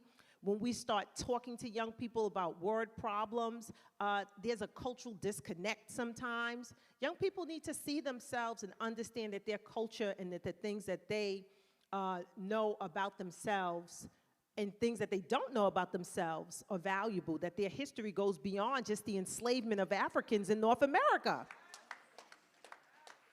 And when you begin to understand this, I will talk from my personal experience in having a bachelor's and a master's in African American history. When I got to college, I was a science major. But when I started taking those Black Studies courses, I became this confident person who began to understand that my lineage and my legacy of who I was way beyond just the kid from the group home. I was a part of Songhai and Mali and Africa. I was a part of the University of Timbuktu. I was a part of the first people who developed algebra, where the Greeks went over and stole the formulas and brought them to Europe. So that's important. That's an important context for young people, not just Black young children and youth. The research is compelling. I've told you about Lansing Billings research. I can go on about Geneva Gay's research. I can go on about Christie's Bird's research. The research is there that inclusive history benefits all children, all children.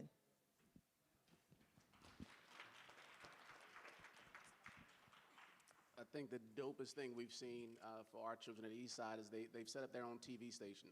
So one thing we added was a TV and recording studio in the building. And so our students now teach each other Black history through their own news channel. And they do that with Women's History Month. They do that with Hispanic Heritage. They do that with a number of different cultural histories. At the same time, our students are watching themselves, in addition to seeing a culturally responsive pedagogy take place in the courses. And so they can not only see it in what their teachers are doing in their instruction, they can not only see it in the mentors that come in and people that impart wisdom to them, they also get a chance to see with the trainers that are training some of their parents to become lab techs and CNAs and EMTs. And they get to watch themselves on TV on a weekly basis be able to expose themselves to other histories. And so I think when young people, just as what Corey said earlier, are able to stand up and take advantage of different pieces, when they're pulling at your coattails saying, I want to be here, we give them the space to do that. And so we're excited about seeing students become leaders in this field as well. Just real quick, I'll add on, before, I know we have time here, but one of the things that we did at the department too is also, and from the beginning, is make sure that student voice was part of this process. So we had a contract with New York University's Metro Center. We held a series of listening sessions. Some of you might have been in some of those sessions, but one of them that was the most powerful was the student listening session.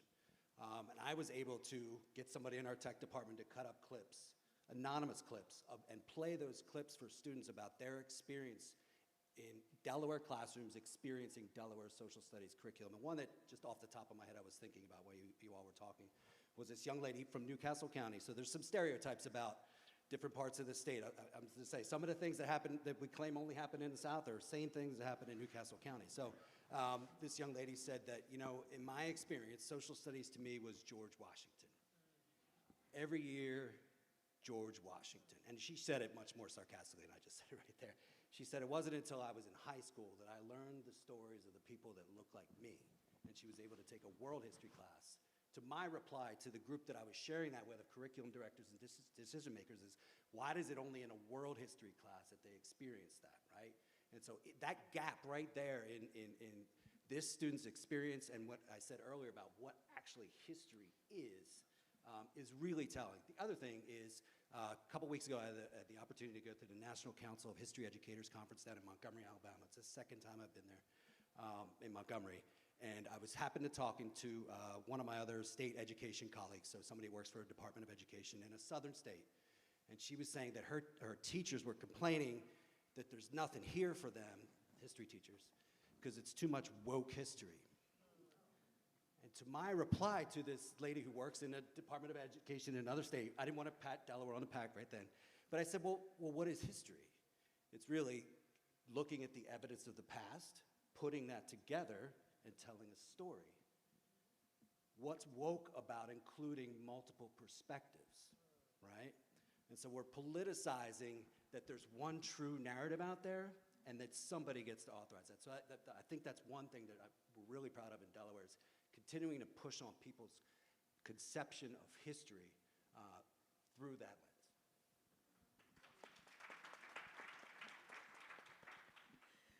I am the co-chair of the Teen Warehouse in Wilmington, Delaware, and the Teen Warehouse is for teens by teens. It was created by our young people.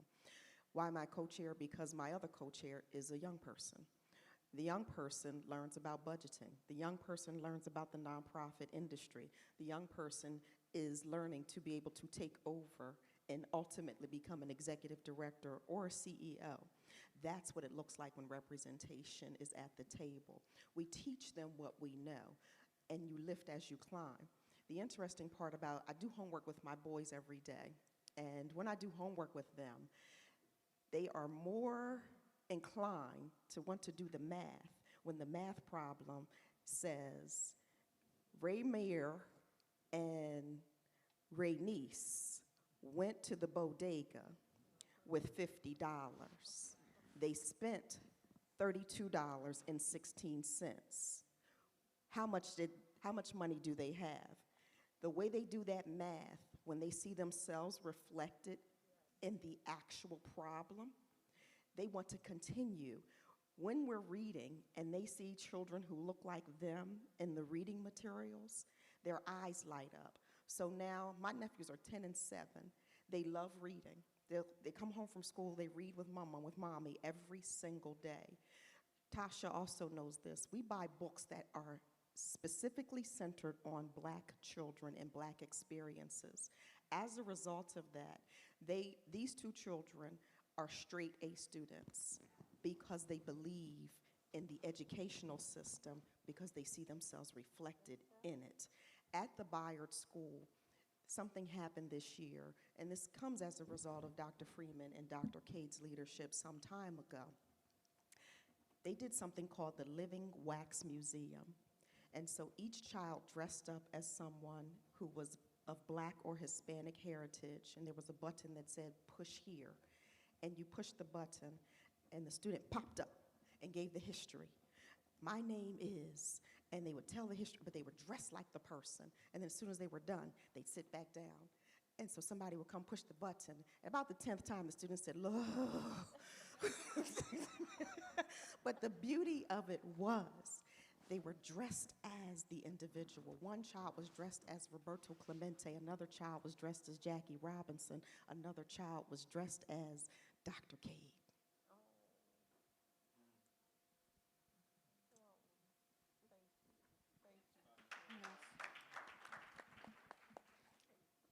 That underbelly is, I see myself, I hear myself, I learn about myself, and that improves my whole entire being and how I see myself. Thank you both. Thank you all so much for sharing those experiences and how it's being seen and showing up within our classrooms. I think it's important that we all understand that we all play a role in the implementation of Black history. That leads into this question about what is the role that families, students, community organizations play in supporting the strengthening and the rollout of this curriculum. How can they be involved?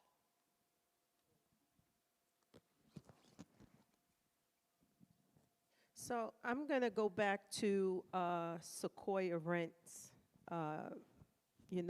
the vital conditions in the center of that wheel that talks about belonging and civic engagement. And I'm going to talk about shared stewardship and collective efficacy. We all have a responsibility to, one, as Senator Darius Brown stood up here and he talked about the Plummer House, to get the information out. Every Black person in the state of Delaware should know about House Bill 198. We should be sharing the responsibility in our churches, in our civic organizations, in the supermarket, when we see somebody on the walking trail, anyone that we see that looks like us, we should be getting the message out. And as a part of that collective efficacy, people having agency, we all have a responsibility. We have a responsibility to make sure that the curriculum is implemented, that it's taught. And when the legislation gets passed, that's just the beginning of the process, right? Now we have to continue to make sure that the pages of this legislation doesn't get turned back, like so much legislation is getting turned back, but particularly during this political, social time in our nation, right? So young people's voice and their agency is vitally important, and it's our responsibility to teach them that their voices are important. Whether we do it the way they're doing it at Eastside Charter, where we're putting them in leadership roles and developing them, like you're doing at the warehouse, we all have a responsibility to teach our young people. That is 21st century education. And that is what I keep saying and preaching, that 21st century education centers on student voice and efficacy. We should not be developing systems that impact young people without their voices at the table. So parents have a responsibility to show up at the school board meeting, to show up at the State Board of Education meeting, right? To show up at Legislative Hall, to make sure that House Bill 198 is being implemented the way it is intended. There is a structure that the Department of Education, that former State Representative Sherry Dorsey Walker put in that legislation, that the Department of Education has a responsibility to make sure it implements. So one, young people, parents should be talking to their kids about what they're doing in school. It shouldn't be an isolated, it should be integrated in the curriculum. And we should begin to see more novels that reflect diverse writers, right? But young people need to understand that they have voice and the structures, and we need to help them build those systems and structures. I know at Dover High School, they have a Black Student Union, and those young people are very, very active, right? So I think it's just about, one, ensuring that the information is there, two, helping young people develop the civic muscle to understand that they have a level of efficacy and some agency. And parents, it's our responsibility to work with parents. So we need to, through organizations, continue to educate our parents on their roles as partners in the educational process of their young people, so that they understand that they have civic muscle also. So I would say that families and young people have a level of agency, and they have a responsibility to hold people accountable for making sure that the bill is implemented. Dr. Feldman seems ready. So a couple things that would really help that is one of the unique features with HB 198 is there's two mandatory annual reports. So each year, September 15th, every district and charter school in the state has to send to the department, which one's up to me, who is leading the implementation of HB 198 in their district or charter school. That information gets published on the Delaware Department of Education's website. That's the first step in the reporting process. The second step in that is that each November, each district and charter school has to send their implementation report. So if you look at the bill itself, there are minimum content requirements, one of which, the central role that racism played in the Civil War, right? And so if your son or daughter goes to Capital School District or Eastside Charter or wherever, you can pull up their report and you could go to the central role that racism played in the Civil War, and that school or district will show you on that report what resources they used and at what grade level they taught those materials. So one of the things that I did, and thank you to Dr. Saunders and her group, Let the Truth Be Told, I've held several evening events where we walk people through the report each year, showing them how to process the information. One thing that's important to understand is that there's no state curriculum for any subject area, right? There are standards and there are requirements in legislation, but every district and charter school has their flexibility to approach how they implement that. So there's diversity across the districts and charter schools and how they implement that. One of the most telling things after year one, and I'll be quick, was the first report was 901 pages, right, Marlene, right?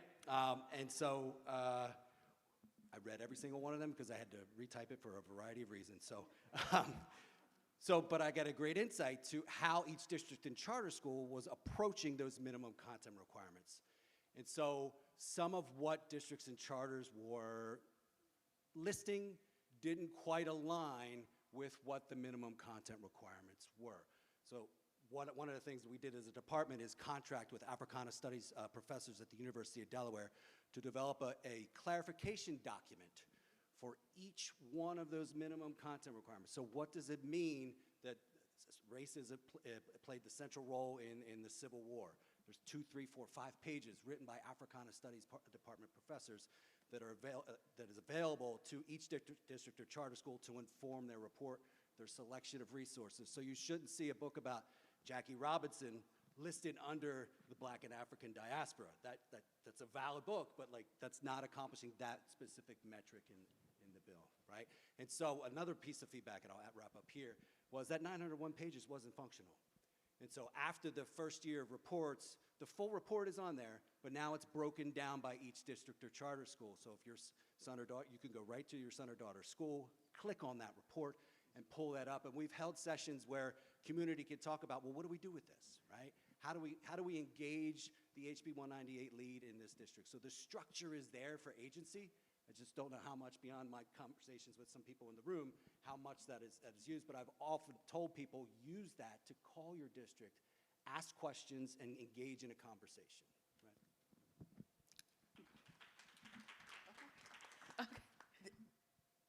So slave owners were compensated when the slaves ran away from the plantations.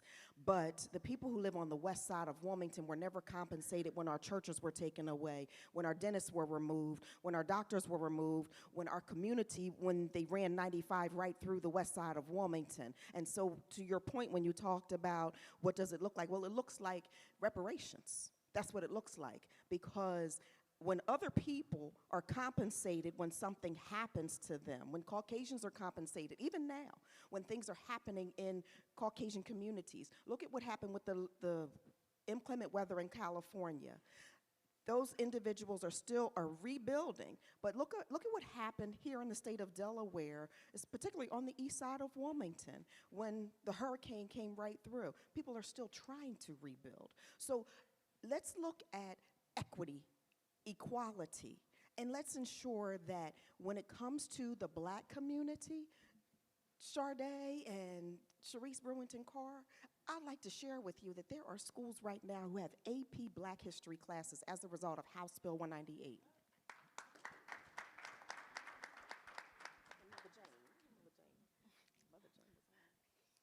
Yes, she was. Mother Jane had hair. I think, to wrap up that question, a lot of ownership, like there's tools in ownership, of course, for parents, students, and community members, but it's taking all of us coming together to be able to make sure that we're dissecting this information, sharing it in a way that folks will be able to understand and also advocate for the changes that they would like to see later on. So I'm gonna give you all 60 seconds. I know that's very short. To answer this last question before I open it up to any questions within the audience.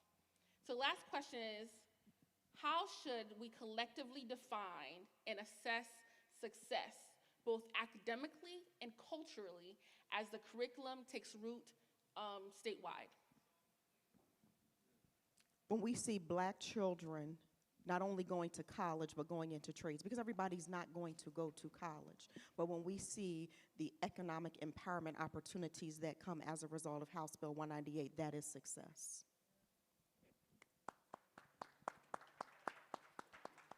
Dr. Feldman? Donald, sure.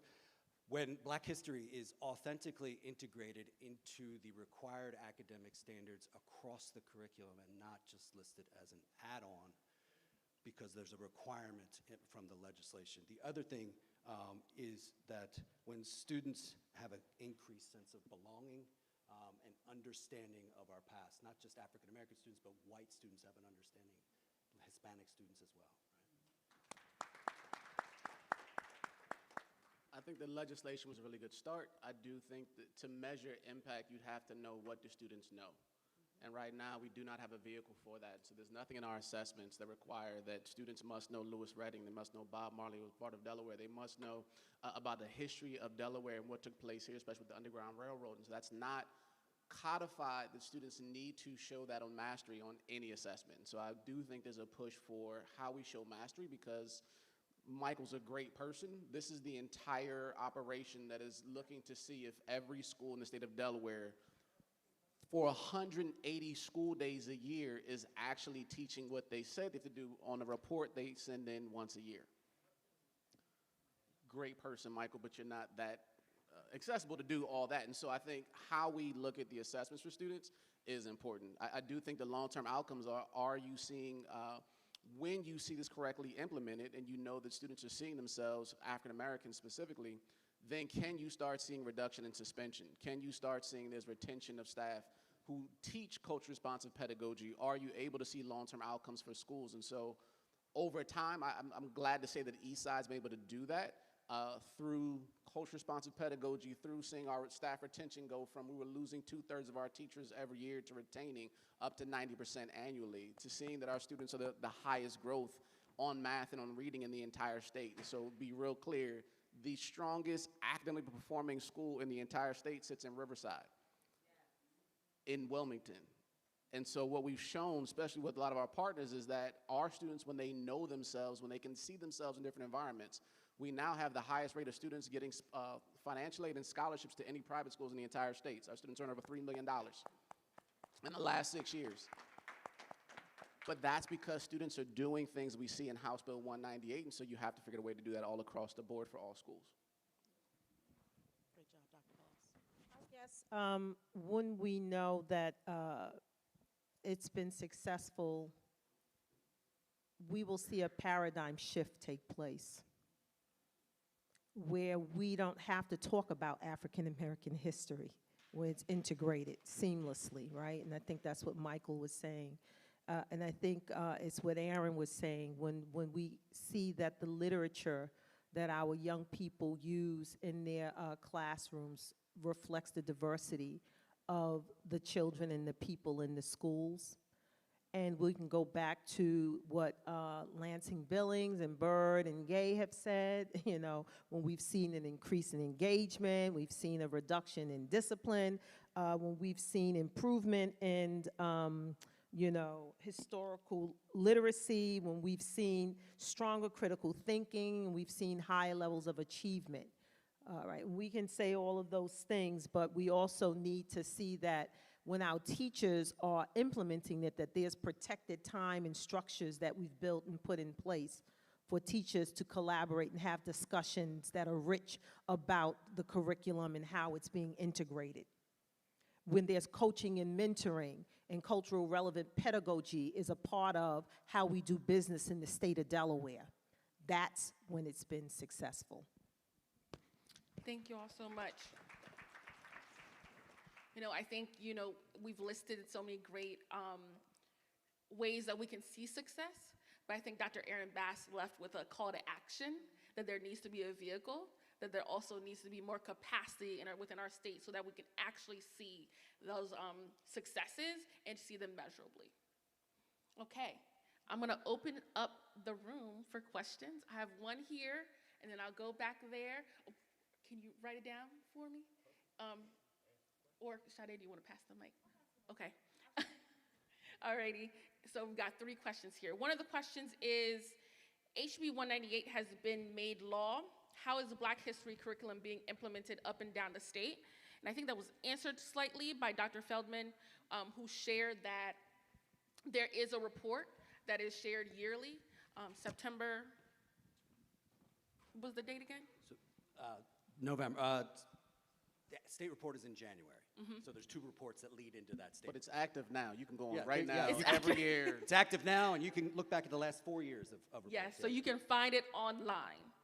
This was his question. He wants to add something real quick. Yes, I appreciate all the work that you're doing on this, you know, but the question was, how do you implement that, or how do we, more importantly, enforce that since it's already been made law, and why is it taking, you know, seemingly a lot of time trying to get it to work up and down the state?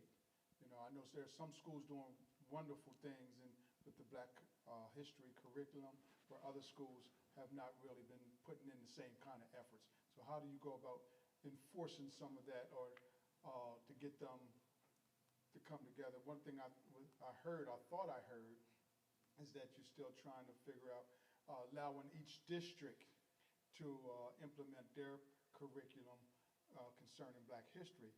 Maybe it might need to be a whole statewide, you know, one curriculum to be taught through different grade levels to make that happen. Dr. Feldman? So I can add some of that. So one of the things we've done at the state, and Dr. Cade, you mentioned this a little bit, is we've worked with a variety of groups, Africana Studies folks at the University of Delaware, New York Metro Center, to develop model lessons that districts and charter schools can use across grade levels. So we started in grades 4 through 8. We've done some in high school. We had a partnership with Delaware State University professors here for those resources. And now the Social Studies Coalition is working with the Department of Ed to develop resources down into K1, 2, and 3, and offering those as models targeting specifically HB 198 and other legislative requirements that districts are free to use in their local curriculum. Thank you. Excuse me, sir. I apologize. We are not going to, this will be the last question, but I believe that Dr. I was going to say that in response to that question, that there is certain requirements that every district has to follow, so it's being implemented. So there's a level of compliance that's going on across the state right now in terms of the receivables that the Department of Education is asking from every district as proof that the House Bill 198 is being implemented. The quality of what is taking place in each district is questionable, right? It's not something that I believe that our Department of Education has the capacity to truly monitor, you know, at that level, at that granular level. What Mr. Feldman was trying to say is that the state doesn't have a state curriculum. We have a bunch of standards, which are skills and content at every grade level, and those standards are sort of mapped by grade level vertically across from kindergarten. Kids should know and be able to do this skill. They should have this skill. They should understand this content, and that is what the state does, and they provide these indicators, and then there should be sort of this testing blueprint that goes along with the high stake test, right? And districts use that sort of as the temperature for identifying what curriculum, that's the books, that they're going to use to teach the standards. And so right now, the state is confident that districts are at a level of compliance, and when districts don't comply, they hear from their state representative and there's some kind of consequence. But we want to go beyond compliance to, your question goes beyond compliance to how do we get people to sort of accept this curriculum and implement it with a level of fidelity, right? Now that's the conversation that goes back to the chicken. Is it the chicken that came first or the egg, right? Is it the beliefs that we change first, or is it the behavior, right? And so that is a bigger conversation, and that takes a lot of time, and a lot of that depends on the mindset of the people who are implementing the policy and their political will and their beliefs for whether or not they've brought into this or not. Does that make sense? And it goes back to what you just said. Anybody who don't treat you right cannot teach you right. There you go. And it started with the Bible. And they continue to do the same thing. This is a beautiful thing what we're doing here. But guess what? It ain't going nowhere. Because what's happening is it's going to repeat itself over and over because they have control over all the institutions that we're talking about. And so they're never going to let you do what you really want to do because they're controlling it. They control it. The theological schools where you go to, they control education, the economics. Until we get our own, we're going to be in the same boat talking about the same thing. Again, if they don't treat you right, they're not going to teach you right. We should know that by now. We should know that by now. But then we have to support each other, too. When we have opportunities to support one another, we must do that because if they don't see us supporting one another, then why would they want to support us? So we also have to, we have some culpability in this as well. When we have strong people, whether it's in office or it's a church, we collectively must support our own first and can't expect someone else to do what we should be doing for ourselves. And we ain't going to just give up because we haven't gotten it right, right? We're going to continue to get up every day and build that collective will. And I think, you know, Senator Brown said it, you know, we as a community in our different organizations, we need to stop the duplication of effort, And we need to sit down and figure out what our top 3 priorities are, and we need to advocate around that. Whether it's the NAACP, the National Coalition of Black Women, Delta Sigma Theta, AKA, or Zeta Phi Beta, all of these black organizations need to get together and figure out what our top 3 priorities are in this state, and we need to put our collective power and advocacy behind that. Just makes sense. Thank you so much, Doctor. Thank you so much. Thank you so much, Dr. Dr. Cade. Thank you all so much for listening in and providing questions. I think we're leaving here with a lot of work needs to be done, but a lot of work has already been done too. Thank you for having us. So now we're going to transition to, okay. Please stand for your picture. We're going to stand. We're going to transition to Ms. Dion Patterson, who's going to take us into a deeper look of the curriculum itself, what it includes, how it's taught, and how communities can stay engaged and as it's implemented across Delaware. Ms. Dion?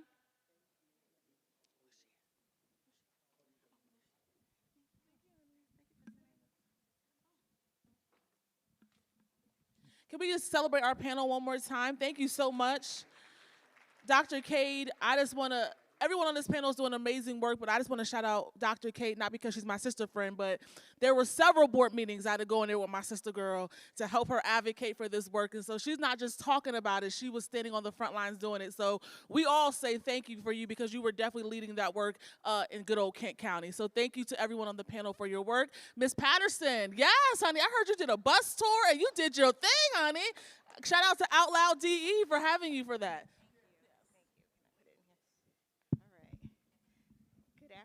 Good afternoon, everyone. Let's see. Can you hear me now? Is that better? All right. All right.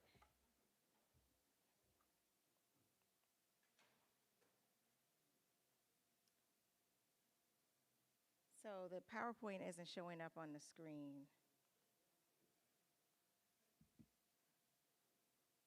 Let me know when we're ready.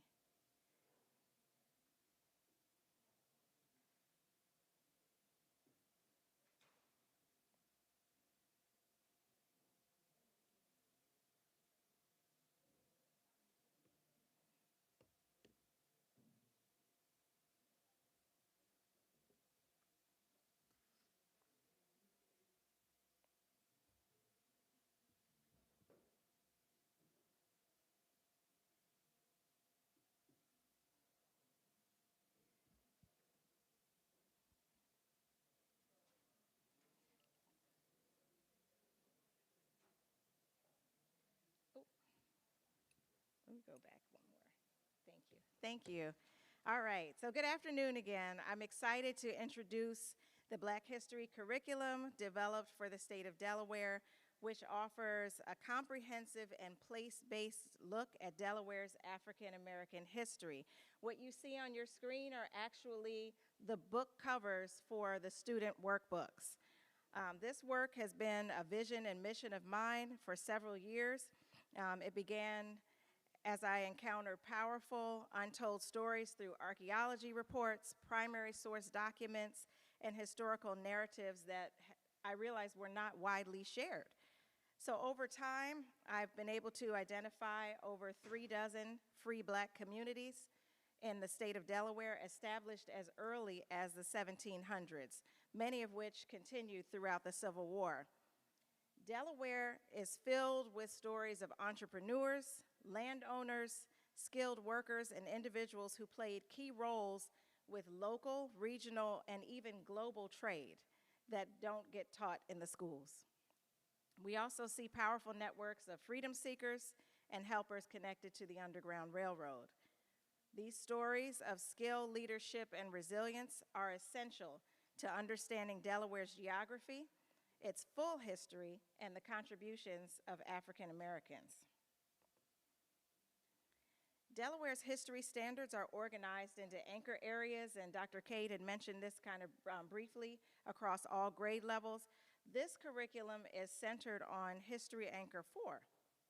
And History Anchor 4 focuses on the knowledge of major historical events and developments in the world the United States, and Delaware. So it's in full alignment of the expectations.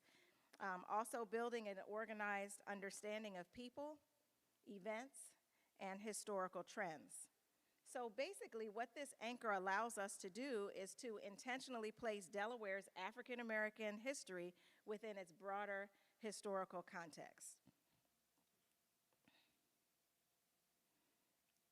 So the curriculum is designed to build progressively across all grade levels.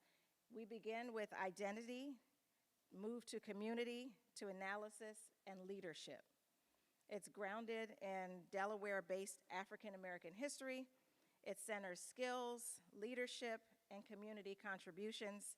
It uses storytelling, primary sources, hands-on learning, archaeology digs. It's just a holistic curriculum that connects history directly to students' lives and the communities that they live in, that we live in.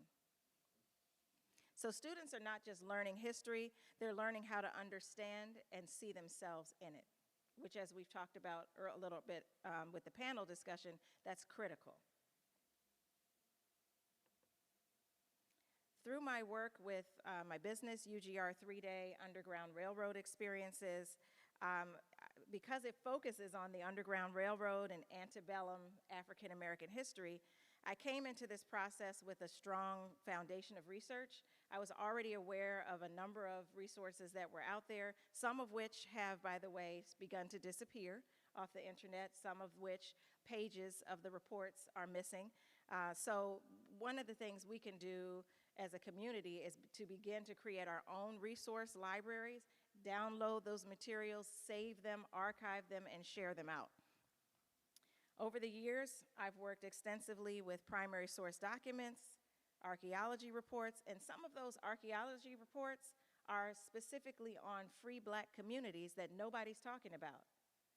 We found, I won't say we, they found everything from pressing combs to dolls, dishes, remnants of foods that they ate. So this teaches us about the culture. It tells us about the people. What were they doing? The other misconception, a common misconception, I should say, that happens within this state as well as other states is that every African American person was enslaved. That's not true. We had free Black landowners in this state as early as the 1600s. And when I say landowners, I don't mean they had 10 acres. I'm talking about 600 acres. I'm talking about people who built multi-tiered businesses. And this curriculum divulges right into all of that. As a certified genealogist, I also bring the ability to trace family connections, which is really important to kind of tease out the information that other reports offer, because it enables us to be able to see land ownership, personal histories, who lived in the household, what were their migration patterns like, all of that adding another layer of depth to the work. So this curriculum brings all of those elements together into one cohesive learning experience. A tremendous amount of information has been carefully synthesized into grade-appropriate, accessible learning. One of the biggest challenges with development of the curriculum for me was trying to synthesize it all, because there's so much rich information. So definitely there's room to grow. Each lesson is designed with age-appropriate vocabulary, engaging activities, and meaningful connections to students' lives. As Dr. Cade had mentioned earlier, the Department of Education organizes learning into grade clusters. We have kindergarten to the 3rd grade, 4th and 5th grade are together, middle school, and then high school. And each cluster has specific goals that each of those clusters should be able to meet. And this curriculum is intentionally aligned to meet those developmental stages. So we'll take a closer look at each of those clusters. Kindergarten through the 3rd grade is, I'm sorry, that's the wrong page.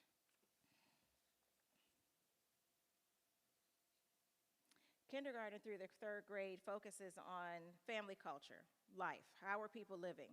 So a lot of times people think, well, how are you going to teach kindergartners about Black history?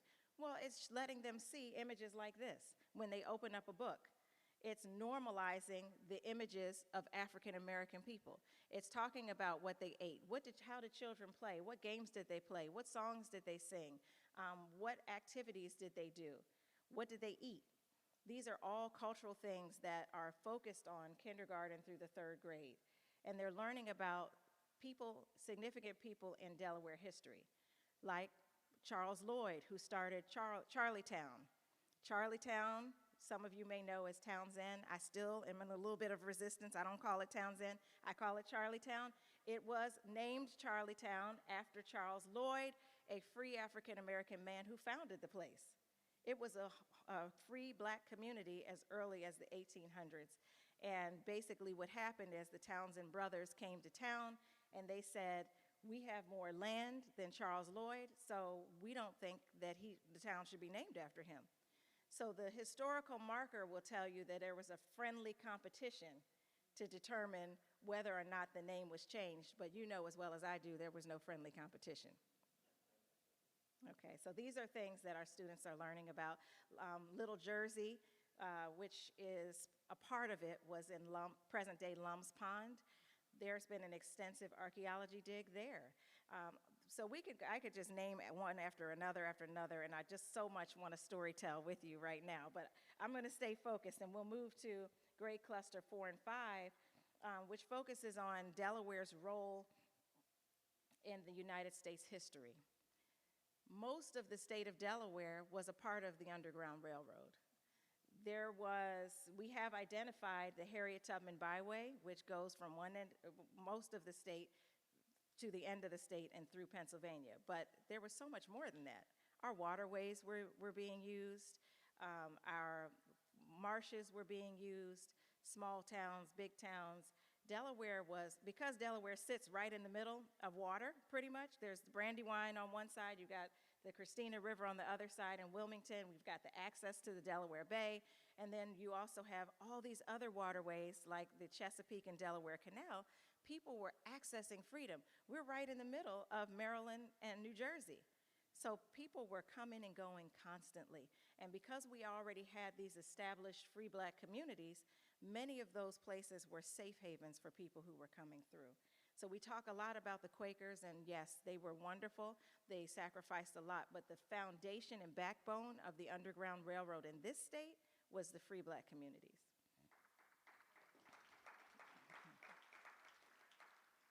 Pictured is an actual historic publication of Lear Green, and Lear Green was a young woman who she was engaged to a man named William Adams, and he had proposed to her multiple times, and she refused to accept his proposal because she didn't want her children to grow up in slavery. When your children grow up in slavery, you have no ability to really protect them, and she didn't want that, so she was refusing this proposal. Finally, this persistent William Adams had this idea. He was free, by the way. He said, I tell you what, how about I have a plan. My mother lives in Elmira, New York. I'm going to have her come to Baltimore with an old sailor's chest, and you're going to get in it. And we're going to hide you and take you north. And that's what they did. So this is an actual picture, and she traveled on the Chesapeake and Delaware Canal. I applied for a historical marker that will be installed hopefully later this year. We have to get these stories told. Children, adults, everybody, Black, white, we all need to be aware of this history. We need to know where we're walking. We need to know where we're standing. And we need to know the stories of strength and resilience that took place in these spaces.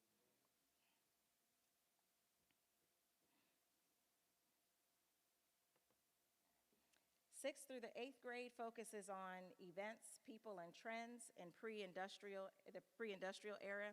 This is Absalom Jones, for anyone who may not know. He was enslaved in the Milford area, and he taught himself how to read and write, and then he became an abolitionist and very powerful in the resistance movement. So Absalom Jones is someone else who is featured along with many other Black leaders, some whose names we know and some that may be new to us, but students are going to have an opportunity to read their stories, to experience their stories, and to understand that even if you have come from a place of difficulty, even though you may have challenges along the way, you can still be successful.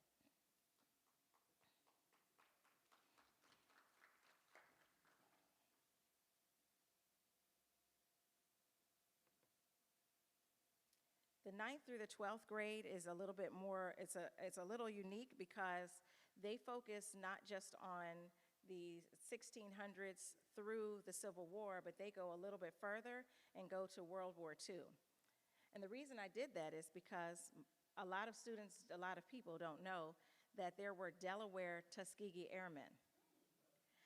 We watched the movie 6888.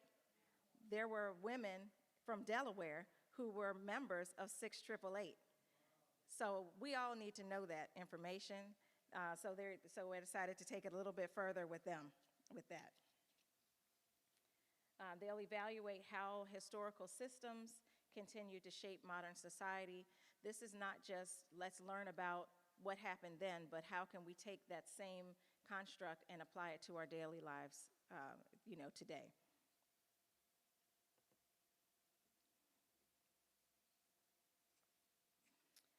So as I mentioned, the time period begins in the 1600s with early settlement and community formation. We begin with the first recorded Black settler in Delaware in 1639. His name was Antony Swart. The sign, the historical marker that is present at Fort Christina Park in Wilmington, also refers to him as Black Anthony. Students will learn appropriate terminology and how we will and will not refer to African American people.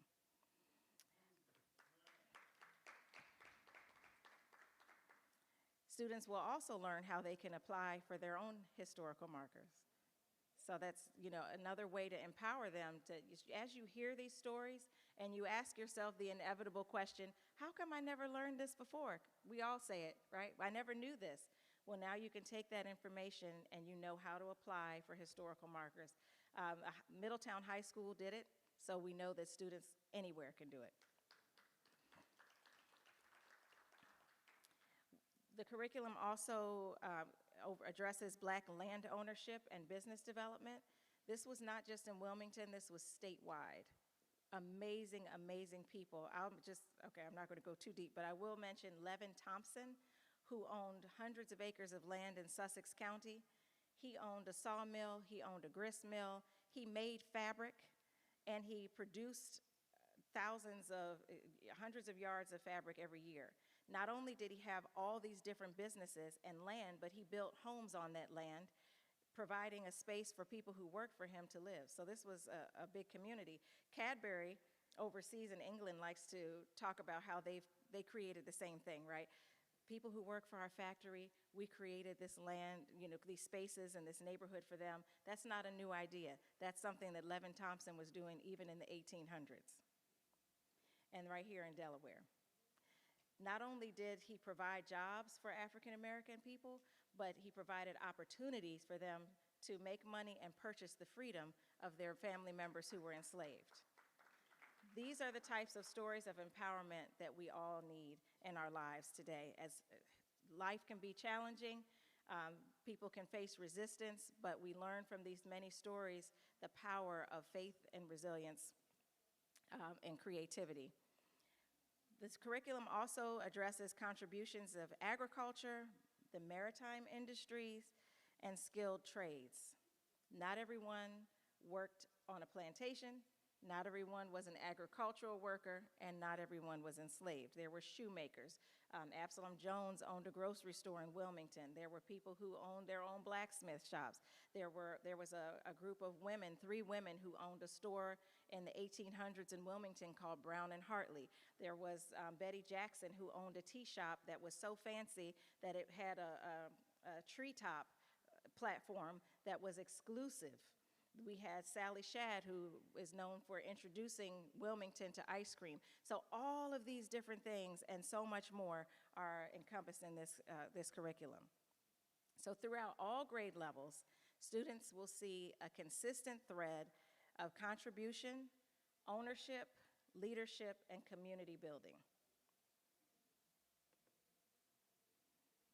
So to support this work, a full set of instructional materials has been developed. There are 13 workbooks, one for every grade, and there are 13 companion teacher guides. Each teacher guide includes an answer key, structured discussion prompts, and instructional support. The curriculum also includes a curated book list to extend learning, and it includes resources ranging from videos to reports to narratives that teachers can dive into and or recommend to students to extend the learning experience.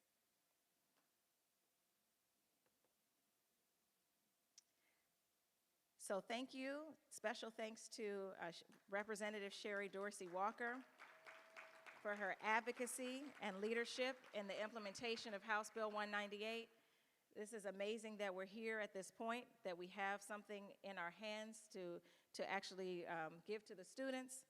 Her work has helped to ensure that Black history is not optional, but it's intentional, it's structured, and it's embedded in education. I also want to thank the Racial Equity Consortium for the opportunity to bring this vision to life. Also the Department of Education for partnering. Preserving Black history protects truth. It protects identity, and it protects collective strength. And when we teach these stories with accuracy and dignity, we ensure that no story is erased and no contribution is forgotten.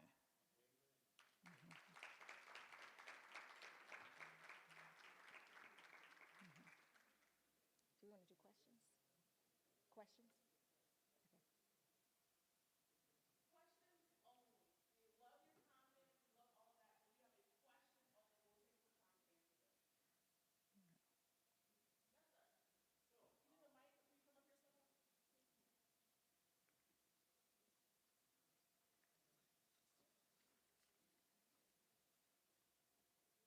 Hi.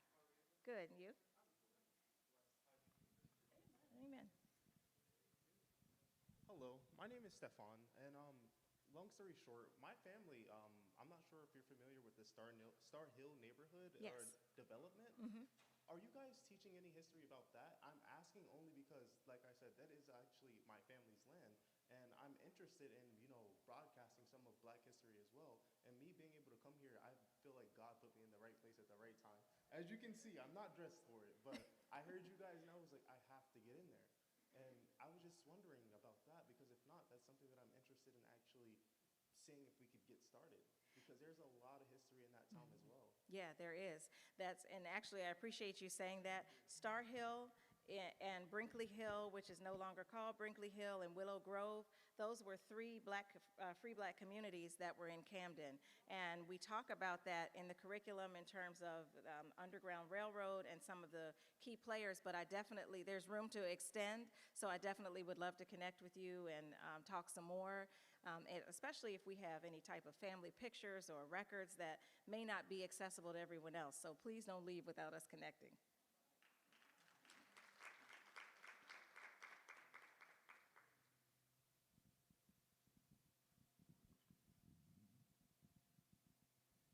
Hi, I was just wondering if you share the curriculum with parents that want to teach their children? Yes, the goal is to make the curriculum available to the state. So, of course, it's designed for students and teachers, but it's also designed for families. Once we can get this in the home of one, it becomes a community initiative and not just a school initiative.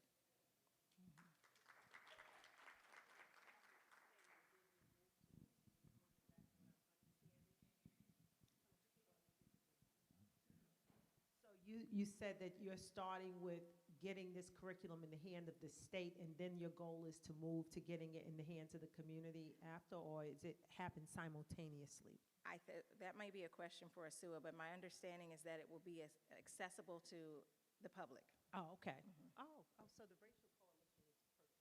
Yes. I just want to take this time to publicly thank you for your work.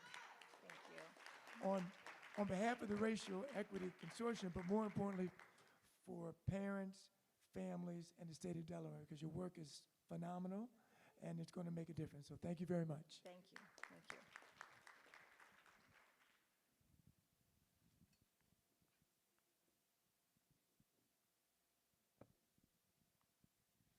If you would like to learn more about this awesome work that Ms. Patterson is doing, she's partnered with Out Loud Delaware, and they are doing something for, I believe, teens, where they're giving teens an actual Black History tour across the state of Delaware. Jalen, am I getting it right? Would you like to share about it, please? Hi, everybody. She definitely put me on spot.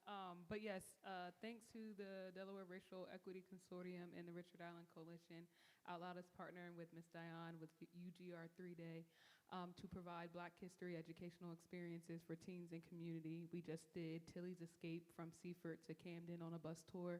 Our next program will be an overnight camping experience for teens where they'll get a curated Underground Railroad-inspired dinner. They'll do some owl prowling and some Black history education at a Black-owned campground. And then we have a couple tours coming in Dover and then one in Wilmington to finish out the year. But I'll make sure y'all get information. So thank you. Love it, love it, love it, love it. Anyone else with a question? Yes, Jordan, my LDI brother. Good afternoon, Ms. Patterson. Good afternoon. Thank you again for the work that you've done. So my question, I'm a very action-oriented person. So where does it stand right now, and how can we kind of apply more pressure for the state to get this out? That probably is a question for Asua, because I'm more behind the scenes. So it's complete, and it will be accessible at some point, and I know that there's a plan for training in the future, and hopefully we'll be able to give you some more information on that soon. Yeah. Any other questions? Oh, there you are. I was actually looking for you over there. Good afternoon. I am Asua Fosu. Thea and I work together. I work in the Racial Equity Consortium. But anyway, there will be training available, in-depth training around this curriculum. It's going to be in September. We are hoping to get it here at Delaware State and have the teachers from the entire state to come in and get that in-depth training. And just like we're saying, we're trying to have different programs available so that the information can be taught in various ways, whether it's working with Jalen and Out Loud, Dion and her curriculum, but it will be made available for everyone. We're going to have like behind the wall, so to speak. You have to register to get it because we're trying to work with other groups to make sure that it is protected, copyright and intellectual property, but the information will be available for anyone that wants it. Awesome, awesome, awesome. Any final questions? Well, thank you so much for your work. It means so much to our state, our history, its legacy, and we're grateful for you. Thank you. May God bless you real good for that. Amen. So, ladies and gentlemen, we've had an awesome day. Thank you for spending your morning and early afternoon with us. There are some lunches available as you exit out. If you would like to take a lunch, y'all done sat here, you'll need something on the ride home. So get you some lunch, water, ginger ale. In addition, I'm going to shout her out. She's going to send me a text later and tell me never do this again. But my goddaughter, who is a freshman here at Delaware State University, came and hung out with her auntie today. And I love you so much. Thank you for being unapologetically Black. I love you so much, Morgan. Make me proud here. So at this time, we have closing remarks by our director. And we have a special guest that we're waiting for. I don't see her quite yet in the building, but we'll let our director start off. I also want to shout out and thank members of Governor Meyer's cabinet that are here. Ms. Sharice Brewington-Carr. I believe Ms. Yvonne Gordy from Human Resources is here. There's several other members. I saw the best chief of staff ever here, Mr. John from DSU. I just want to respect everyone in the respectful places. Thank you for being here. It meant so much to us. And we will end with a benediction and a good word from our good director. All right, let's celebrate her. Good job today. Thank you for bringing us together. Thank you for being unapologetically Black in your efforts to get us together. We appreciate you.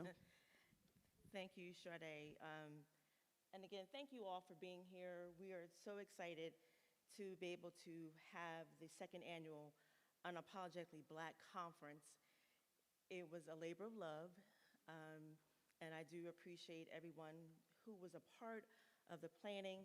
We really appreciate all that you have done and that you were here to make this day possible. This year, we decided to have the theme, policy, power, and people. That is our charge, that is our commitment, that is our future. I want to begin by thanking again all of you all who attended here in person and those who were able to be a part of the virtual space. We were very intentional in trying to have a program that was compacted and has a lot of information, but I think we probably had too much information, too many panels, but anyway, just thoughts in my head. So again, thank you all, and before I recognize anyone else, I would like to recognize two people who have been very helpful and have my back on this entire thing. My family. Mama, may you please stand? Dr. Mildred Huffafosu is my mother, thank you. And my sister, AC, who was here earlier, but as you all know, she was the former state director for Senator Tom Carper, so she's forever a staffer. She is in Newark, Delaware with him right now, so she gives her greetings as she's not here, and I thank her for being here. We had a great time today. A lot of great conversations, call to actions, and it's awesome. There are a couple of slides that we have here about call to actions and what we should do. We will send it out to all of you all because it was a lot of the information was said through the panels, but we want to give you some concrete things to do as, again, going to your legislators, making your voice heard, talking about the issues. That's something that we can do right now, and you don't have to have a quote-unquote, anybody can do it. I promise you, it's easy. So I want to give some other thank yous. Thank you to our panelists and moderators. Thank you for your knowledge and your insight. We appreciate all you have done to make this conference a success. I also want to thank Dr. Freeman Williams, our chair of the Racial Equity Consortium. Thank you for all you do. And Ms. Jane Hubbington, who had to leave, but she's our vice chairman of the consortium. A couple of our members of the REC were here. They have gone, but I thank them for the work that we do. Every month we meet, we always talk about what we should and should not be doing, and they've been an integral part of the planning of this program. Who am I thanking? I'm also thanking the chairs of the Delaware Legislative Black Caucus and all the members. This program, or this conference, started last year with the vision of Senator Darius Brown, and he passed it on to the current chairs of the caucus. And again, the caucus was started by Stephanie T. Bolden, Representative Bolden, a Delaware State alum, a terrific, T for terrific, a terrific lady who thought it not robbery to formalize the caucus. And this is also part of her brainchild and her work. So we're excited to honor her in her absence. I also want to thank all of our generous sponsors, the ACLU of Delaware, Delaware Healthcare Association, the Black Agenda Group, the Delaware Office of Supplier Diversity, the Delaware NAACP State Conference of Branches, and again, our host, Delaware State University. Thank you, Dr. Allen, and thank you, everyone. Thank you, Sade Truitt. For a second year in a row, she has served as our phenomenal NC. Thank you for your energy and your Black girl magic. And I also want to shout out to Miss Akira Jackson, who gave the spoken word during lunch. She was so nervous and thought that her poem would not fit in this space. I'm like, well, yes, absolutely. And she's so excited for everyone to say who talked to her afterwards. So thank you for lifting her up. Thank you, Sodexo, for your catering. Again, packs lunches, grab one before you leave. And we want to thank the MLK building manager, Dennis Reeder, Mr. James Lunerman, and their entire team for helping us get this space. Thank you to the planning committee who are here. Dr. Brown, thank you so much. Also, thank Dr. Simone Silver for putting the panel together, and Alicia Jones, who did all of our social media posting and creatives. So we thank you all for that. Thank you, Darius Goodwin and his entire team for the AV, everything that we have here and on YouTube. Thank you so very much. Thank you, Mr. Michael Pierce, for capturing the moments with your photography. We appreciate you. And of course, Jordan, for being our first rec ambassador. Thank you for being here. So as I close, I just want to ask everyone to please stay connected to the Racial Equity Consortium. Visit us through our social media pages, and you will find additional information about the future policy programs that we are planning. As I mentioned earlier, we will have the intense training of the Black History curriculum. That will be in September.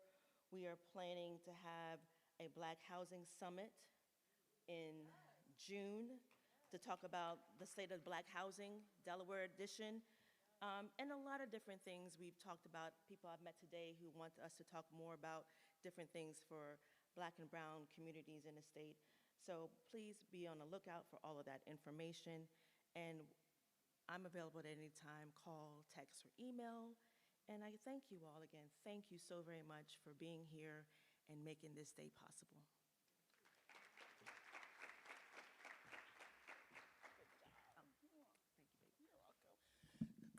Great job. So before we leave, Delaware SHIP, which is, Sequoia, help me, the State Health Improvement Plan is having a community conversation here at Delaware State University tomorrow, Tuesday, April 21st, tomorrow from 5 to 6:30 p.m. You can see Ms. Sequoia in the back of any questions, but it's another opportunity for students and families to have their voices heard about the State Health Improvement Plan. I think we all need to be in the room for that. So please be on the lookout for that. Check your emails for any additional updates.